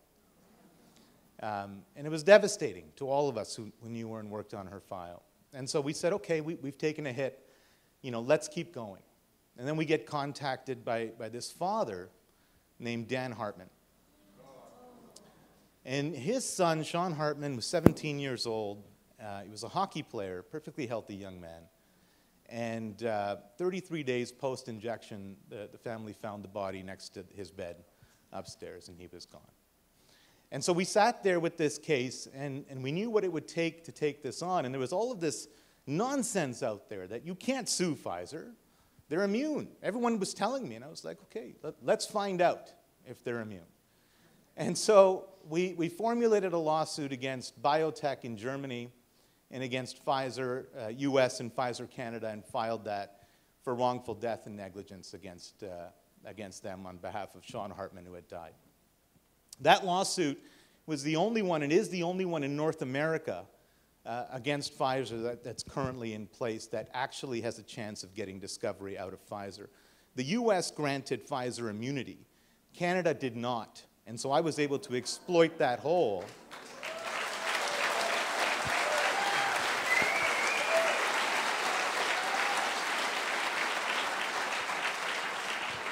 And so right now we're back and forth with two of the largest law firms in Canada, and they're willing to put billions to prevent disclosure of evidence. We will get that evidence. We're not going to stop, and so we're hard at work at that case right now as well. But so that's heartbreak. And then we get another phone call from a wonderful mother of two twin girls, and the father's giving them a bath, early 30s. 1 week post-vaccination, his heart explodes in front of the kids. He dies next to the bathtub. They live in a faraway place, so the ambulance doesn't get there for 20 minutes. And so the kids are still in the tub. He's lying on the floor. And this one, for some reason, the government of Canada admits, yes, it was the vaccine. We actually have the first written admission from the government. So we sued Pfizer again. And this time on behalf of that family, and are taking them to court on that.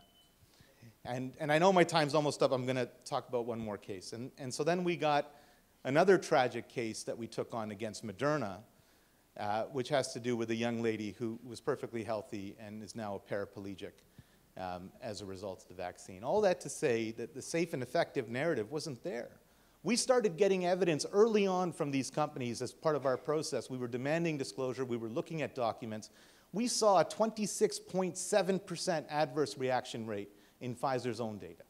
26.7%. If they had told us that it's 26.7% likely you might get a side effect from this, would you have gotten the vaccine? Now, this room, obviously not. But the reality is the vaccine campaign wouldn't have been nearly as successful. They have hidden data. They've manipulated data. And all of this is going to be coming out in the next few weeks, few months. So please do follow the cases.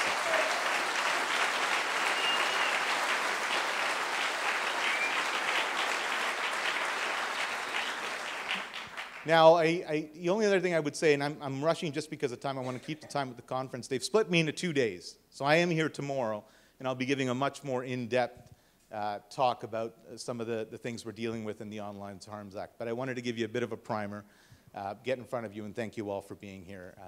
It's a pleasure.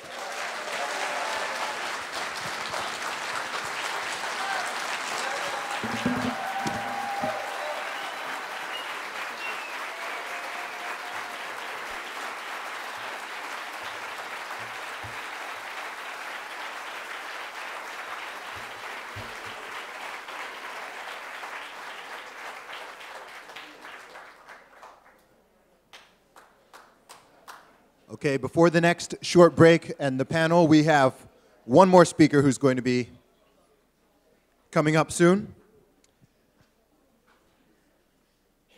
So carrying on the list of 20 things learned or confirmed about humanity during the pandemic.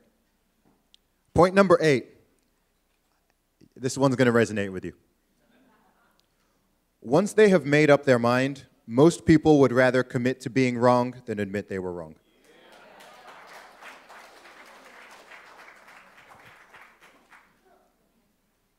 And we're all capable of doing that. So it's a cognitive flaw that it's good to always be aware of.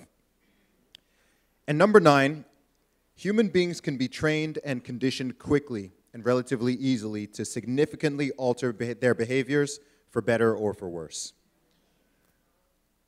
Most of us do the same thing most days, right? That's what habits are. One of the things that struck me when this all started to kick off in 2020 was how quickly people just fell in line and completely changed the way that they had been living for the past however many decades of their life that they'd been living prior to that. You guys remember 2 weeks to slow the spread, 2 weeks to flatten the curve? When that whole thing kicked off, I was just like, guys, there's no way this is going to be 2 weeks. This doesn't make sense. It doesn't make sense, but what happened was, over the course of time, the inertia kicked in and people got comfortable. I mean, there was a poll that came out in the UK, and I'm always iffy about polls, but I think this one was legit. And it turned out that most professionals, at least in the UK, most middle-class professionals, I'd assume it's the same in Canada, US, and so on, most people enjoyed the lockdowns. I remember when the lockdowns finally ended in the UK, and the amount of people, just anecdotally, but like privately and publicly, who were lamenting the fact that they had to go back to work, or they had to go back to school, or they couldn't just sit around in their house all day in their pajamas. It was sad, really. People grew to revere their own chains. And that's something that's very dangerous. I think on the flip side, though, the way you can use this human ability to your benefit is if there is something that you want, if there's a good habit that you want to develop, if there's something that you want to create, if there's something that you want to build, if there's a health habit, whatever the case may be, even if it's something that you initially struggle with, once you ingrain that habit, then you'll get used to it. So take caution with that. Beware of falling into negative patterns, but if you're trying to get into a positive pattern and reinforce that, it can work very well for you. So I am going to introduce Drea Humphrey to the stage right now. She is the British Columbia Bureau Chief Reporter for Rebel News. So give it up for Drea.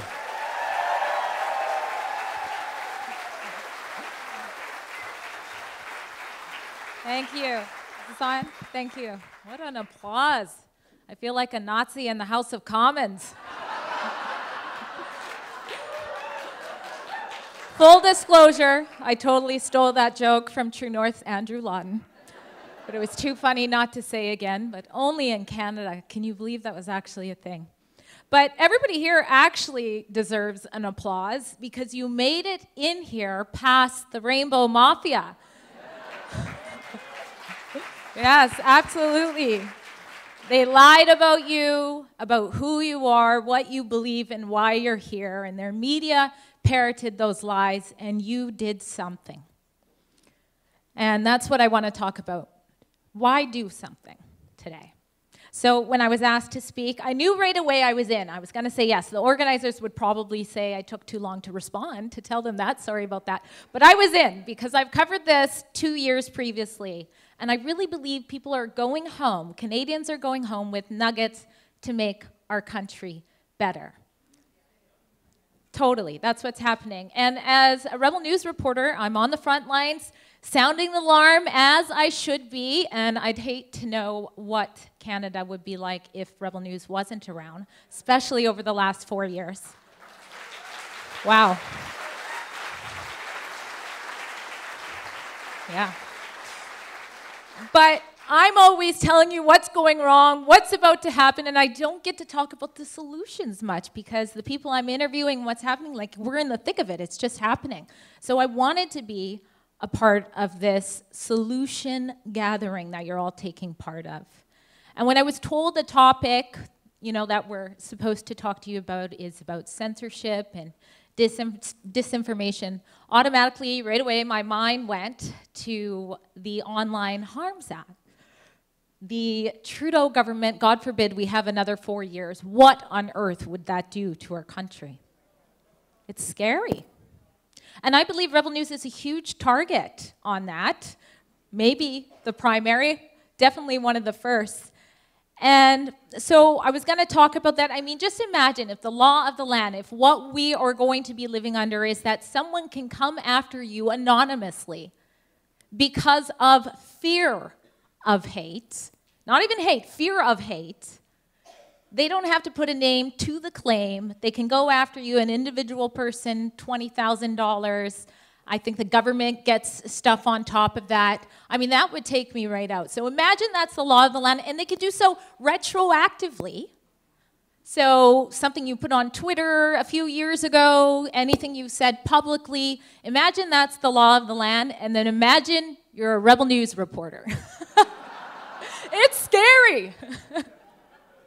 So why do another report? Why not take my Twitter down? Why not flee the country to El Salvador? I know you like it. Bukele. If I can communicate and share why I choose to do, then I can give some of those nuggets towards the solution. So I'm going to touch on that, but not right now. And spoiler alert, I'm not special, but I'll get to that. But before I get to why I choose to do, I want to talk about the actual most dangerous form of censorship. And it's far more dangerous and concerning and has already hurt our country so much without being mandated. And that's self-censorship, by far. How many of you are familiar with the bystander effect? Put your hands up. All right, quite a few of you. All right. Popular theory that gets discussed. When I was getting my psych degree, we talked about it a lot. I won't tell you what year that is because I really enjoy when you guys think I'm younger than I am. And, but if you don't know the story, it looks like a lot of you do, it's about the horrible true story, the brutal murder of a woman named Kitty Genovese. I don't know if I'm saying her last name right, but she was attacked when she was trying to come home at night. She was stabbed brutally, and when the reports first came out, it seems like they didn't get it quite accurate. They said there was about 38 people who saw or heard or knew something was happening and failed to act. As time passed, we know it's more about, 7 or so people, several people, but the point is, people could hear her being attacked. They knew something was happening. One man did yell out and say, "Hey, stop, leave her alone." And her attacker did. He left her alone, only to return and finish the job. So I don't know, was he standing in the bushes and watching his victim suffering and realizing the cops aren't coming, no one's doing anything, she's trying to get into this locked door of an apartment, I'm going to go finish her. And he did. He stabbed her, he raped her, and he robbed her. Eventually, the ambulance was called. And what the debate or what the discussion about this theory is, why did people fail to do? Why did they hear something and not come out and see and help? Why did that happen? And the theory is that sometimes people think other people are going to do it. Do you know people like that? They're so concerned with what's happening in Canada, but it's okay. Somebody else will deal with it. And sometimes they just don't want to be inconvenienced. They hear someone yelling, it sounded like she was involved, but maybe it's a domestic dispute. I'm going to keep watching TV. Do we know people like that who have their heads in the sand? I talk a lot about pre-COVID versus post-COVID. So I have my pre-COVID friends and my post-COVID friends, and I love them all. But when I get together with my pre-COVID friends, I'm like, they're talking about like the Kardashians or something. You know what I mean? Like, get your head out of the sand. So that's kind of the discussion about the bystander effect. But what doesn't get discussed as much is somebody did do something. And she was an elderly woman who was in her 70s. And her name is Sophia Farhar. And Sophia called the police. And she didn't just call, she came down. And she held Kitty as she was suffering and told her help was on the way. Unfortunately, it would be too late. But an elderly-year-old woman walked out in the night to that scene because of what she heard and saw. She didn't know how many men attacked Kitty. She knew she could be at risk, and she held that woman. What made her? What made Sophia do? When we think of the examples of how censorship has plagued us. There's so many to choose from. I think back to the time when I started to report on vaccine injuries as soon as the rollout happened. I started covering that conspiracy theory that became true to the media. I think they took about 3 years to tell people about some of them. And one of the first medical professionals to speak out, local BC hero, Dr. Charles Hoff. Yeah.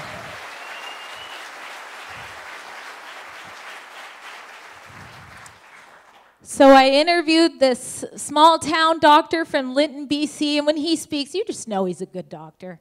You know, there's a serious doctor shortage in BC. Everybody wants Dr. Hoff, unless you're believing what state media is reporting about him. And so he's saying, you know, they've rolled out around 1,000 of these Moderna vaccines in this small community, and I've had 9 patients suffering from neurological symptoms, and I don't know what to do. I don't know how to treat them. And he's screaming to the mountaintops, going through all the right channels, and he's being ignored. That's why he came to the media. He didn't even have social media or anything. This was not for clout. And he actually, because this was so early on, he went to Bonnie Henry and they entertained him. They actually had a meeting with him, believe it or not. I think it was more to just kind of feel him out, to hear what information he had, but they listened to him. And his 9 patients, some who couldn't open the door, some who couldn't think straight, some who couldn't speak, most who had migraines, and he said, how do I treat them? Surely the top doctor, Dr. Bonnie Henry, knows, right? If she knows, she won't tell you. He was basically told, it's a coincidence. And he's paid the price ever since. He's still getting persecuted to this day. He's still facing a disciplinary hearing coming up. I don't know when the date is. He's still not able to practice freely like he should be. Why did he choose to do? And why did so many other doctors not? I've come across politicians that have ran into me in public, and they'll shake my hand and they'll say like, oh, you know, like, thank you so much for what you do. Don't tell anybody, but I'm a subscriber. I'm sorry, am I a porn star or a journalist? Why am I your dirty secret? More than once that's happened. But then we had some politicians speaking out. Derek Sloan, remember that? Another round of applause. Very early speaking out, paid a heavy price politically, professionally. Why did he choose to do? And why did so many others not? So me, why do I choose to do? I'm halfway through. Let's see how long I can make this go. You know, it's ironic. I wasn't actually going to talk about anything to do with gender ideology, actually. I wasn't planning on doing that, even though I do many reports on that and the harms that it causes children. I wasn't going to talk about it. But as many of you know, we faced lots of opposition. The speakers did, and of course the organizers who did a wonderful job getting us all together. So thank you for that.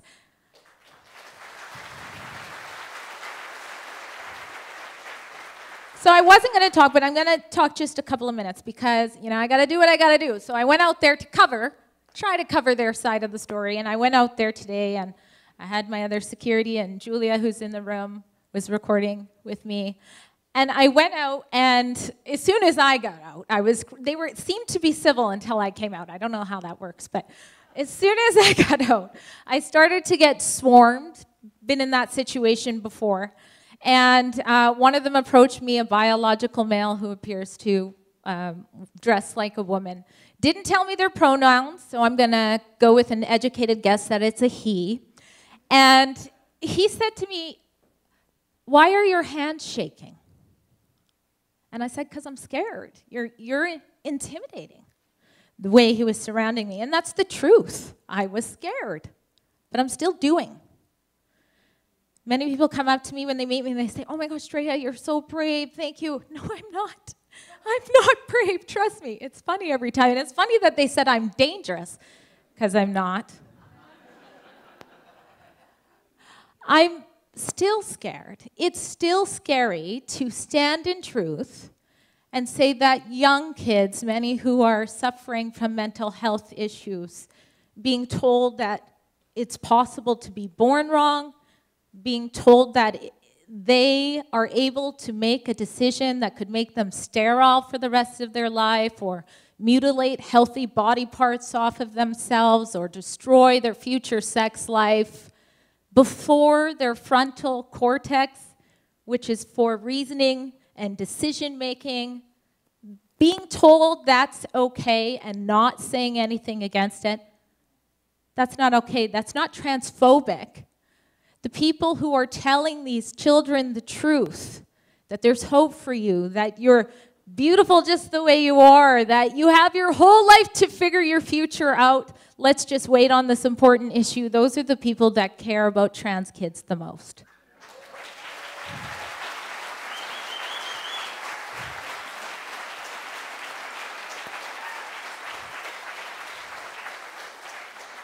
So the secret is not about being brave. It's not about having all the answers. It's simply about doing. And I'm not a public speaker, but I would call myself a chronic speaker. My mom is here, and she would know that, you know, every report card I got growing up was like, this kid won't shut up, she's a problem. So I agree, not everybody can speak to do something, but we can all do something.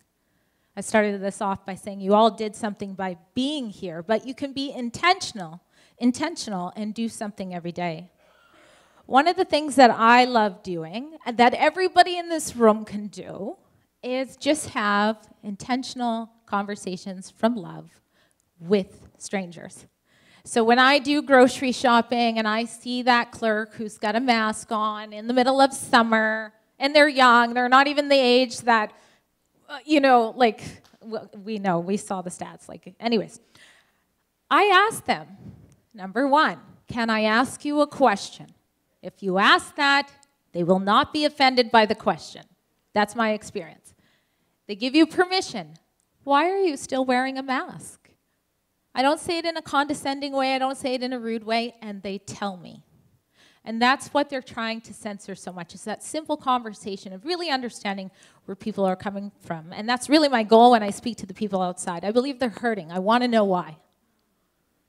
And when they tell me, you know, sometimes they've got a reason that makes sense. They don't have all the information that we have. They'll say, you know, someone's sick that I live with, and it's almost always out of love. But every once in a while, I notice that the person who answers, it's almost like they were waiting for this moment because they don't know why they're wearing it too. And I wonder, maybe they're not even wearing it anymore after that simple, intentional discussion, and it usually leads to elsewhere. We can all do little steps like that. And if we had, and we did right up, if the people didn't self-censor, the trouble that we saw with our freedoms, our liberties, our relationships, it simply wouldn't have happened. It wouldn't have had power. Just going back to reporting on vaccine injuries, after that interview with Dr. Hoff, as journalists do when they do a story, I got way more tips coming in about vaccine injuries. And again, this is right after the first rollout. And a lot of them with Moderna had the same type of neurological things. And they said, I saw that report. Oh my gosh, my husband, my sister, my whoever, they are going through the same thing. Can you call them? And I would call these people, and I would spend hours on the phone with these people, trying to convince them to tell their story. And they wouldn't. They would not budge. These were people who were bedridden, some couldn't walk, some, you know, they were the breadwinners of their family, and they wouldn't tell, not just the public, they wouldn't tell their extended family, they wouldn't tell their neighbors. And it was all out of fear, which of course was a big driving force for self-censorship. Fear of causing vaccine hesitancy. And And that term, I mean, we know what the two words together mean. We always did. But it was birthed. It was given life during the COVID era by the unelected health lords that have been ruling us. But it was given power by the people through self-censorship, avoiding the truth. One man, like I said, he couldn't get out of his bed, and he had troubles talking. He was embarrassed about talking because he couldn't talk properly ever since. Imagine if he had simply told his neighbors and they saw the drastic change. Choose to do. So that's the message I want to leave you guys with. I hope it's a nugget that every day we have a choice. We might not always know whether or not, no, I'm going to change that. We do get faced with the option of deciding to be a good Samaritan like Sophia Farhar, the 70-year-old elderly woman, or a bystander. So I want all of us, if we believe we are hearing the cries of help for our nation that is worth fighting for, the help me. And even though we don't fully understand what the danger is, we know there is a danger. Let's choose to be the Good Samaritan like Miss Farhar. Thank you. Thanks.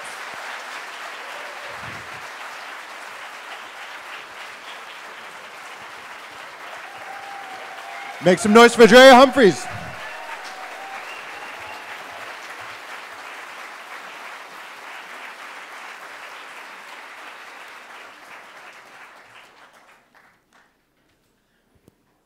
Shout out to all of the speakers at this conference. Everyone has been absolutely fantastic.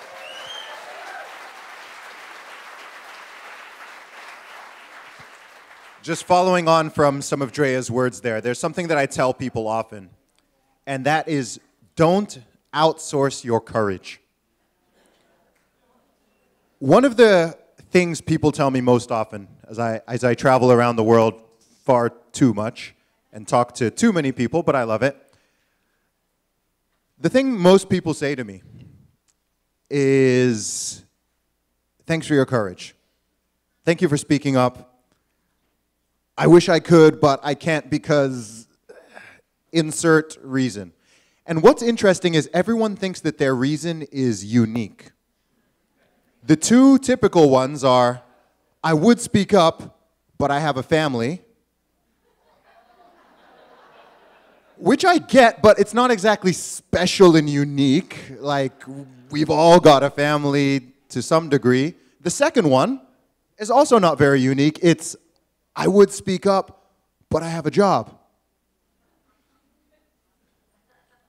I'm assuming the people who are protesting outside, perhaps they don't have jobs, but most people have a job. So while I can understand and empathize with that on a human level, I do fully understand why people feel that sense of fear and not wanting to put their head above the parapet. It's important that people realize that it's not enough to just rely on other people, sometimes people who are across the world, to speak up and voice your concerns for you. I'm blessed that I'm in a position where there are many people who value what I have to say and who I can help and inspire and motivate in various ways. And I tell people, you don't have to go full Zuby, okay? And there's people who go way harder than I do. But I truly believe that if every single person who is concerned about this stuff, which is most people to varying degrees, if each person could just be 10% or 20% more bold and courageous in their own unique way, you don't need to go and start a podcast or a YouTube channel or create a massive social media following. You don't have to do that. Just in your everyday life, if each person can just be a little bit, just that extra 20% more bold, courageous when you are being faced with some type of nonsense or some type of authoritarian threat, then I think that is really how we fundamentally change our countries. Because people, like I said before, people worry about what the globalists are up to or what's happening in Justin Trudeau's cabinet or Joe Biden or the Tories or Labour in the UK, whatever it is. These people are like 0% of the population. For every 1 of these individuals, there are thousands upon thousands of normal, decent people. And I'm sure you found this as well, is when you talk to people one-on-one, when you speak to people privately, even people who you may think you have very little in common with, or you're on complete opposite ends of the issue, and you're awake and they're brainwashed, whatever it is, when you just start asking simple questions. Hey, why are you wearing a mask outside? Hey, how come you're doing that? Have you thought about this? You'll find that what I found is that a lot of people just haven't even thought about it. They've just been running on autopilot for so long, and no one, from 2020 till now, no one has asked them a question. Hey, why are you wearing a mask? No one's ever asked them. And when you do, as Drea said, some people may have an answer, but I've had situations where I ask that and they're just, I don't know, I'm just used to it. And I was like, all right, when did you start doing that? Did you do that in 2019, 2018, 2017? When did you start to do that? No, like in 2020. It's like, okay, what would it take for you to stop? And you see the wheels turning. And I think it's important to, Drea made another really fantastic point, which is the importance of leading with kindness. Because if you come in with aggression or insults or some type of attack, what happens 90% of the time is people get very defensive. People get defensive, people respond in kind, they also get insulting, they also, if you approach them with aggression, they respond with aggression. And I truly believe that the vast majority of people, well over 90% of the population, you can actually reason with. There is a very small actual fringe minority who you cannot reason with, okay? And I think with such people, once you realize that's the case, you don't have to have a conversation. But with the vast majority of people, if you just ask these questions, at a minimum, you'll plant a seed in their head, and you'll also be able to understand their position. Even if the reason they give doesn't make sense or their line of thinking doesn't totally follow, at least on your side you can gain that empathy where you can reach that position. It's like, okay, we've reached different conclusions on this, here's where we differ, but I can at least understand where you're coming from, even if, they may think your position is crazy, you may think their position is crazy, but at least there's not the animosity and the hatred and the confusion anymore. So before we go to the next panel, I'm just going to give point number 10 on my list of things that I learned during the pandemic. And this is another important one. Number 10 is, when sufficiently frightened, most people will not only accept authoritarianism, but they will demand it. They will demand it. And we've seen this play out. So this is another reason why it's so important to keep your fear in check. So we are going to be going to another break right now. We're going to have a 10-minute break, and then we're going to come back, and we are going to have the panel for tech and media. Once again, if anyone has any questions, anybody in the room or anyone who's tuned in online, if you go to weunify.ca, hit the, in the top, there's the menu, go to Q&A, and you can ask a question there. We'll come back with the panel. 10-minute break. Thank you very much. See you in a minute.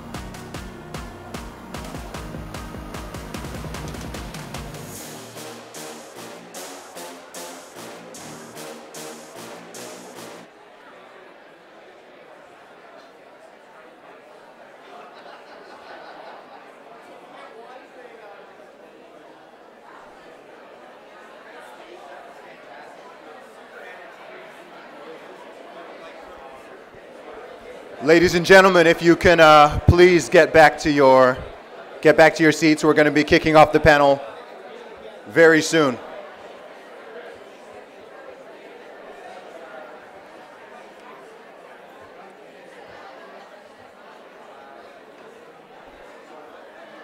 If you can take your seats as quickly as possible, please.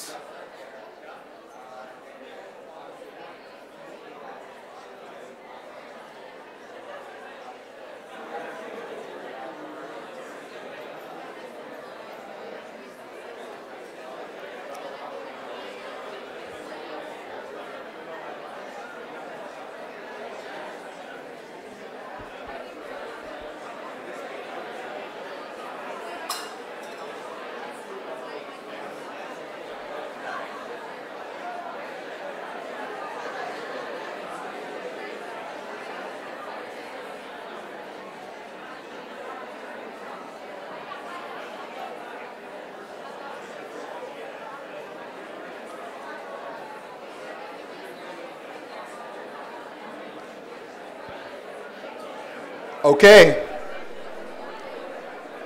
Ladies and gentlemen, if we can please bring the volume down. Let's quieten down again.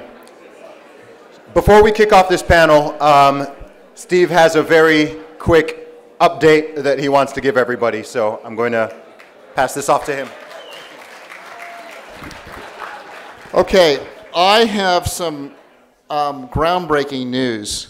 This has never happened before in my life. I just checked my email and I got a response from the Santa Clara County Department of Public Health.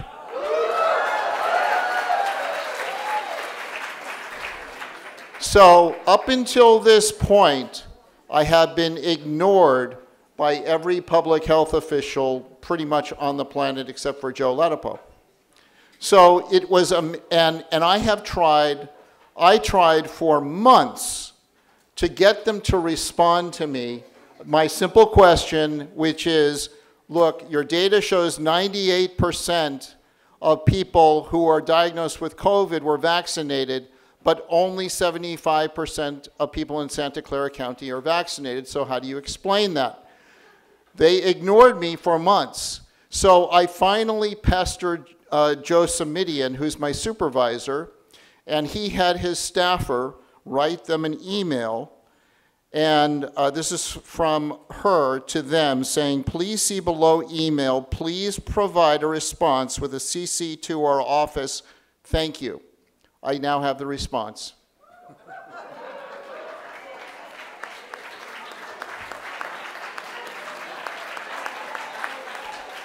I have waited my whole misinformation super spreader career for a response to how I got it wrong, okay?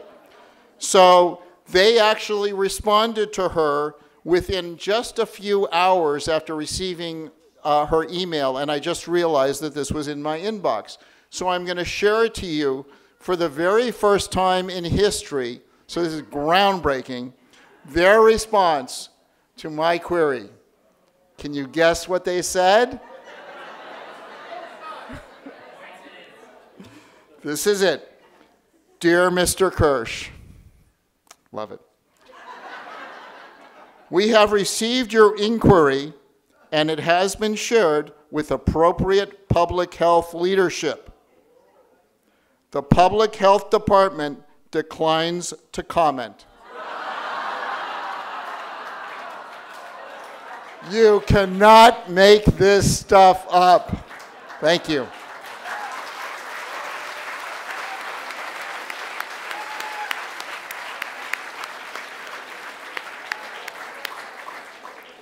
Before I introduce the panelists, we have a quick raffle from one of the sponsors, New World Precious Metals. So, welcome Bryce from New World Precious Metals.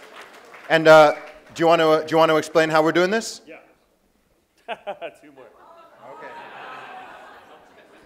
Hey everybody, so you've probably noticed us outside. We have a booth up there. So I got into gold and silver because I very much recognize all of the nonsense that's happening in the economy and the world.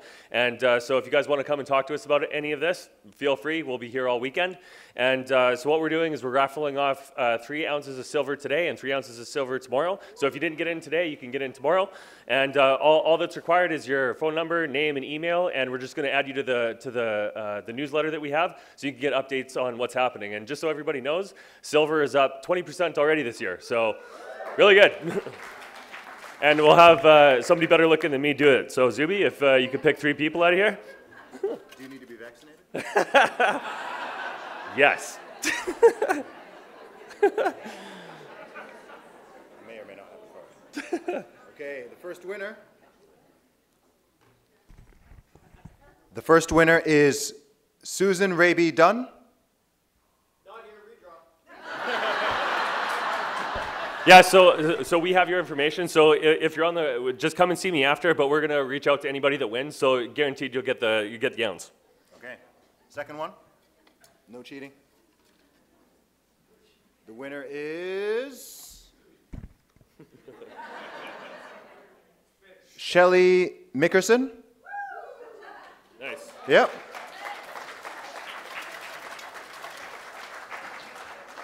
Third time's the charm.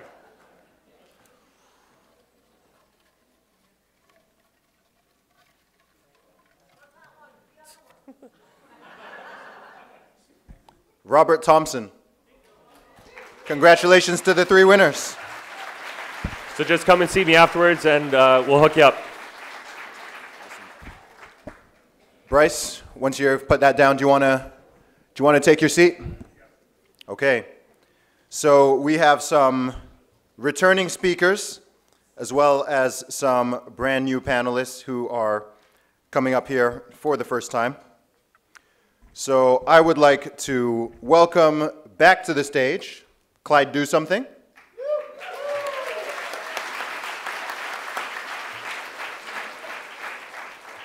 Andrea Humphrey.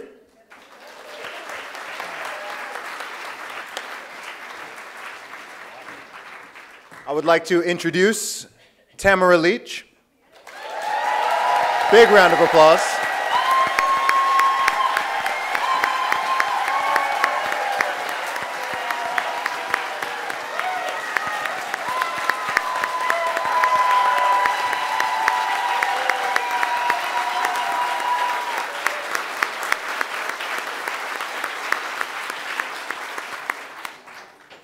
And last but not least, Lauren Southern.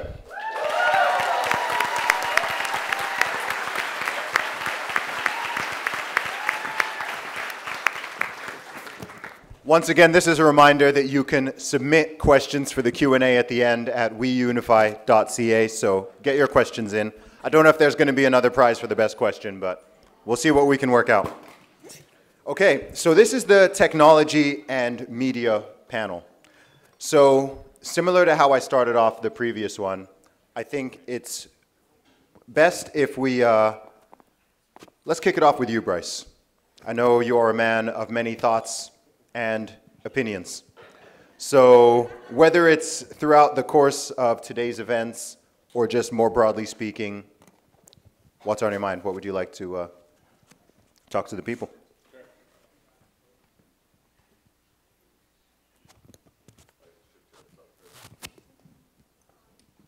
AV, are we all good with the mics? If someone's got one that's already working, you can just pass it down. The technology and media panel, people. Yeah. Mic check. There we go. So first of all, I want to say a big thank you to the event organizers. This was a fantastic event that I wanted to come to because there's a really core thing that I want to get across. I am sick and tired of being lied to, and I'm sure you guys all agree with that. And yeah, I am sick and tired of being lied to, and I've had enough. So enough is enough, okay? And so the big thing that I want to get across today is really, really simple. What are we going to do about it? That is the central theme of what this should be about. What are we going to do about it? Nobody is going to come save us. Nobody is going to do the work for us. So the ultimate question that we've got to ask is, what are we going to do about it, okay? And I did a presentation a couple weeks ago to the BC Independents to help the BC Independents really get across what it matters, what is important to them, and how to talk to people about what it means to be an independent in the political system. And the thing that I want to get across is really simple, okay? So the core to change is 5 things, okay? If we want to make a change, what is the change that we want to make? Or what do we want to move away from? Or what do we want to move to? Okay, and that's a very simple process. And that's questions, answers, actions, results, choices, right? And so I used to do business consulting, and when I talked to my clients, we would start with the goal, right? The goal is whatever the goal is, right? So you pick a goal, how do we get to whatever that is, okay? And so you have to work backwards from whatever that is. Either you pick a result that you don't want and you want to get rid of, or you pick a result that you want and you want to get to. And so what actions are required to get there? That requires answers to questions. And so this you can take home. The quality of your questions dictate the quality of your life. So you can look at literally anything in society right now and see that there is a problem somewhere, right? Trudeau, communism, the economy, war, famine, I could go on and on and on, and we all have about all the problems in the world. The ultimate question that we have to ask, what are we going to do about it? And this is one of the pathways to making that change, is if you recognize a problem, you have to be the person that says, this is unacceptable and we need to do something about it. And you don't know necessarily what it's going to take to get there, but you have to be able to ask the question, and that is the core that they are trying to censor us. They don't even want us asking or answering the questions that are important to us. They're trying to destroy our families. They're trying to take away our money. There's another reason I got into gold and silver, as an aside. But what they are trying to do to us is take what is important to us. And so if you don't take actions, nothing will happen. If you do nothing, nothing happens. And so my message for you today is very simple. Questions, answers, actions, results, choices. That is the pathway to change. Thanks.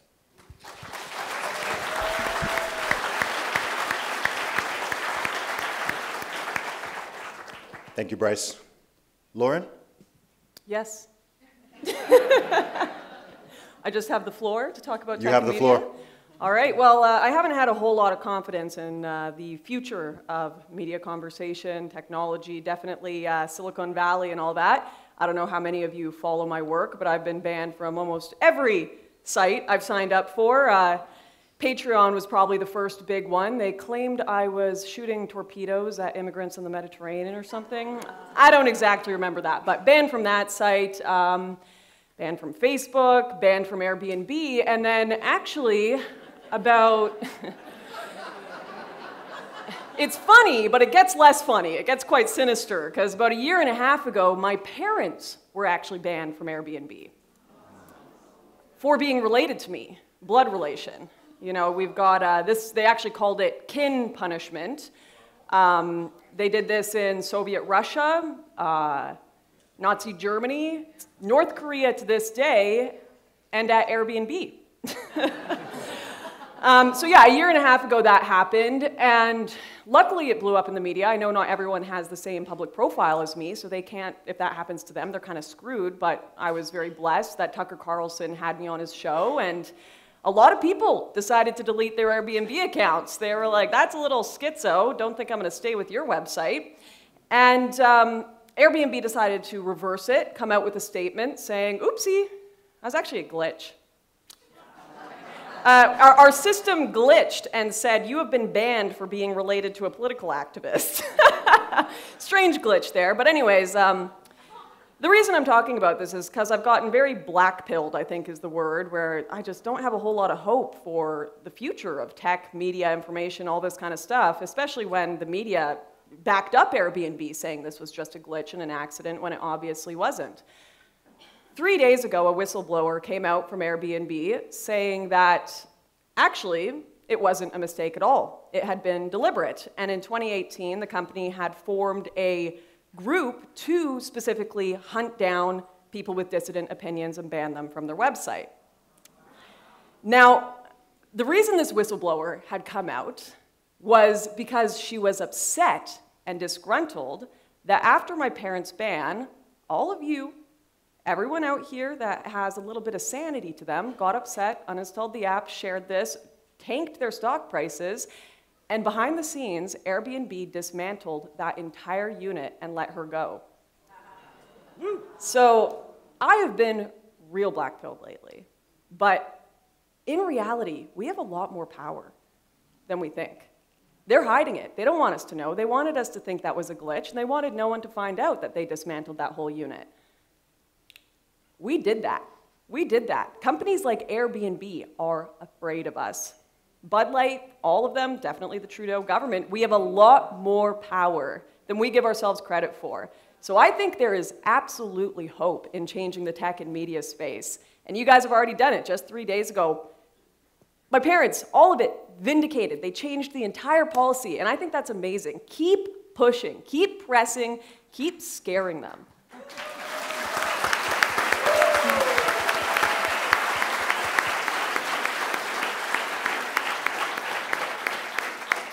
Thank you, Lauren. And on that note, Tamara? Check. Oh, good. Come on, come on. You sound like a bit of a domestic terrorist. You must be on a list somewhere. You would know, wouldn't you? I'm at the top of the list. Well, maybe second from the top. See you in a cell in a few years. That's right, exactly. Be the coolest place in Canada. Well, I think I'm here to talk a little bit about misinformation and disinformation that we're hearing from our media. I do have a little bit of experience with that, and I just love how they just make up words, right? They just make these words up. Like, I'm not just a terrorist, I'm an ideologically motivated violent extremist. Thank you very much. Very fancy, very scary. And I mean, it was crazy coming across the country. I mean, this started in our case before I even shook Chris Barber's hand. We have text messages between the PMO and I believe it was Global News, instructing them how to frame the narrative that we were January 6th style insurrectionists. So these are the people that we're dealing with, and I loved what you said because we scared the living daylights out of them. And every decision that they could make was the wrong decision.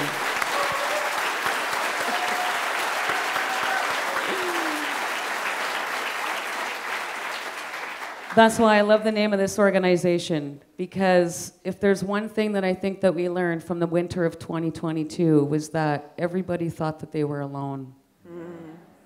And they just got up off their couches, they went to the side of the road, they went to an overpass, and they saw hundreds and sometimes thousands of people out there that thought that they were alone too. And we were able to come together in the most beautiful fashion. And, you know, obviously the money thing, there was the money thing, the whole $10 million that we raised in, I think it was 2 weeks. But I think what scared them even more than that was seeing us together, happy, unified, and proud of our country again. That's the word that we heard the most, hope and pride.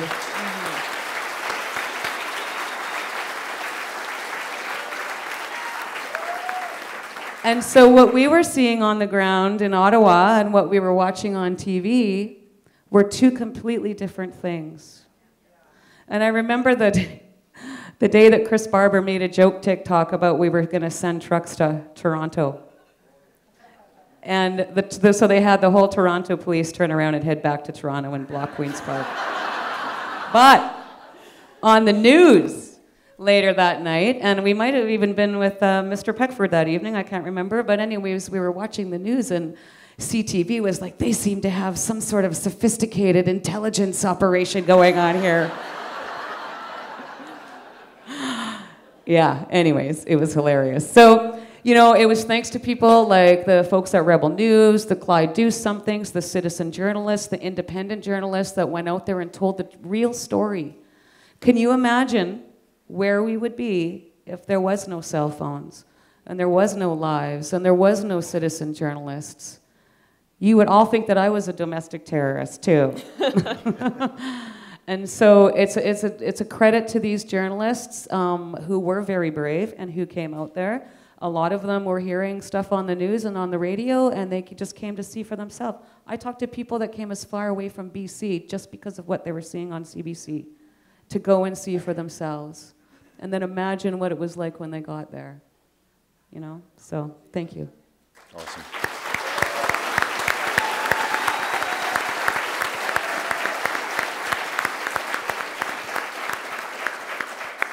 I would just like to reiterate as a non-Canadian, as a Brit,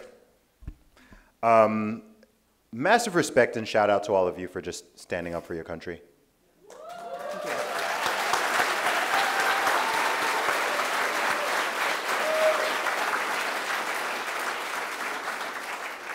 So, of course, this is a panel on technology and media. I've made the point before, and it's not a point that very many people make or I think about. And when you consider this whole time period from 2020 to 2022, and everything from the lockdowns to the mandates, I recognize that it was technology that made it possible. They would not have been able to do that even in the year 2000. Everyone stay home, do remote learning, do Zoom meetings, Zoom calls. What? It wouldn't have been possible. The thing that actually made it possible and allowed it to be so prolonged was technology itself. If I look at my original home continent of Africa, where you have over 50 countries and they're not as developed as Europe and North America and certain other parts of the world, the idea of a lockdown was dead in the water. It was DOA, right? It's like people are like, nope, we got to go to work, right? Kids got to go to school, I got to go to work. Across African countries, I think maybe South Africa was like an exception because it's a bit more developed and it works more in tandem with the West. Every other country, I mean, to this day, people in Nigeria are just like, they don't even believe the whole COVID thing. They're just like, whatever, we've got malaria, this is nonsense, right? Like, really, they were like, oh no, that's a European thing, that's an American thing. Like, people just carry it on as normal. I think across the entire continent, the vax rate to this day is under 10%. And they have the highest survival rates in the world. Strange. But on that point, I'm curious to ask the panelists, when we look towards this century, we're currently in the first quarter of a new century. How do you see technology impacting freedom and liberty and the way our nations function, for better or for worse? I don't know who wants to take that one first. Lauren? I'll jump in there. Technology is a double-edged sword. They can be used against you to limit your liberties, to take away your freedoms and lock you up in your homes and tell you that you can go to work in your PJs, essentially, as well. But it's also something that we can use to fight against that entirely. I mean, look at me, I said this before, a dyslexic mechanic from Squamish, British Columbia, and I'm on there every day telling people about what's actually happening in the news. Not only that, I'm getting a lot of the information that I get it from people who are just live streaming actual events, posting it on Twitter, posting it on whatever social media. So technology, it can be used for, again, for evil, nefarious means, but it can also be used to set people free, and I think this is what's so amazing about it. If I could comment on that, I want to say I think the way that we can use it for freedom and the most effective way is understanding it. I think, we've had all of these frontiers historically that we've tried to conquer, and we're out of frontiers, so the last frontier is the human mind. That's what they're trying to do with all these algorithms. They're trying to capture our minds. And we're living in fractured realities. I think it's the first time in human history where we're not all operating with the same information as everyone else. Even, 20, 30 years ago, you'd all be talking about the same news program, the same hockey game. Now we've got 40 different angles that something's filmed from and reported on, and we're living in these fractured realities. There's been recent reporting on comment sections of videos. We don't think about it that often, but the comment section of a video does impact your feelings about what's occurring in that video. If you watch something and every single person is saying, this was a stupid commentator, this person's hateful, it's going to influence you. There's been recent reports that all around the world, you can watch the same video and the algorithm will show you an entirely different comment section. So yeah, a girlfriend and a boyfriend did this the other day. They made a reel about it, talking about how one comment section was all extreme sexism against men, and his comment section was all extreme sexism against women, pushing the genders apart through the algorithms. We have to keep up with how they are using this against us, how they're using it to push us apart. If we don't understand how the algorithms and technology work, it will be used against us to control us and to manipulate our minds rather than for freedom. So we have to understand these algorithms. Yeah, absolutely. I'm just going to add something to that. I think we also need to know when to turn it off. Yes. Okay? Yes. And obviously, I want you to watch me on Rebel News. I think I have something important to say, but you are the best judge and need to be the judge of how much you should be consuming about this. And you also need to consume from more than one source as well, because you have humans presenting stuff on technology, and what's great about technology is in a matter of seconds, anybody can go put out a video and say anything. What's bad about technology is in a matter of seconds, anybody can go out, put a video and say anything. So you have to keep people in check. Even if you love that person, you have to check for yourself. Did they get it wrong? And I have the torturous job of listening to mainstream media to be able to know what's going on. But I think it's important that we don't get stuck in those bubbles. One of my brothers, we joked that him and his wife are kind of like a hermit. So they are totally checked out on most. They're a little bit more into it now, but in 2020, like they really were not watching TV or anything like that. And I remember my brother said to me, the weirdest thing happened on the radio. And so this was around George Floyd and the revival of the Black Lives Matter movement. And he's like, I was driving to work and they were talking about racism.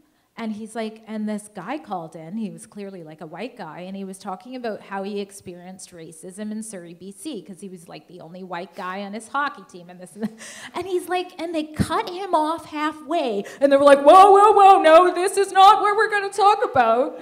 And I was like, well, yeah, it's because of Black Lives Matter and George Floyd. And my brother's like, what? Who?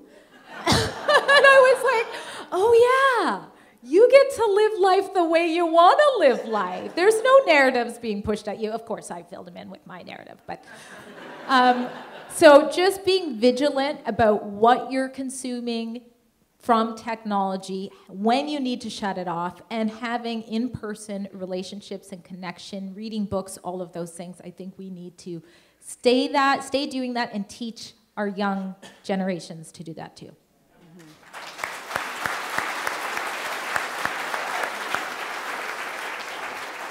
And if I could piggyback off that a little bit, I'll give you an example of what I was talking earlier, okay? So the question was, what is it going to look like with our technology and media, 10, 20 years down the line? And so what we're moving towards right now, because of the WEF and all of the technical capacity that we have to manipulate the comment section and everything else, is we're coming to the point where we are not going to be in control of the technology we have created. There was a great quote that I heard that humanity is now in the position where we have ancient minds, or ancient, what's the word? Ancient minds is good enough. Ancient minds with medieval institutions and godlike technology, right? And so what that really means and what we're moving towards is, especially with AI as an example, if you have a group of people, like the oligarchy, that can control absolutely everything without having to do the actual labor physically there, you have increased the ability for people to control other people by an order of magnitude. And so what this means for our technology is that if you're not actively being a part of the technology that's going to keep us free, we are moving towards enslavement. And what that looks like is very, very, very specific things that they're trying to do. And it's these four things that we really have to defend ourselves against in regards to technology. And that's number one, digital IDs. Number two, central bank digital currencies. Number three, microchips in your hand. And number four, 15-minute cities. If you have those four things that are pillars of our society, everyone in here and everybody that's a part of that system is a slave, not just for our lifetime, but permanently. Because if you are born into that system, you will never be able to accept, because this isn't something that I don't think anybody's thought of. But what if they put a kill switch in that microchip, just like they have in all sorts of technology now? This is something that the biomedical and physical convergence is what they're calling this. And when that happens, and Neuralink is a really good example of that, that is a connection of our biology to physical technology, right? And if you don't want to be a part of that, or if you want to be able to defend yourself against it, you have to, like Drea was saying, is understand that and utilize it so that it is an avenue of freedom and not an avenue of enslavement.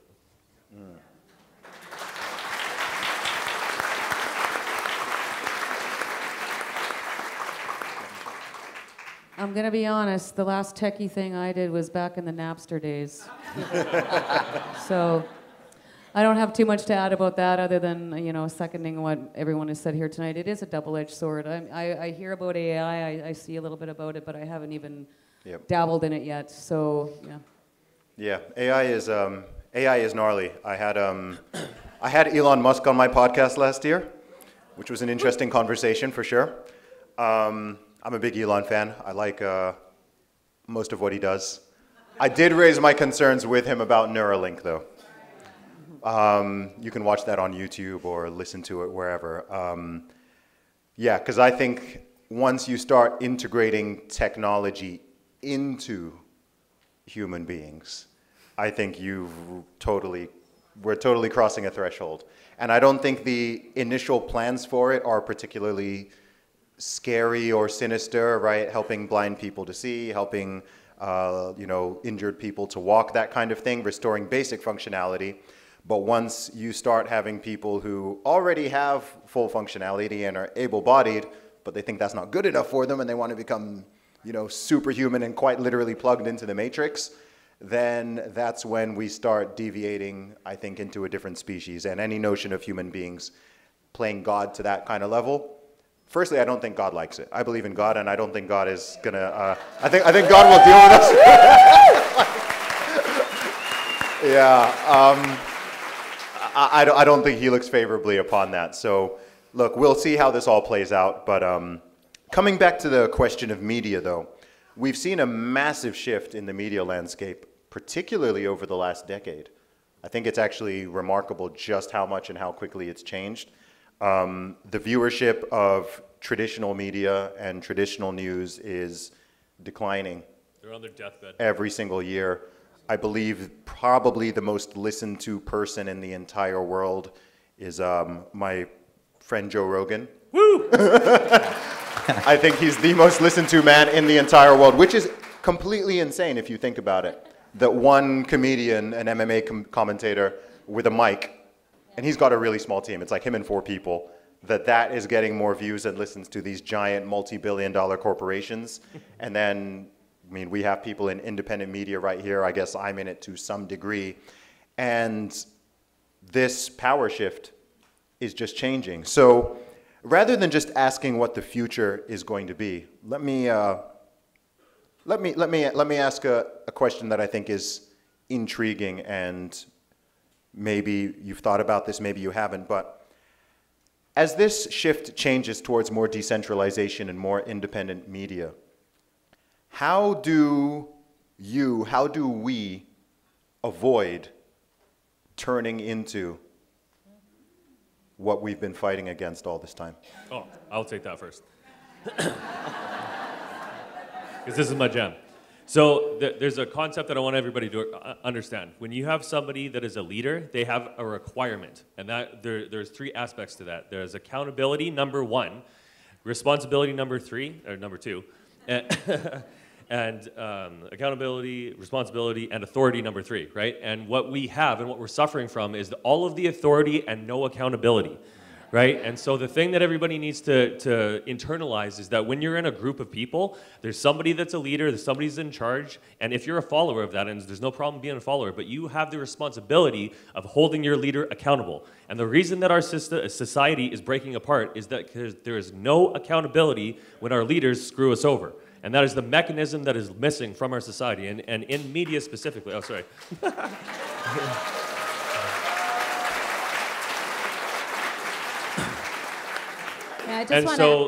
So anybody that's in independent media, to make sure that you don't become who you're fighting against, you have to listen to your followers, because they're the people that put you there in the first place. Absolutely, yeah. I'm going to add to that too, but first I just want to say you need to know why you believe what you believe. And that saying about if you don't stand for something, you know, you fall for everything. And I think that's what happens.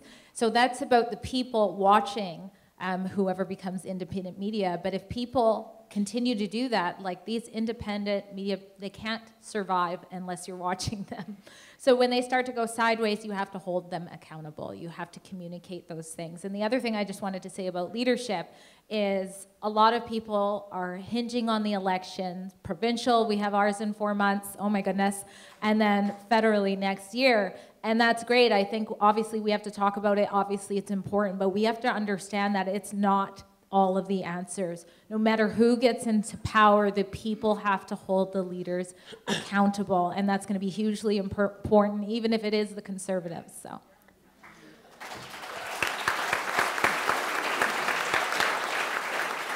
I'd like to just add to that. You brought up the example Joe Rogan. Why does he have such a large audience? And I think it has a lot to do with his integrity. Yeah. Because you literally, he does podcasts so often that when you tune in, you watch him formulate opinions on things that he's unaware of as his guests bring in these ideas, and you can watch him over time how his opinions shift from one worldview to another. I think it's a great way of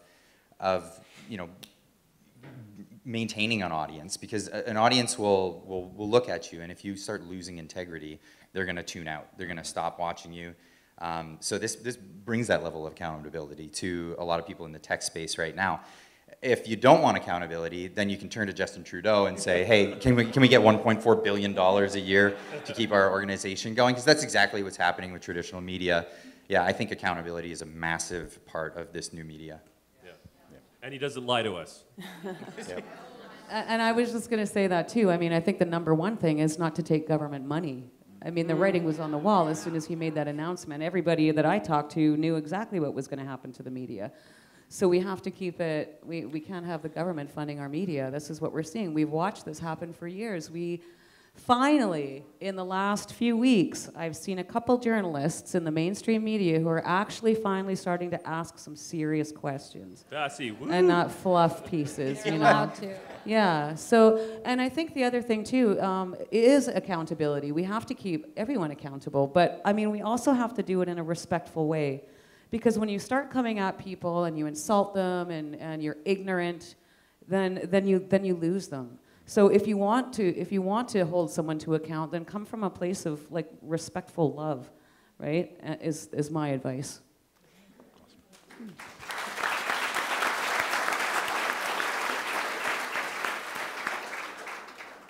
I think everyone here has made really good points on how do we not become the mainstream media.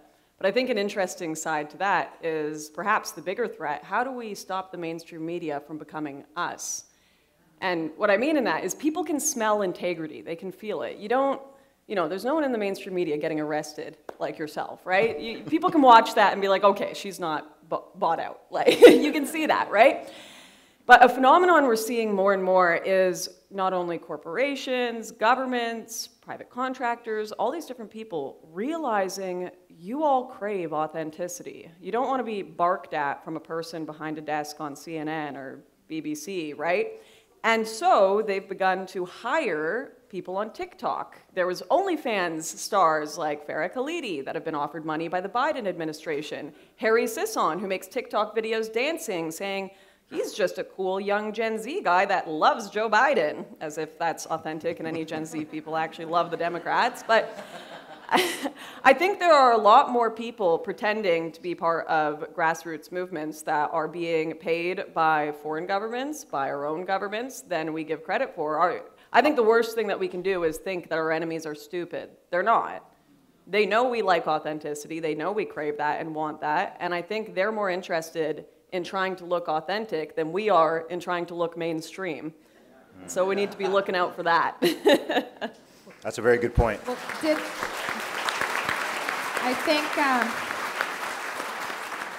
Cat Canada, I know she's been helping a lot and volunteering here, but I know she shared on her Twitter that she ended up sitting beside Freeland and said she works in social media, and Christy Freeland's like, can I have your contact, right? So it's happening, what you're saying. Yeah.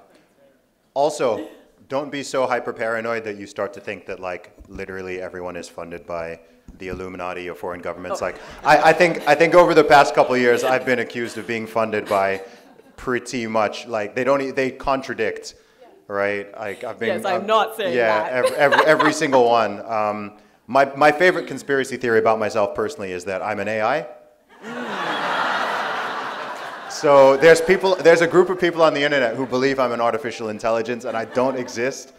So I don't know, all my songs, podcasts, public speaking, all the photos I've taken, you're all in on it. Like everybody, like, so yeah. No, we really got the hologram good tonight. Yeah. I think. You guys like the hologram? This is technology. This is the technology. Big shout out to the text guys over the front. So yeah, I think be discerning, but there's a line between discerning and like paranoid, to the point you think everyone's a controlled op, and you know, there's people who think Alex Jones is a controlled op. I mean, if that's how they treat controlled op, then you know. Anyway, there's a question that came through on the Q&A, which I think I'm going to rephrase it slightly. Well, the headline is, how does this conference plan to unify people? So I think a wider question about unity is important. After all, this organization is called We Unify. So we've all lived through an incredibly divisive period. It's been divisive in this nation, divisive in my nation, divisive across the world. And as I alluded to earlier, I don't think that people on quote unquote either side of it have really healed and reconciled. Part of that is because of the lack of accountability. But given where we are now, a few years past the main event, how do we unify people? How do we bring people together, and to what degree do you each think that's even possible? I'll just comment on that quickly, and then let the more intelligent people here comment on it after. But I think this, I've been saying this a lot to people because I think it's really important. Evil has been organized for centuries, and good people aren't organized at all, right? And so the core, the idea of unity is that we're working together. Well, what is it that we care about that's going to unite us, right? Truth, life, survival, right? Freedom. Those are all good things, right? But you have to have a goal. What is the goal? Where do we want our civilization to be? And where are they taking us that we don't want to be? You have to be cognizant of where we're going to go, because that's the only way that we can go there together.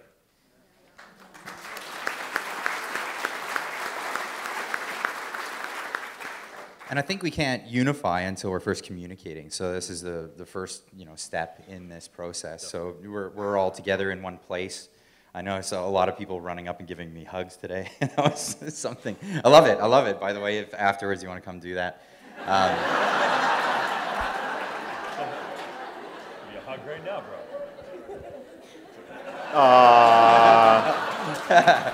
No, it's great, and it's human contact. Technology has been kind of separating us, putting us in little cubicles, as you would, for a long time, and I think that's affected the way we communicate with each other. Twitter, for a long time, I mean, it is still quite toxic. I mean, I've always called it, the hyperbolic chamber. It's you can liken it to trying to have an intelligent conversation with an angry chihuahua behind a chain link fence half the time. So this is what technology does to us. It makes us, it can make us angry at each other. It can make us more volatile in the way we communicate. Coming together and seeing each other physically is a great way of overcoming that and unifying people. I think it's a fantastic way of doing it.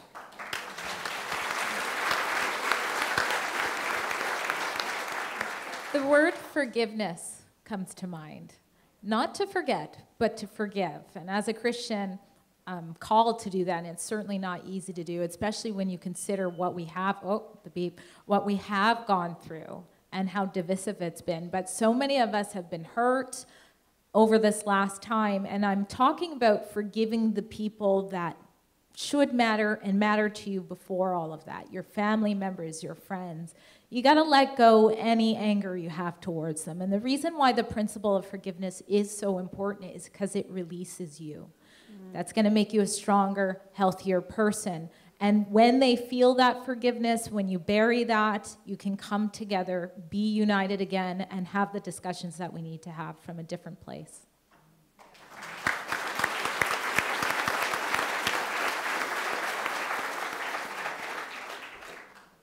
I just think that looking around this room, I mean, this is it, right? Here we are all together. I mean, did you think this was gonna, I think 3 years ago, did you think this would ever happen?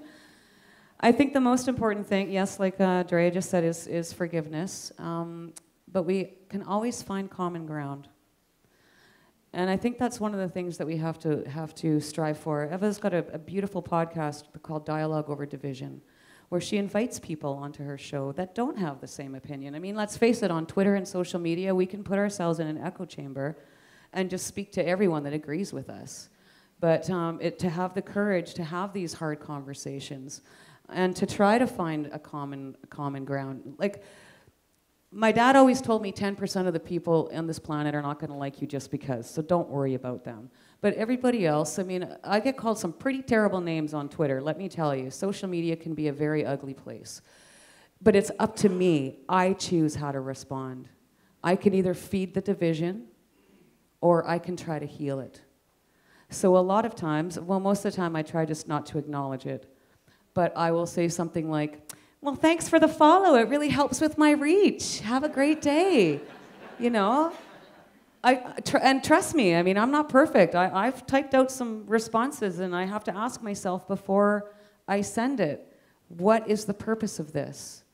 And every one of you can make that same choice. You decide if you want to feed the division or if you want to heal it.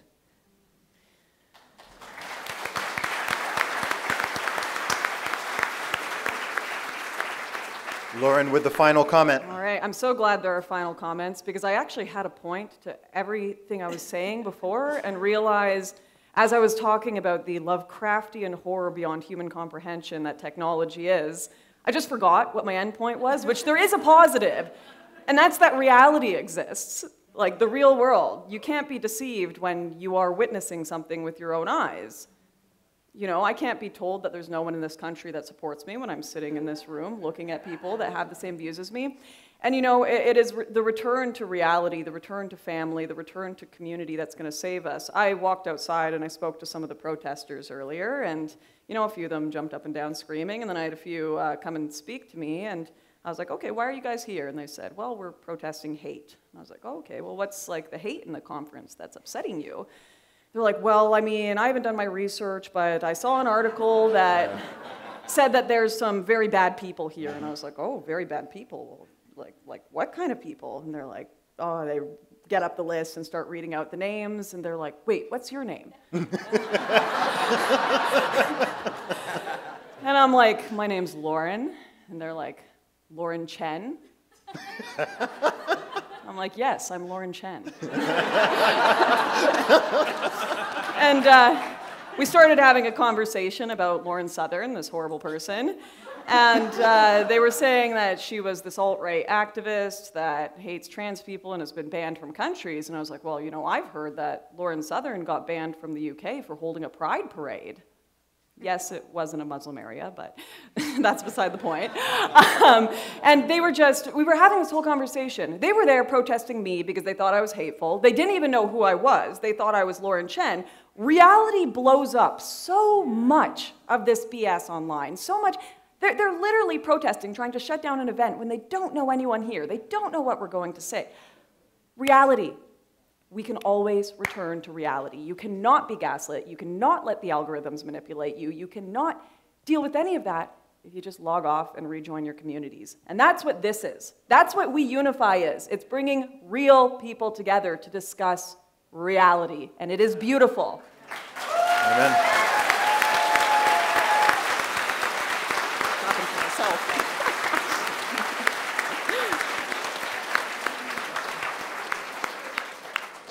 Only thing I'm going to add to the beautiful words that everyone has just said is just to always, especially when you're on those screens, always just remember that everyone is just a human being. I know when you're on the internet and you're just seeing those little avatars and words and photos and videos whizzing by, you forget who is on the other end of the communication and the messaging. And sometimes they forget as well. So just always remember that you are dealing with another human being, however much you get frustrated, whatever the case may be. And if it is ever too much and you're just feeling angry, you can always log off. and log back into the real world. So, one more time, thank you to our wonderful panelists. Thank you to all of the speakers here today. Thank you, thank you.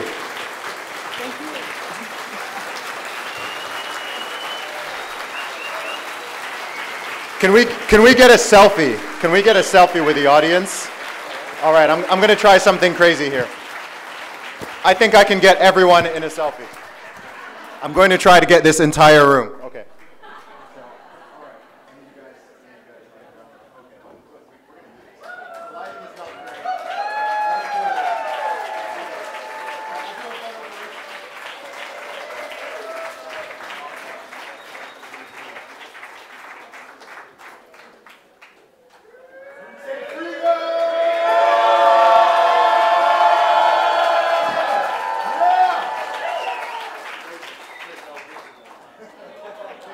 God bless you all. Thank you. Boom, boom, boom.